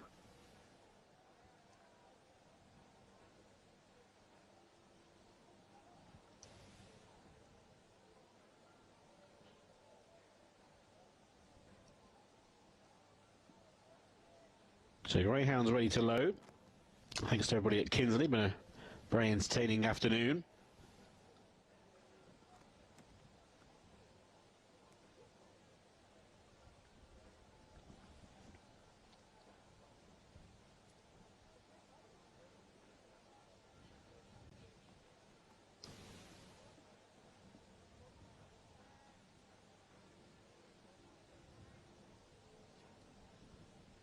Set at Kinsley.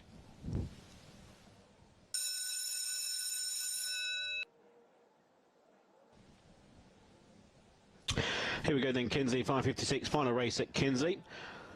Thanks to everyone there for your efforts this afternoon. Off and racing, and Elite Lizzie trap 3 steps quickly, got the Ballymac as well, and then 5, the inform Aussie Fion, will circle them all and then lead, and 5 goes on here and bursts 5 lengths clear, so 5 leads down the back straight into the 3rd bend, and it's trap 5 leading by 2 to 3 lengths over the 6 Bells Meadow, who in turn is 3 clear.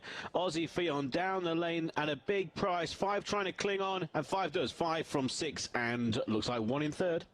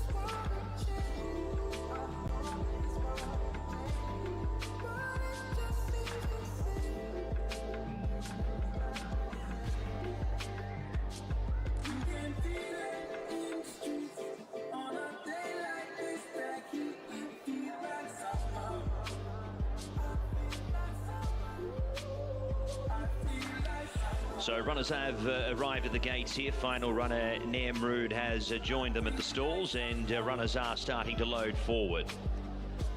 This is the Alain Sprint conditions event here over the 1,000 metres, with the 9 runners taking to the track.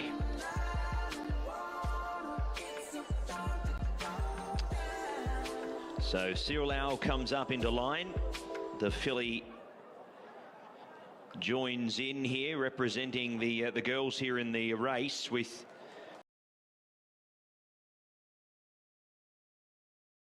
a stone advantage on a few of these, carrying the 55, coming off the 93 rating here, as won her last 2, having to step up into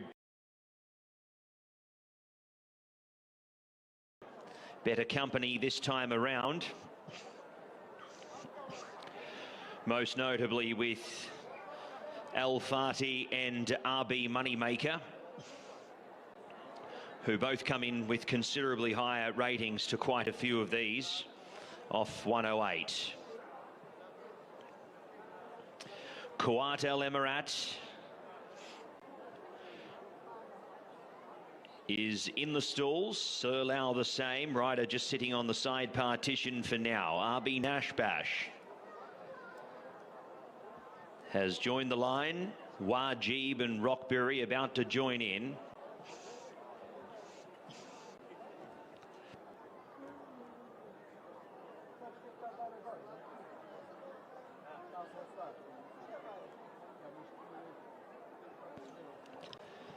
So RB Nashbash links in. Kuat El Emirat locked away. Al Fati loads forward. Up comes RB Moneymaker.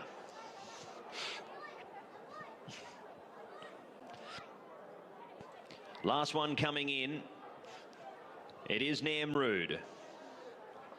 Runners are set to go.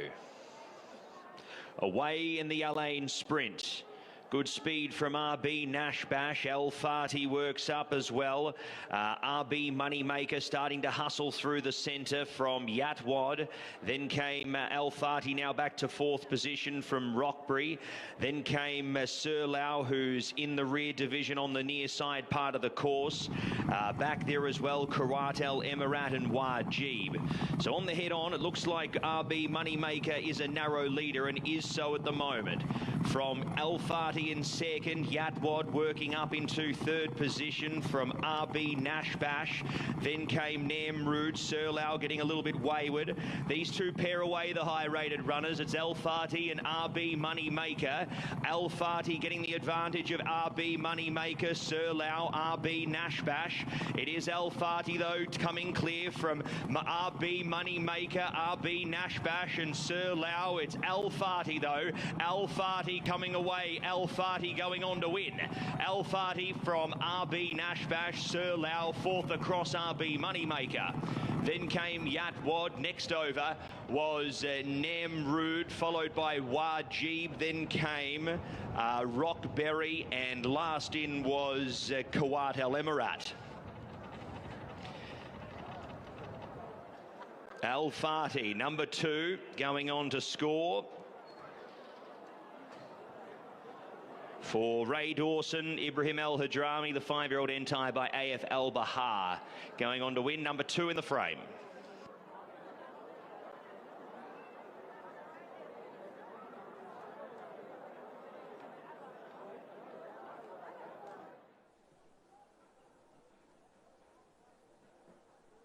Jojo Dude moves into line. Super Saiyan comes forward.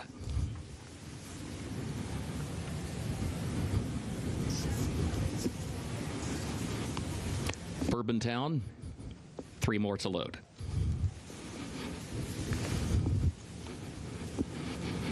Here's to Grotto, and then Suspicions.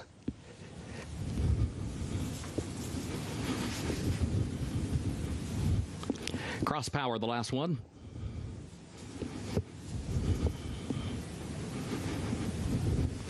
Goes in, they're at the post. They're off.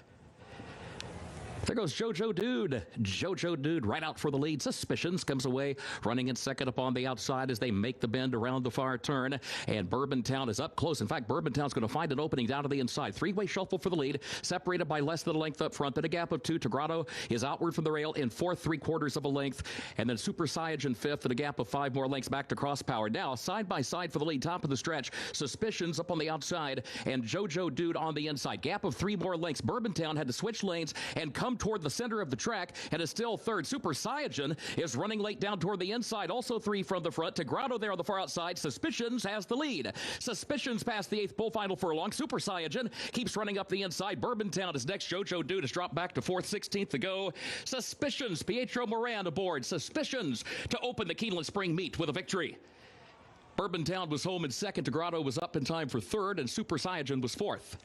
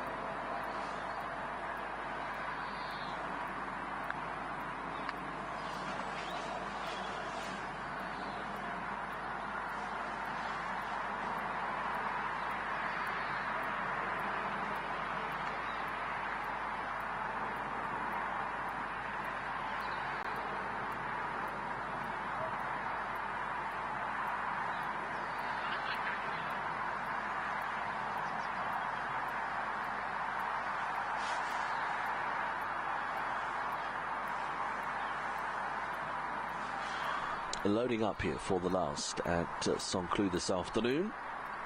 Concluding Class 3 handicap over 2,000 metres, 16 runners, favourites the 1.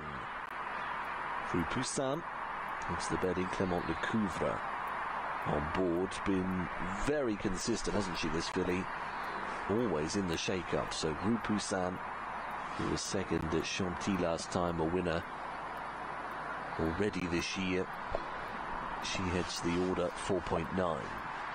Currently 5.4 for number 15, that is Eastman. Tony Picone again. He continues to go well. Winner 2 starts ago, been consistent performer. 7.3 for the 10.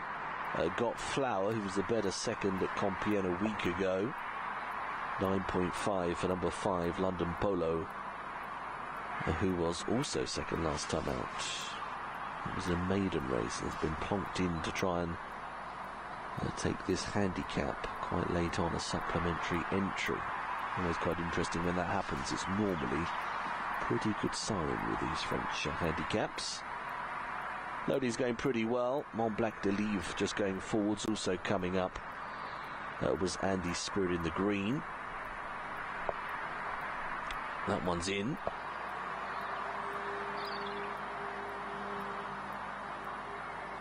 Neuschwanstein moves forwards as well. Christian de Muro. So we have got 4 more to go. Got Flower being one of those. Maxime Guillaume. And is there. Unfurled is forwards, so 2 more. Out wide, London Polo and Spring Lily are the final pair. London Polo been a bit jig-joggy, got warm down the neck, but is now presented to the gates. And Spring Lily is the last. On the way.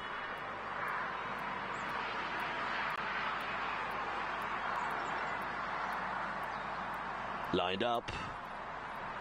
They're off. Away they go in this Class 3 handicap. 2,000 metres the distance. A couple of them dropping out right at the back of the field. Polnor anchored from the stalls. Nick Boutique also at the tail. In contrast, Royal Enclosure is in a rush. Off rather swiftly early on. Goes clear by a couple of lengths from Mont Blanc de Livre, who runs in second, and the hard-pulling Eastman, who is another couple adrift in third. Then we have Ready to Go, who's down on the inner of Unfurled. 2 further lengths to Got Flower. Another length and a bit then to the next pair, Planted to October, who runs with Andy Spirit. Then comes Fru Poussin, his partner is London Polo. And Neuschwanstein is back down the order at the moment, racing right in that rear third, running with Spring Lily, black and white spots in partnership. Also to the tail, Nick Boutique, after a quite slow start, is down there with Nota Bene, and on their outsides is Polnor. Also with those at the back of the order is Lelio. But in front, quite a strong pace from Royal Enclosure, who's been allowed to stride on and continues to be clear of Eastman. In turn a gap then of 6 to Mont Blanc de Livre. So very unusually, we've got a lot of ground here between the field as they work for the straight. So they're coming towards the halfway stage. It is Royal Enclosure, perhaps trying to take a bit of a breather now. Length and a half only from Eastman. 4 in behind them to the niggled at Mont Blanc de Livre. Also coming under pressure, Ready to Go. On the right, Got Flowers improving. Oh, this is all about to change. Pace is collapsing here, and now Eastman is left in front with Got Flower on the right. On the left, trying to run on from the back of the field is Poussin, also trying to get going between rivals is the checked cap of Lelio's come from a long way back. Plata de October's rally. Lelio's hit the front, come from an awful long way back, but has beat them all off. Lelio the winner. Plata de October in second, Got Flower finished in third. Fourth to London Polo. Very few played any sort of part. Lelio number 8 on the card for the Waddell stable, has managed to win this, and in the end has done so quite snugly at the line to beat Plata d'October in second. Got Flower of the couple behind. They're followed by Spirit of Shimla, a couple of lengths off them. On the outside is Ibulo. Then Pour Some Sugar on Me. Behind that, Happy Fortune. And Kwawakazi's the trailer, about 8 or 9 lengths off the leader. Oklahoma Girl is taking them along by 1 length. Thought Control second. Oh My Gucci Girl's out the rail third. On the outside, Siberian Winter. Then comes Spirit of Shimla, Red Sleeves and Cap. Izubulo's on the outside. Then Happy Fortune. Behind that, Pour Some Sugar on Me. And Kwawakazi's the trailer, about 9 or 10 off the leader. Homeward bound, Oklahoma Girl still leads it. Oh My Gucci Girl, Spirit of Shimla down the inside. Thought Control's on the outside. Siberian Winter, then Isabula. And Happy Fortune's now getting into the race. They come from everywhere at the 200. Happy Fortune, Siberian Winter on the outside. Isabula, Spirit of Shimla on the inside. Happy Fortune and Siberian Winter. These are the two. Happy Fortune's going on to win it. Second will go to Siberian Winter. Maybe Kazi Ram third and Spirit of Shimla fourth.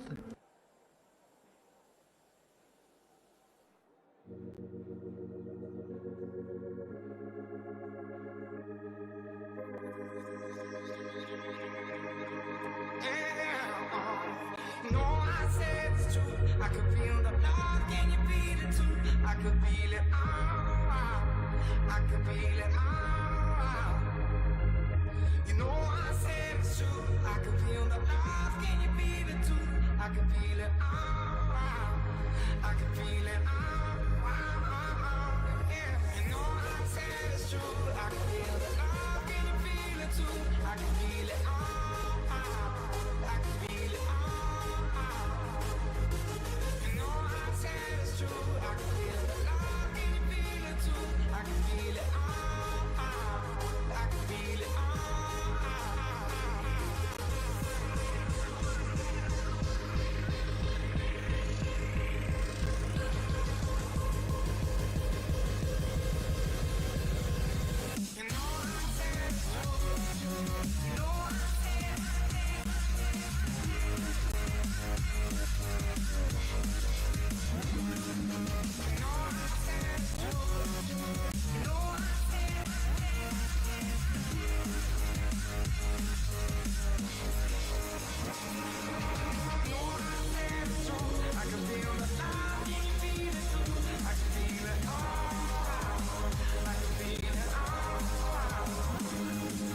know I said it's true. You know I said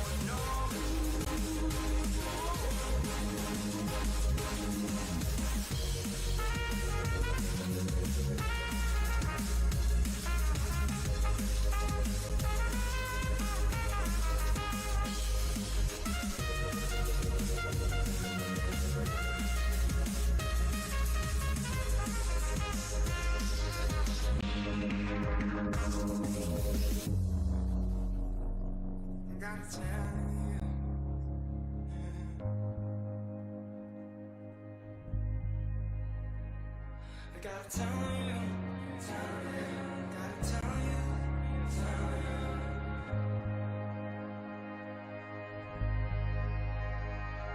gotta tell you,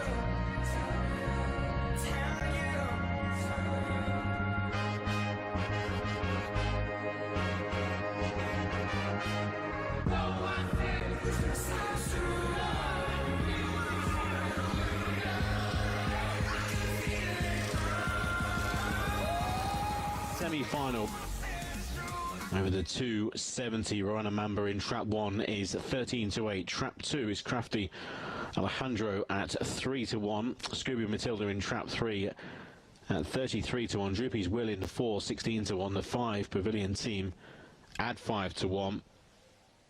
And then trap 6 is Jazzy George. 7-4 was the favourite, Jazzy George. Now it's gone to Rana Mamba. Jazzy George beat Pavilion Team convincingly in the heat. 15.67 was an excellent performance.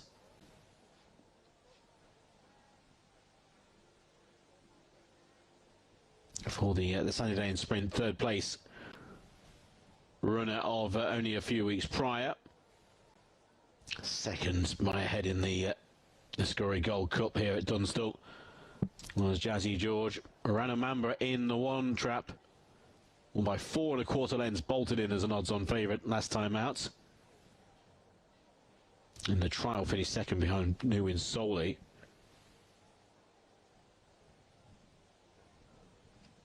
Will it be between the top two in the market? I think it will be. Crafty Alejandro in trap 2, just out to 3, now 7-2. Beat New Win Bachelor by 3 1/4 lengths in heat 1. Ran a decent lick as well. Second behind Pavilion Team in the Orchestrate Sprint at Toaster prior to this.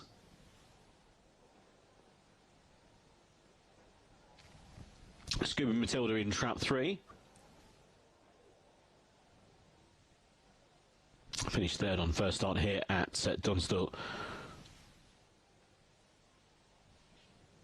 When last seen, Droopy's Will at 16-1, well beaten by Rana Mamba in the Will Andon 40th race on the 28th of March. Well, he used to running in top contest though, was the Golden Sprint semi-finalist not long ago at Romford. But it looks like it will be the 6 that will go off favourite. Flag waved at Dunstall Park for the Arc at Dunstall Dash. First semi-final, favourite out wide in trap 6, Jazzy George.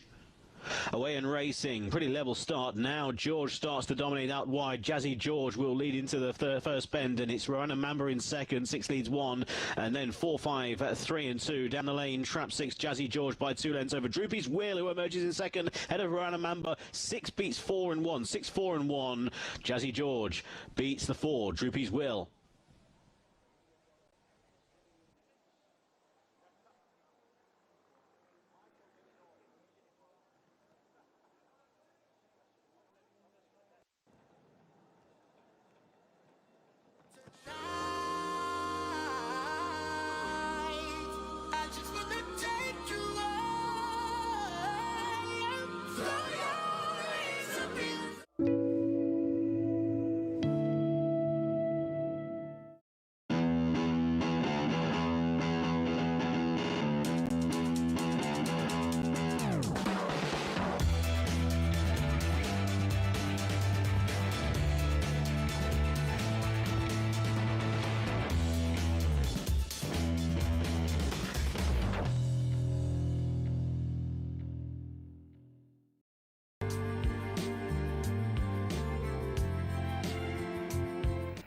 And we're ready to go. Good Friday 2026 out of the nation's capital, first of 9. Red light. Stand by. Starter looks down the line. And he lets them go, and they're off. And Iconic Rose was a bit tardy to go, and first to go was Into the Fire, and it's going to lead initially from Nita Winner. Now going to third was Isa Guru, and they were followed then by Soho Sushi. Sure Intentions has just caught a little bit wide, and they were followed next by Call Me Artie. Then Fire Your Guns, getting a fair way up the pace there is Showtime Maggie. Venari after that wide draw with the one at the back there, which was Iconic Rose. They've been snagged back. They're moving along here as they come to the 600, and Into the Fire is the leader. Nita Winner is about a neck away. There's 2 lengths then to Isaac Guru, and heading the rest was Day Manny as they turned for home. Soho Sushi back to the inside, and getting to the outside was Showtime Maggie. It's Nita Winner up on the outside of Into the Fire as they come to the 200. Running on then down the outside Showtime Maggie, but Nita Winner struck the front. It's Nita Winner from Into the Fire as they draw to the wire. Showtime Maggie's launching, got up. Showtime Maggie from Nita Winner, who looked all over a winner. They were followed home by Isa Guru and Into the Fire. Venari made up some. Next we had Iconic Rose, Fire Your Guns, Call Me Artie, Soho Sushi, and he was in fact one of the last ones home. So Showtime Maggie has really grabbed a bit late.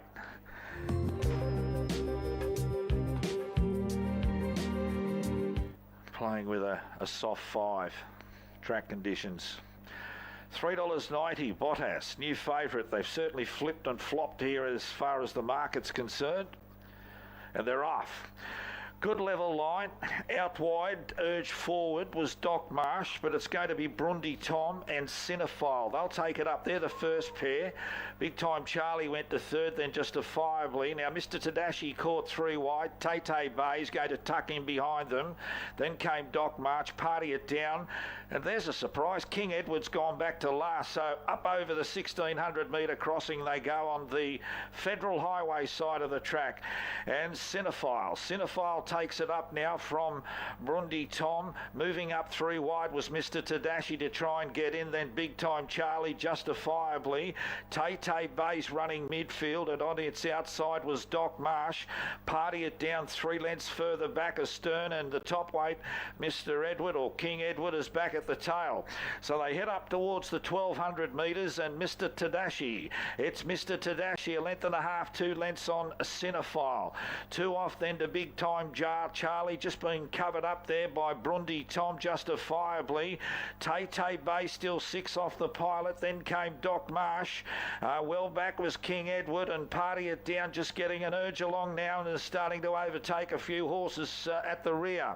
It's Mr. Tadashi past the 600, 1.5 lengths to Cinephile, just being ridden a bit now. Then comes Brundy Tom justifiably. Party It Down's gone forward but has been posted 4 wide there. On its back then as they come to the 450 was Doc Marsh. The favourites being scrubbed along, Tay Bay, Big Time Charlie, King Edward, and Bottas had dropped out the last. It's Mr. Tadashi in front as they come to the 250. The outside Cinephile, Brundy Tom, and justifiably starting to run on with Party It Down. Out wide justifiably, Brundy Tom and Party It Down justifiably reach the lead. Tay Bay late, too late brother. It's justifiably from Tay Bay, Brundy Tom, then Mr. Tadashi, Party It Down. Further back to Doc Marsh, Cinephile knocked up.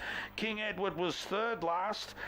Now, Bottas has finished last, and Big Time Charlie second last.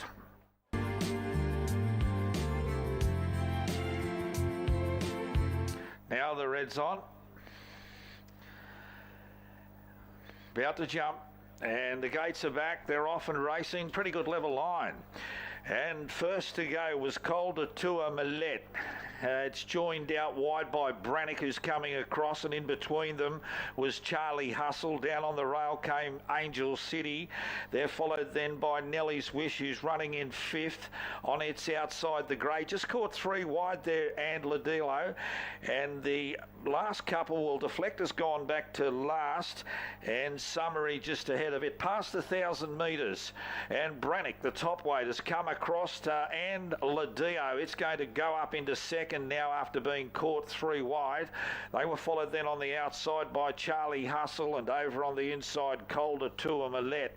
Getting a nice run was Angel City, 6 off the lead. The last few included Nellie's Wish, Summary, and back with them was Deflector. So at the 800, they go well past it now up to the 600, and it's Brannick. Brannick in front, and Ladilo just getting urged along. Charlie Hustle's been wide the entire.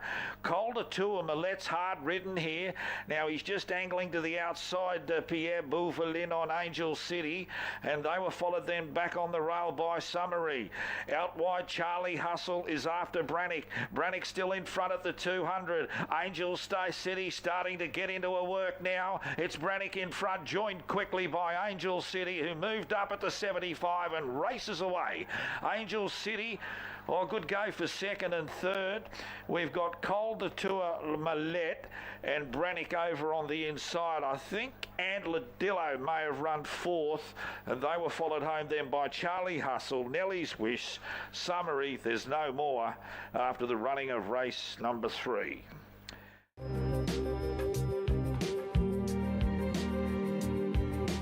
They're all in. Starter about to come round and release the field. Blue light. Just waiting for the red. They're off. Begin all right. Taylor off the inside. Iona Benz pushed up with Unravel. Unravel will go to the lead from Iona Benz. Taylor back to third, then RG Pan Panic. They were followed then by K Koku, who's got back in the ruck with Mountain Chatter, and 3 wide back at the tail was Party Doll. So they head up along the Barton Highway side of the track, and it's Unravel past the 600. Leads 3/4 of a length to Going Well Enough is Iona Benz. RG Pan 3 wide. Party Doll pushed on 4 wide. Taylor just looking for a run behind them. Getting back was K Koku. Mountain Chatter. The leader now is Iona Benz. Iona Benz goes to the lead from Unravel.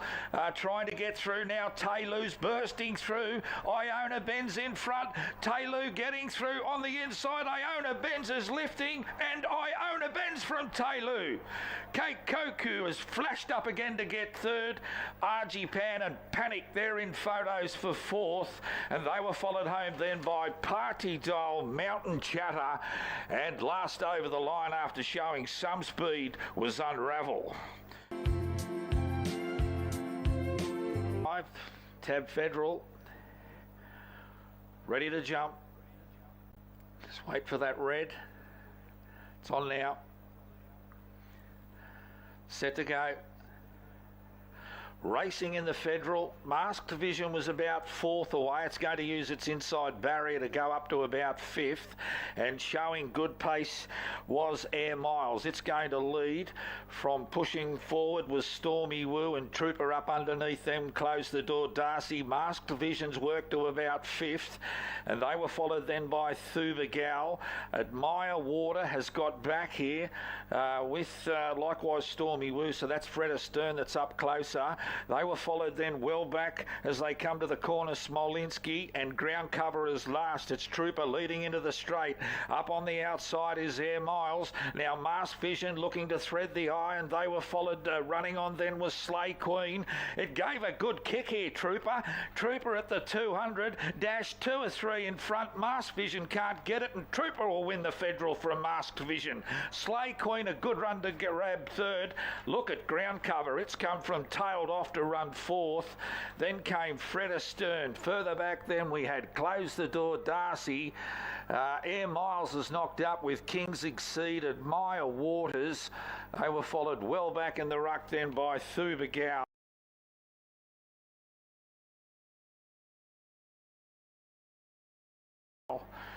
And Smolinski, if I haven't called it.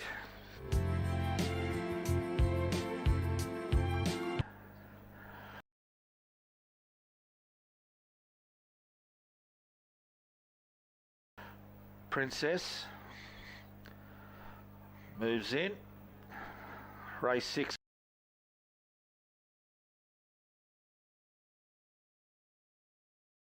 Canberra, and they're off.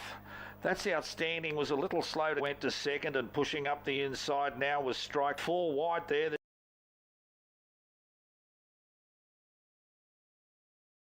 jockey doesn't know whether to go forward. He's just going to hang for the moment.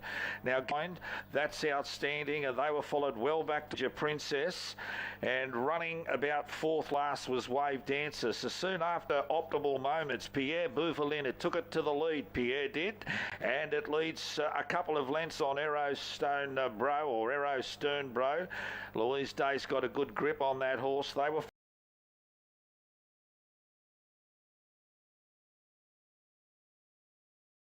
followed third then by Striker Pose, Call Me Mojo. Wave Dancer trapped out 3 wide. That's Outstanding.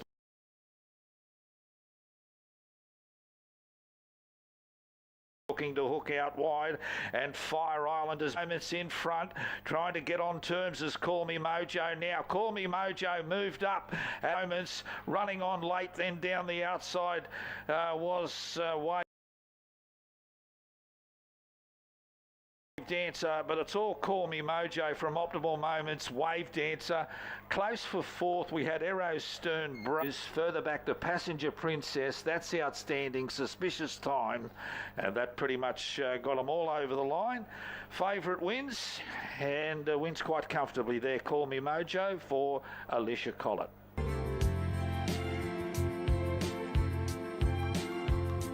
Aitchison will complete the line. Just a reminder, we did have the late one here of Chop the Ice. $2.90, Hell of a Fox. We're just about set. They're off, didn't hold them long. Good pace from Moss Gold initially. It's going to lead from Ghost Walker. Ballistic Kids drove up to second, just in behind the leader Moss Gold, and they were followed then by Aristocrat 3 wide, 4 wide, another one. Snagged in behind them was Hell of a Fox, and Aitchison has tacked on. Probably 8 first to last, and they go down the back and towards the 1200 on the Northbourne Avenue side of the track here in the nation's capital. And there's a good crowd on hand too for the Good Friday event, and it's Moss Gold. Moss Gold from Aristocrat, about a length and a quarter in it. Ghost Walker's back on the rail, just tugging for a little bit more rain, and they were followed then by another one who's just been 3 deep for the last 600. Ballistic Kids is in between that pair, and the last couple, Aristocrat and Hell of a Fox is just watching it all unfold. So they head down towards the 600 metre mark, and on the Aristocratics just getting a little bit closer, and the jockey looks to have something in hand. 2 off then to Ballistic Kids, hard ridden now. Out wide was another one, and hooking right to the extreme was Hell of a Fox. Ghost Walker the inside, joined by Aristocrat in front. Hell of a Fox on the outside. Aristocrat, Hell of a Fox, and Aitchison. Aitchison gets the split, and Aitchison races away from Hell of a Fox, Ballistic Kids, Aristocrat. Then came the early leader, Moss Gold, Ghost Walker, and back towards the tail. Pulled up a little bit lame there. I think it'll be okay. It was another one. It did have a torrid run. And just a reminder there that Chop the Ice, a late one at 4:25. Starter's already at the top of his stand. And we're all set. Race 8 out of the nation's capital. Ready to jump. Racing, Mount Hotham's missed it a few, and showing good pace was Brutal Bell, but overtook will search up and around the outside, and Layla Bell going into a forward position. Shawman underneath that pair and caught out very wide on the track was Showtime Christina. Then comes Platinum Ridge over on the inside, then was Honey Perfume, Starlight Nation 3 lengths behind that trio, and getting a shove along there was Mount Hotham. Coming down to the corner, 450 to run in race 8, and the leader here is Shawman over on the inside. Honey Perfume's tucked in behind it. Layla Bell's out the middle of the track here with Overtook, and getting busy now is Brutal Bell starting to thunder down the outside. Honey Perfume took that inside run. Boxing on there with Shawman, and then comes Brutal Bell. It's Honey Perfume in front. Honey Perfume, the ever consistent Honey Perfume from Shawman. Brutal Bell every conceivable, then Overtook. Further back then we had Starlight Nation. Mount Hotham's finished a fair way off them. Likewise, Platinum Ridge. Now, one of the last home was Showtime Christina, and Layla Bell had knocked up as well back towards the tail.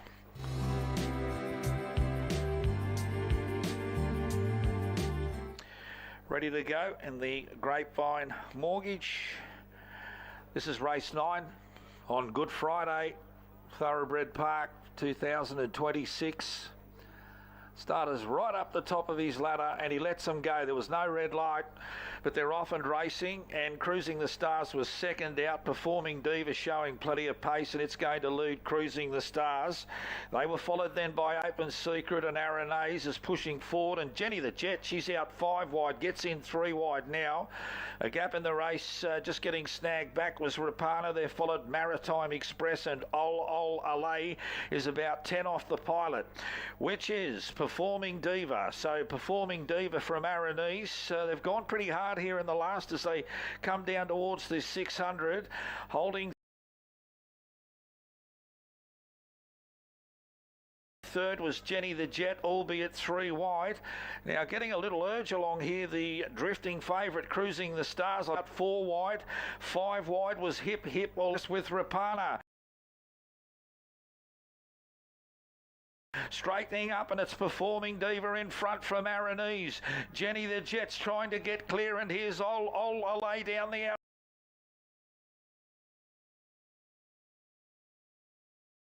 outside. It's Aranese reaching a narrow lead, and the favourite Cruising the Stars gets an inside split. Cruising the Stars spat the bit out of the Aranese has run third, and they were followed home then by Maritime Express.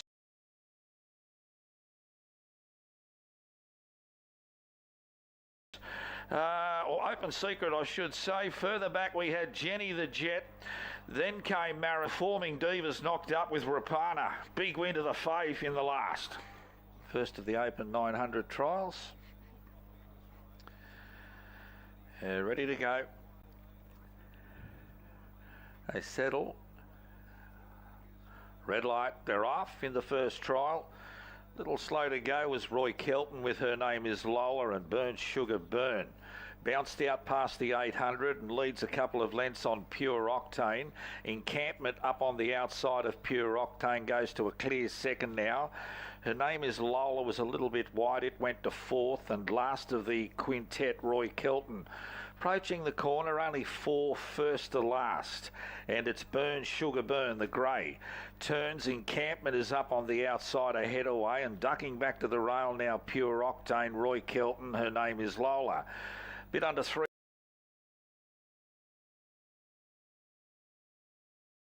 To go in the open trial, the first trial, and it's Pure Octane just in front of Burn the middle, and Encampment out 3 wide. Looks strong for Burn Sugar Burn. Encampment from Burn Sugar Burn.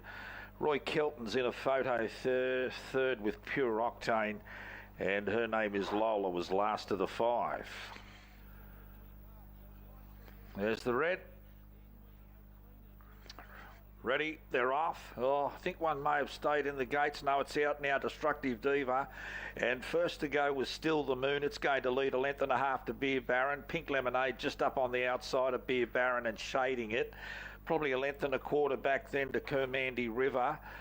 Next to last was Duplicate, and a length off back at the tail, Destructive Diva. So down towards the 500 metre mark, and in the middle of the track it's Still the Moon from Pink Lemonade, or Lamborghini's covered a fair bit of ground. Beer Baron back to the inside, Destructive Diva. They're followed then by Kermandy River and Duplicate. So Beer Baron going to a narrow lead here. On the outside is Still the Moon, and Pink Lamborghini's got a big hold on it. It's still Beer Baron. Beer Baron from Pink Lemonade near the line, and Beer Baron will win the trial. Pink Lemonade, or along the rail, Kermandy River has made up real good ground there. They're followed then by Destructive Diva, Duplicate, and Still the Moon.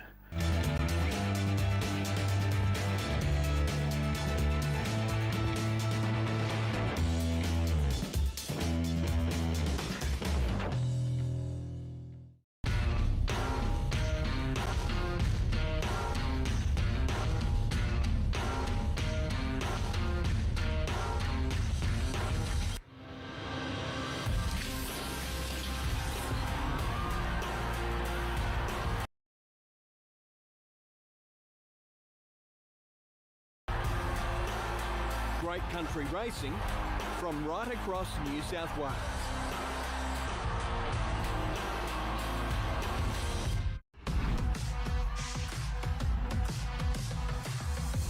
Yeah, it's really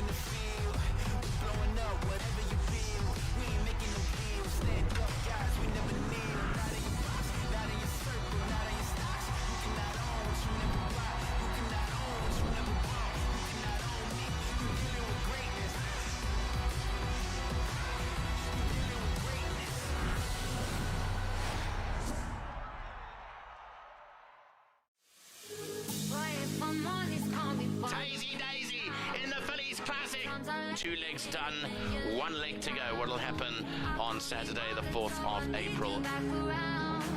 All the times I let you in and then you let me down.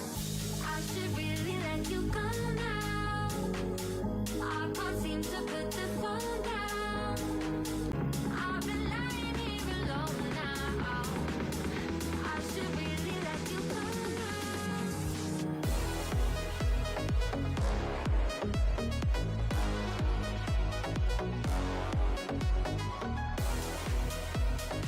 This is what we're all in racing for, is to get that one horse that is just so special.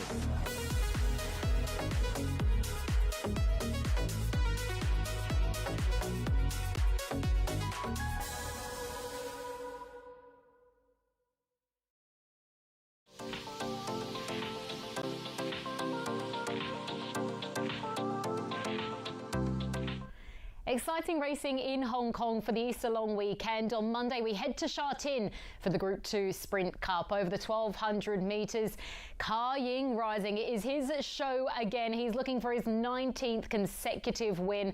He is just an out-and-out superstar, 8-time Group 1 winner, and he's looking to add another notch to the belt. This was the last time he was out, and what can you say about this horse? He is just a true weapon. He cruises down the outside, he wraps them up, and he rallies on home.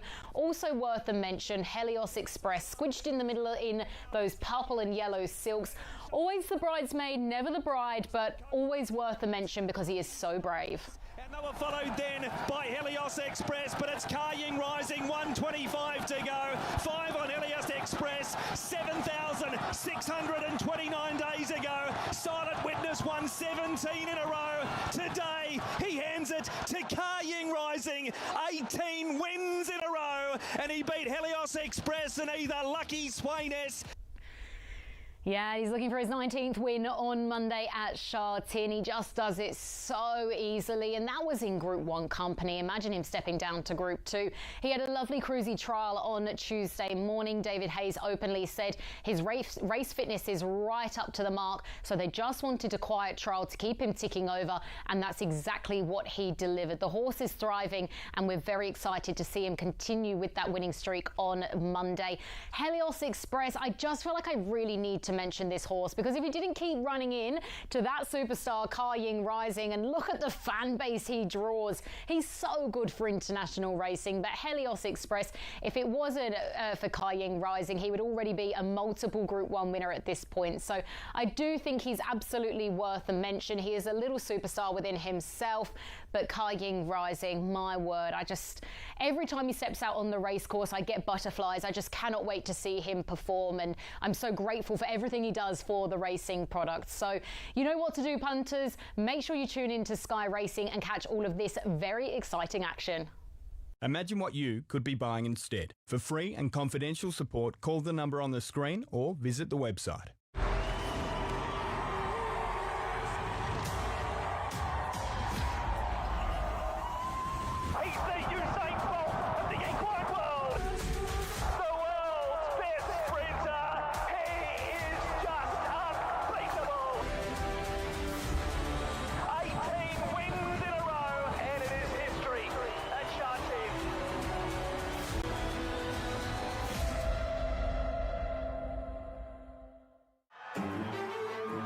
The Championships Day 1 with 4 spectacular Group 1 events. Sydney's famous Doncaster Mile, an electrifying sprint showdown in the TJ Smith Stakes, the Australian Derby for top-ranked 3-year-olds, and juveniles take another shot at glory in the Inglis Sires.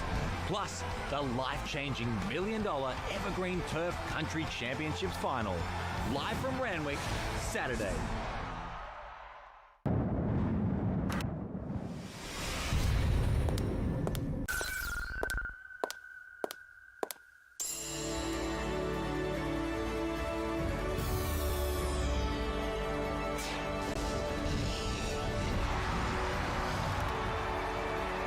International racing has a new home at Sky.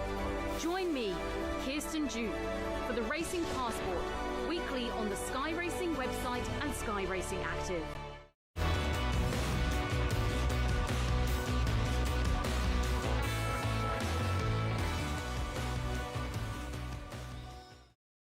Saturday sees the running of the Group 1 Doncaster Mile handicap conditions. Let's dive in and have a look at a speed map.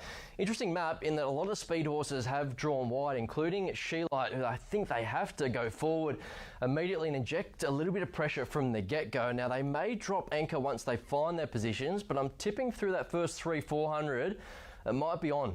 You've got Evaporate looking for a spot. I think Crystal Clear lands in a lovely position. The same can be said for Helsing, who's got good speed. All they have to do is be positive early and just know that there's a couple come across and will give him a bit of cover as a roughie. Autumn Boy drawn barrier 1. They'll be looking to use that with the blinkers going back aboard. And drawn to the immediate outside of Autumn Boy is Gringotts and Nashwell. I think there's a lovely scenario for him to be 3 back on the outside, plenty of clear galloping room, and he can just peel off the back of Crystal Clear and gets his chance with the big weight, 58.5 kilos. Not so straightforward for Pericles.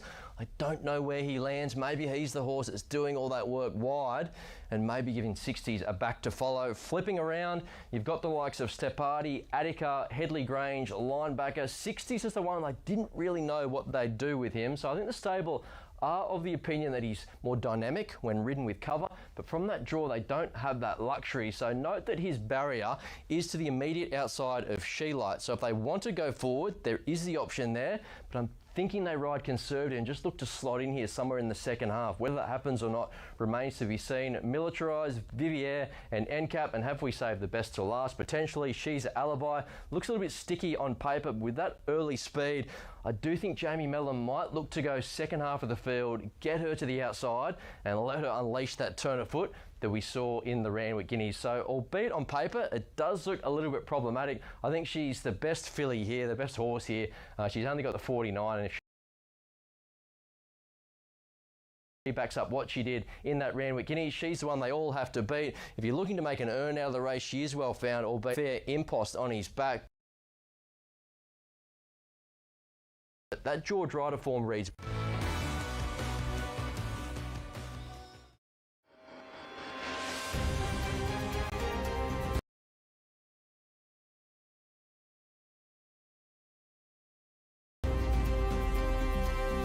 The Max We Can getting up. The Max We Can front by the best part of 5 or 6 is going to solution. Wise Eagle leading by half a length. Menier on the far side. Wise Eagle wins it.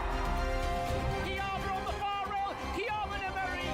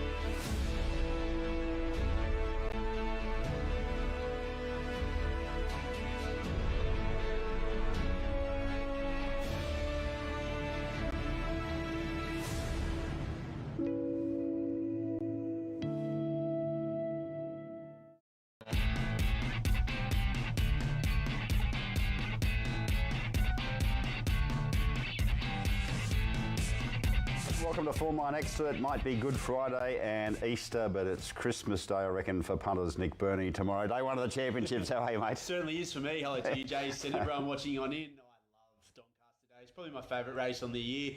Handicap conditions, back shoot 1,600 metres. Do you want to be with the favourite at even money, or if you're not, you're getting a big price to find out. On the track, we actually got up to a 4, can you believe? Yeah. So, probably going to be off the fence though in that rail true position, but can't wait. I think we can back a few winners. It's one of those meetings where in every single race you can have a bet. You can indeed, and probably will. Yes, I'd say. definitely. I think so. It's going to be a ripping meeting, and the TJ Smith, perhaps one of the more open races in years, isn't it? You can make a case for half a dozen of them, and that's the first one we're going to have a look at, Nick. So let's get into the first leg of the quaddie. Tentaris at $3.50. It'll be interesting to see where this market lands at jump time tomorrow. Of course, we know how good this this 3-year-old is. He was brilliant fresh, wasn't he? And had a big weight in the Newmarket, but for barrier number 1, there's a few question marks there. In fact, there's a couple of question marks on a few of these, I suppose. Jolly Star having a great campaign, $4, 4 weeks between runs, holds its place there, J-Mac. Jimmy Star 5, we know how good he is. Giga Kick 550, Everest winner. Briasa won this race last year, 650, second up again. And Overpass, there's a few sneaky tips flying around that suggest Overpass might be able to lead all of the way. Has run time good enough to win an Everest in the past. Magic Tom will be hoping for rain, as will Marzu. Speed drawn out wide with Overpass and Marzu, you see? Yeah, it's only moderate to even speed here. So Overpass and Marzu, like they did in the Everest, they can control the tempo here. Briasa, they have to go forward. They can't snag from that gate. And then it comes up to Jimmy Star and Tentaurus, who could be quick enough out of the gates to try and hold more of a forward position. But the map horse is without a doubt Jolly Star. Jimmy Star was probably inconclusive in the William Reid. What were your thoughts? Look, bias against in here, but then you also had the 2 black eyes that come through the steward's report. That's what Kieran Marr said as well. So if you're forgiving and you're taking off last preparation, you'd almost mark him favourite, because those excuses, his Everest run was huge and that Russell Balding effort was fantastic. So he can settle closer, I would have thought, from the draw. I just can't get that Everest run out of my mind. Best sprinter there in Car Ying Rising. So at the price, though, I'm against him.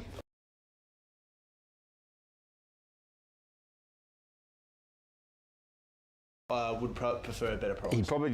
He'd like more speed. Definitely. I think, yeah, years ago. Yeah, I think the first up run really told the story. I don't think he was suited down the straight there first up. So in a moderate speed as well that day at the 1,000 metres. Then he stayed sizzling sectionals.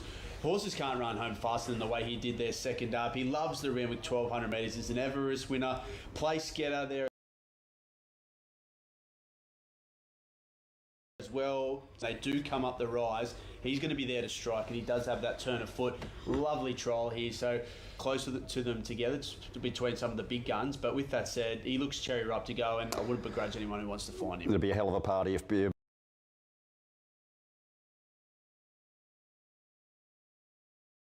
and Overpass one, wouldn't it? Absolutely. Look, he's, you know, he may well. Actually, this morning, and Davo and Louis Willoughby, they both were tipping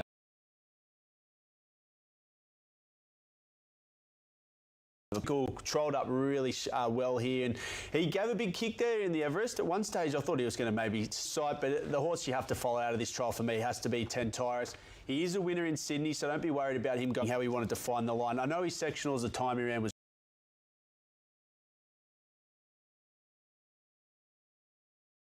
great, but it was more the manner and how he wanted to do it. The Newmarket run, forgiving there, huge against the pattern, big weight.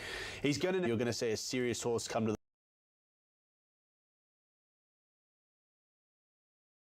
for. Third up last preparation produced a career peak in the Coolmore, and then he was going to start the gates. So the big syndicates obviously gave that cool late if they mark him up to that. I guess the question mark with Jolly Star has been about her putting a couple of consecutive runs together, but she's done it now in the Canterbury Stakes and the Expressway, and she all looks to have timed to perfection for this.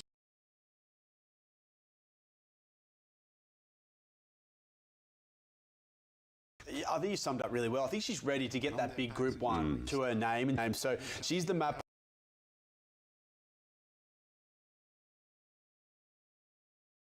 She has the SP edge over them. Handles all race shapes. So first up, she did it in genuine speed.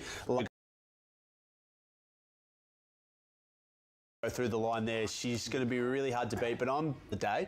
But if the gaps do come, I just love this horse. That first up win in the Lightning, how he wanted to hit the line. I know we all saw it, but it was just so impressive. It was, but it was 1,000 metres in the form. I just questioned as well. Yeah. Would you still be with him if it's no good on the rail? No, without you concerned, because you're going to have to go back to the worst ground because he doesn't have that tactical speed to probably be handy. And Mark Zara's going to not have an option. He's going to have to go back to the inside. But look, I think the track will hold up okay. Yes, it will. By race 7, we haven't obviously been at Randwick for some time, so it should hold up pretty good. But just the Coolmore figure as well and how they wanted to back in the big syndicates, I'm just going to stick to that. Okay, no problem. Let's have a look at the Doncaster Mile, and it's always a great race, isn't it? And shortest price since Winks, she's an alibi, $2. She's remained pretty solid at that quote. Think she starts odds on? I don't think so personally, but we'll see. It is, unusual, isn't it? Yeah, it would be. Very unusual. So I think she she might drift just a fraction, but I think she'll remain about that quote. Autumn Boy at $7. Of course, with the form around, she's Alibi and coming back in trip. I thought Gringotts was over the odds despite the big weight. Pericles ran a great race last start. 60s is a quality 3-year-old. Headley Grange going well. Linebacker and Evaporate. Where's the speed from? Fast. Plenty of speed here. So 60s and She Light, they'll have to roll forward from that back chute. And then you got the likes of Crystal Clear. I think Autumn Boy, even though back in trip, the blinkers on, they'll want to be nice and handy. And Gringotts gets a lovely run. Linebacker as well. They got too far back there last year, so they'll be up there. And the favourite, don't worry about the gate there. 12 of the last 22 winners have drawn double figures. So 3 wide line, you can find the travel at the right time. Peter Moody said the same thing during the week. He doesn't care. He's happy to be 3 wide with a little bit of cover. She gave them a cold, the boys in the round with Guineas. It was an excellent performance. And what a fantastic record she is building. So we'll focus on her. Look, Attica and Autumn Boy have had a run since. Attica, the 1,600 metres, would have loved to see go up in trip. But let's focus on your favourite. Look, she didn't have a lot of luck early. She had to just keep drifting back. She showed that little bit of adaptability, but she just relished the high pressure tempo here. Look at her just build through her gears and momentum. The big thing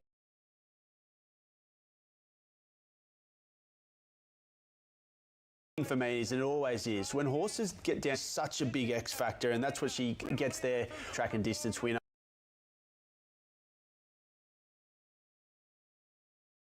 She's just coasting through the line. Weights, she'll just win. Well, a bit like the Melbourne Cup, it's become a weights race, hasn't it, Doncaster? Often, you know. I mean, I know you can 49 k's on her back. I mean, she just looks.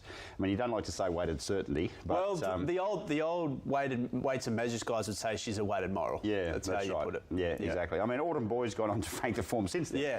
I mean, this was excellent race of Guineas, isn't it? Yeah, exactly. He's absolutely bolted in here. So it was a moderately run race, and look, I just loved how he wanted to take that gap there, the acceleration. He pulls through. James McDonald just was pretty kind to him as well late, as he should have been, because he just wins by such a dominant margin. The right hand to the left hand.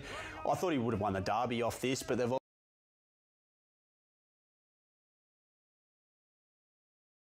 obviously gone, this has been the plan, get the blinkers back on. Chris Waller, typical profile, 2,000 back to 600 metres. And they met.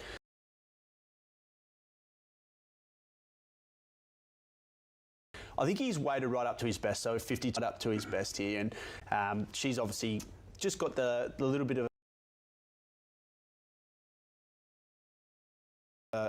the slight advantage from. I mean, got as close as anyone's got to Autumn Glass. I think Pericles as well is flying. Yeah, Headley Grange is flying. They are. They're all going great. And linebacker even, as we said before, should have been right in the finish in this race last year. But Pericles this day, well, you only have to look at the winner here is Autumn Globe. So they've run very fast time. This is the great lead-up race, but Pericles was wide throughout, and I thought stuck to the task great. One there for Gringotts has been set for this all the way throughout. First up, got to run race here and finds the line really well. Headley Grange on well. Out of this, I think Pericles for me is the second horse I want to find, and I wouldn't want to lose on the race. So I have made Pericles a small result as well. 60s is maybe the forgotten horse. He's a very smart colt. He's just drawn a little bit sticky. Yeah, that's the gate. The gate's obviously a little bit of a concern here, but look, last start. James McDonald straight to the front, set outside leader, really controlled the speed here, had every possible. Has to meet a horse like She's an Alibi at level weight, so no.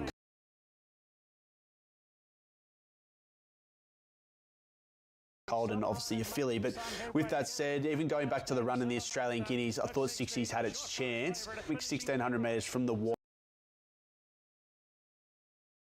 gate. It's just got a little quick, but hadn't won for a while before. Went down to Tassie, won a couple of feature races there. Ran okay in the All-Star Mile. I was going to say you'd probably have a better line on him than me, because with those Tassie wins, which I thought you've obviously got Pride of Jenny.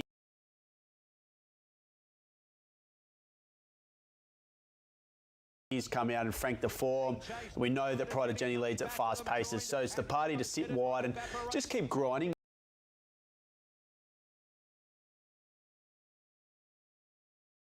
Wanting to find the line of kilos. Tyler Schiller goes on board. We'll get a much more economic. People want to find this horse as well. Maybe you could throw to the quadrella. I think she stands out. I think even money's a fair price. I really did.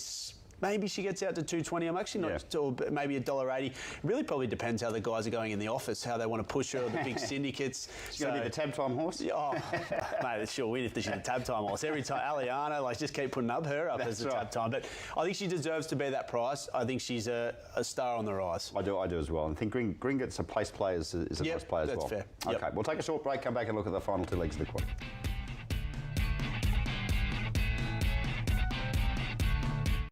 Go Harvey Norman. Buy now with no deposit, 60 months interest-free on a participating Latitude credit card and get a bonus gift card up to $1,000. Shop our huge range now with no deposit, 60 months interest-free from Latitude and get a bonus $100 gift card for every $1,000 you spend. New customers must be approved. Minimum finance $1,000. T's and C's, charges and exclusions apply. Equal monthly payment plan and monthly credit card fee currently $10.95 applies. Don't miss no deposit, 60 months interest-free from Latitude at Harvey Norman now. They say hard work speaks louder than a pat on the back, and the Tasman X-Pro tends to agree. All thanks to its off-road cruise control setting X-Track mode, lockable rear diff, and a dedicated off-road page that tracks everything but your pulse. We didn't reinvent the wheel, we just got it dirty. Kia Tasman. Test drive today. Kia. Movement that inspires.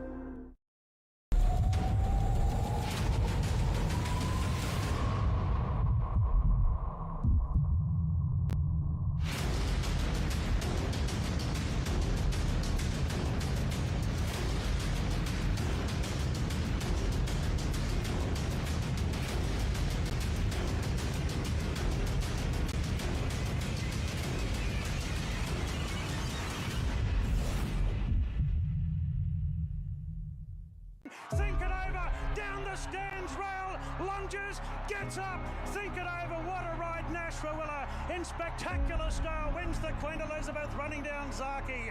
Ride of the century, Nash Rawiller. He came to the outside fence. He threw everything at Think It Over, and the horse who hates wet tracks has got up and won the $4 million Queen Elizabeth Stakes. All right, the third leg of the quaddie is the ATC Australian Derby and other Group 1 races. Observer's the favourite to add to his VRC Derby, and he's at $2.90. Green Spaces at $3.50. Storm Leopards come into $4.80. Road to Paris off the NZ Derby $9.50. Federalist, one of the better maidens going around in the country, it's at $15.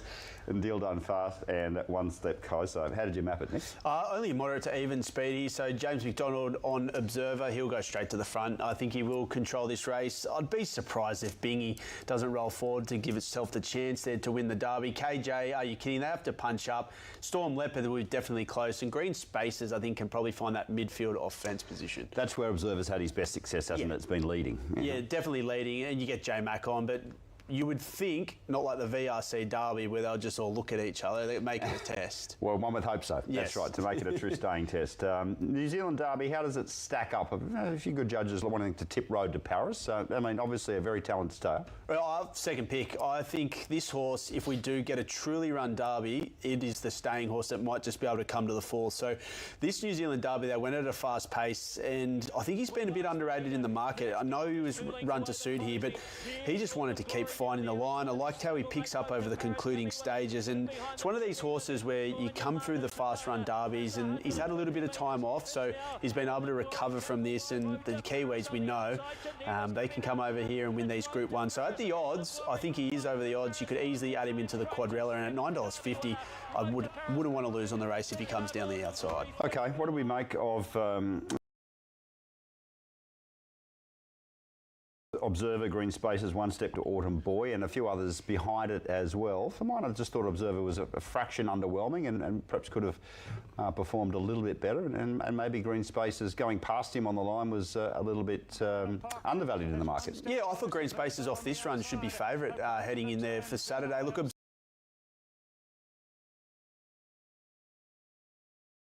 Observer was suited there, leading outside the moderate tempo. You're only okay there on his Sydney leg for the first time. So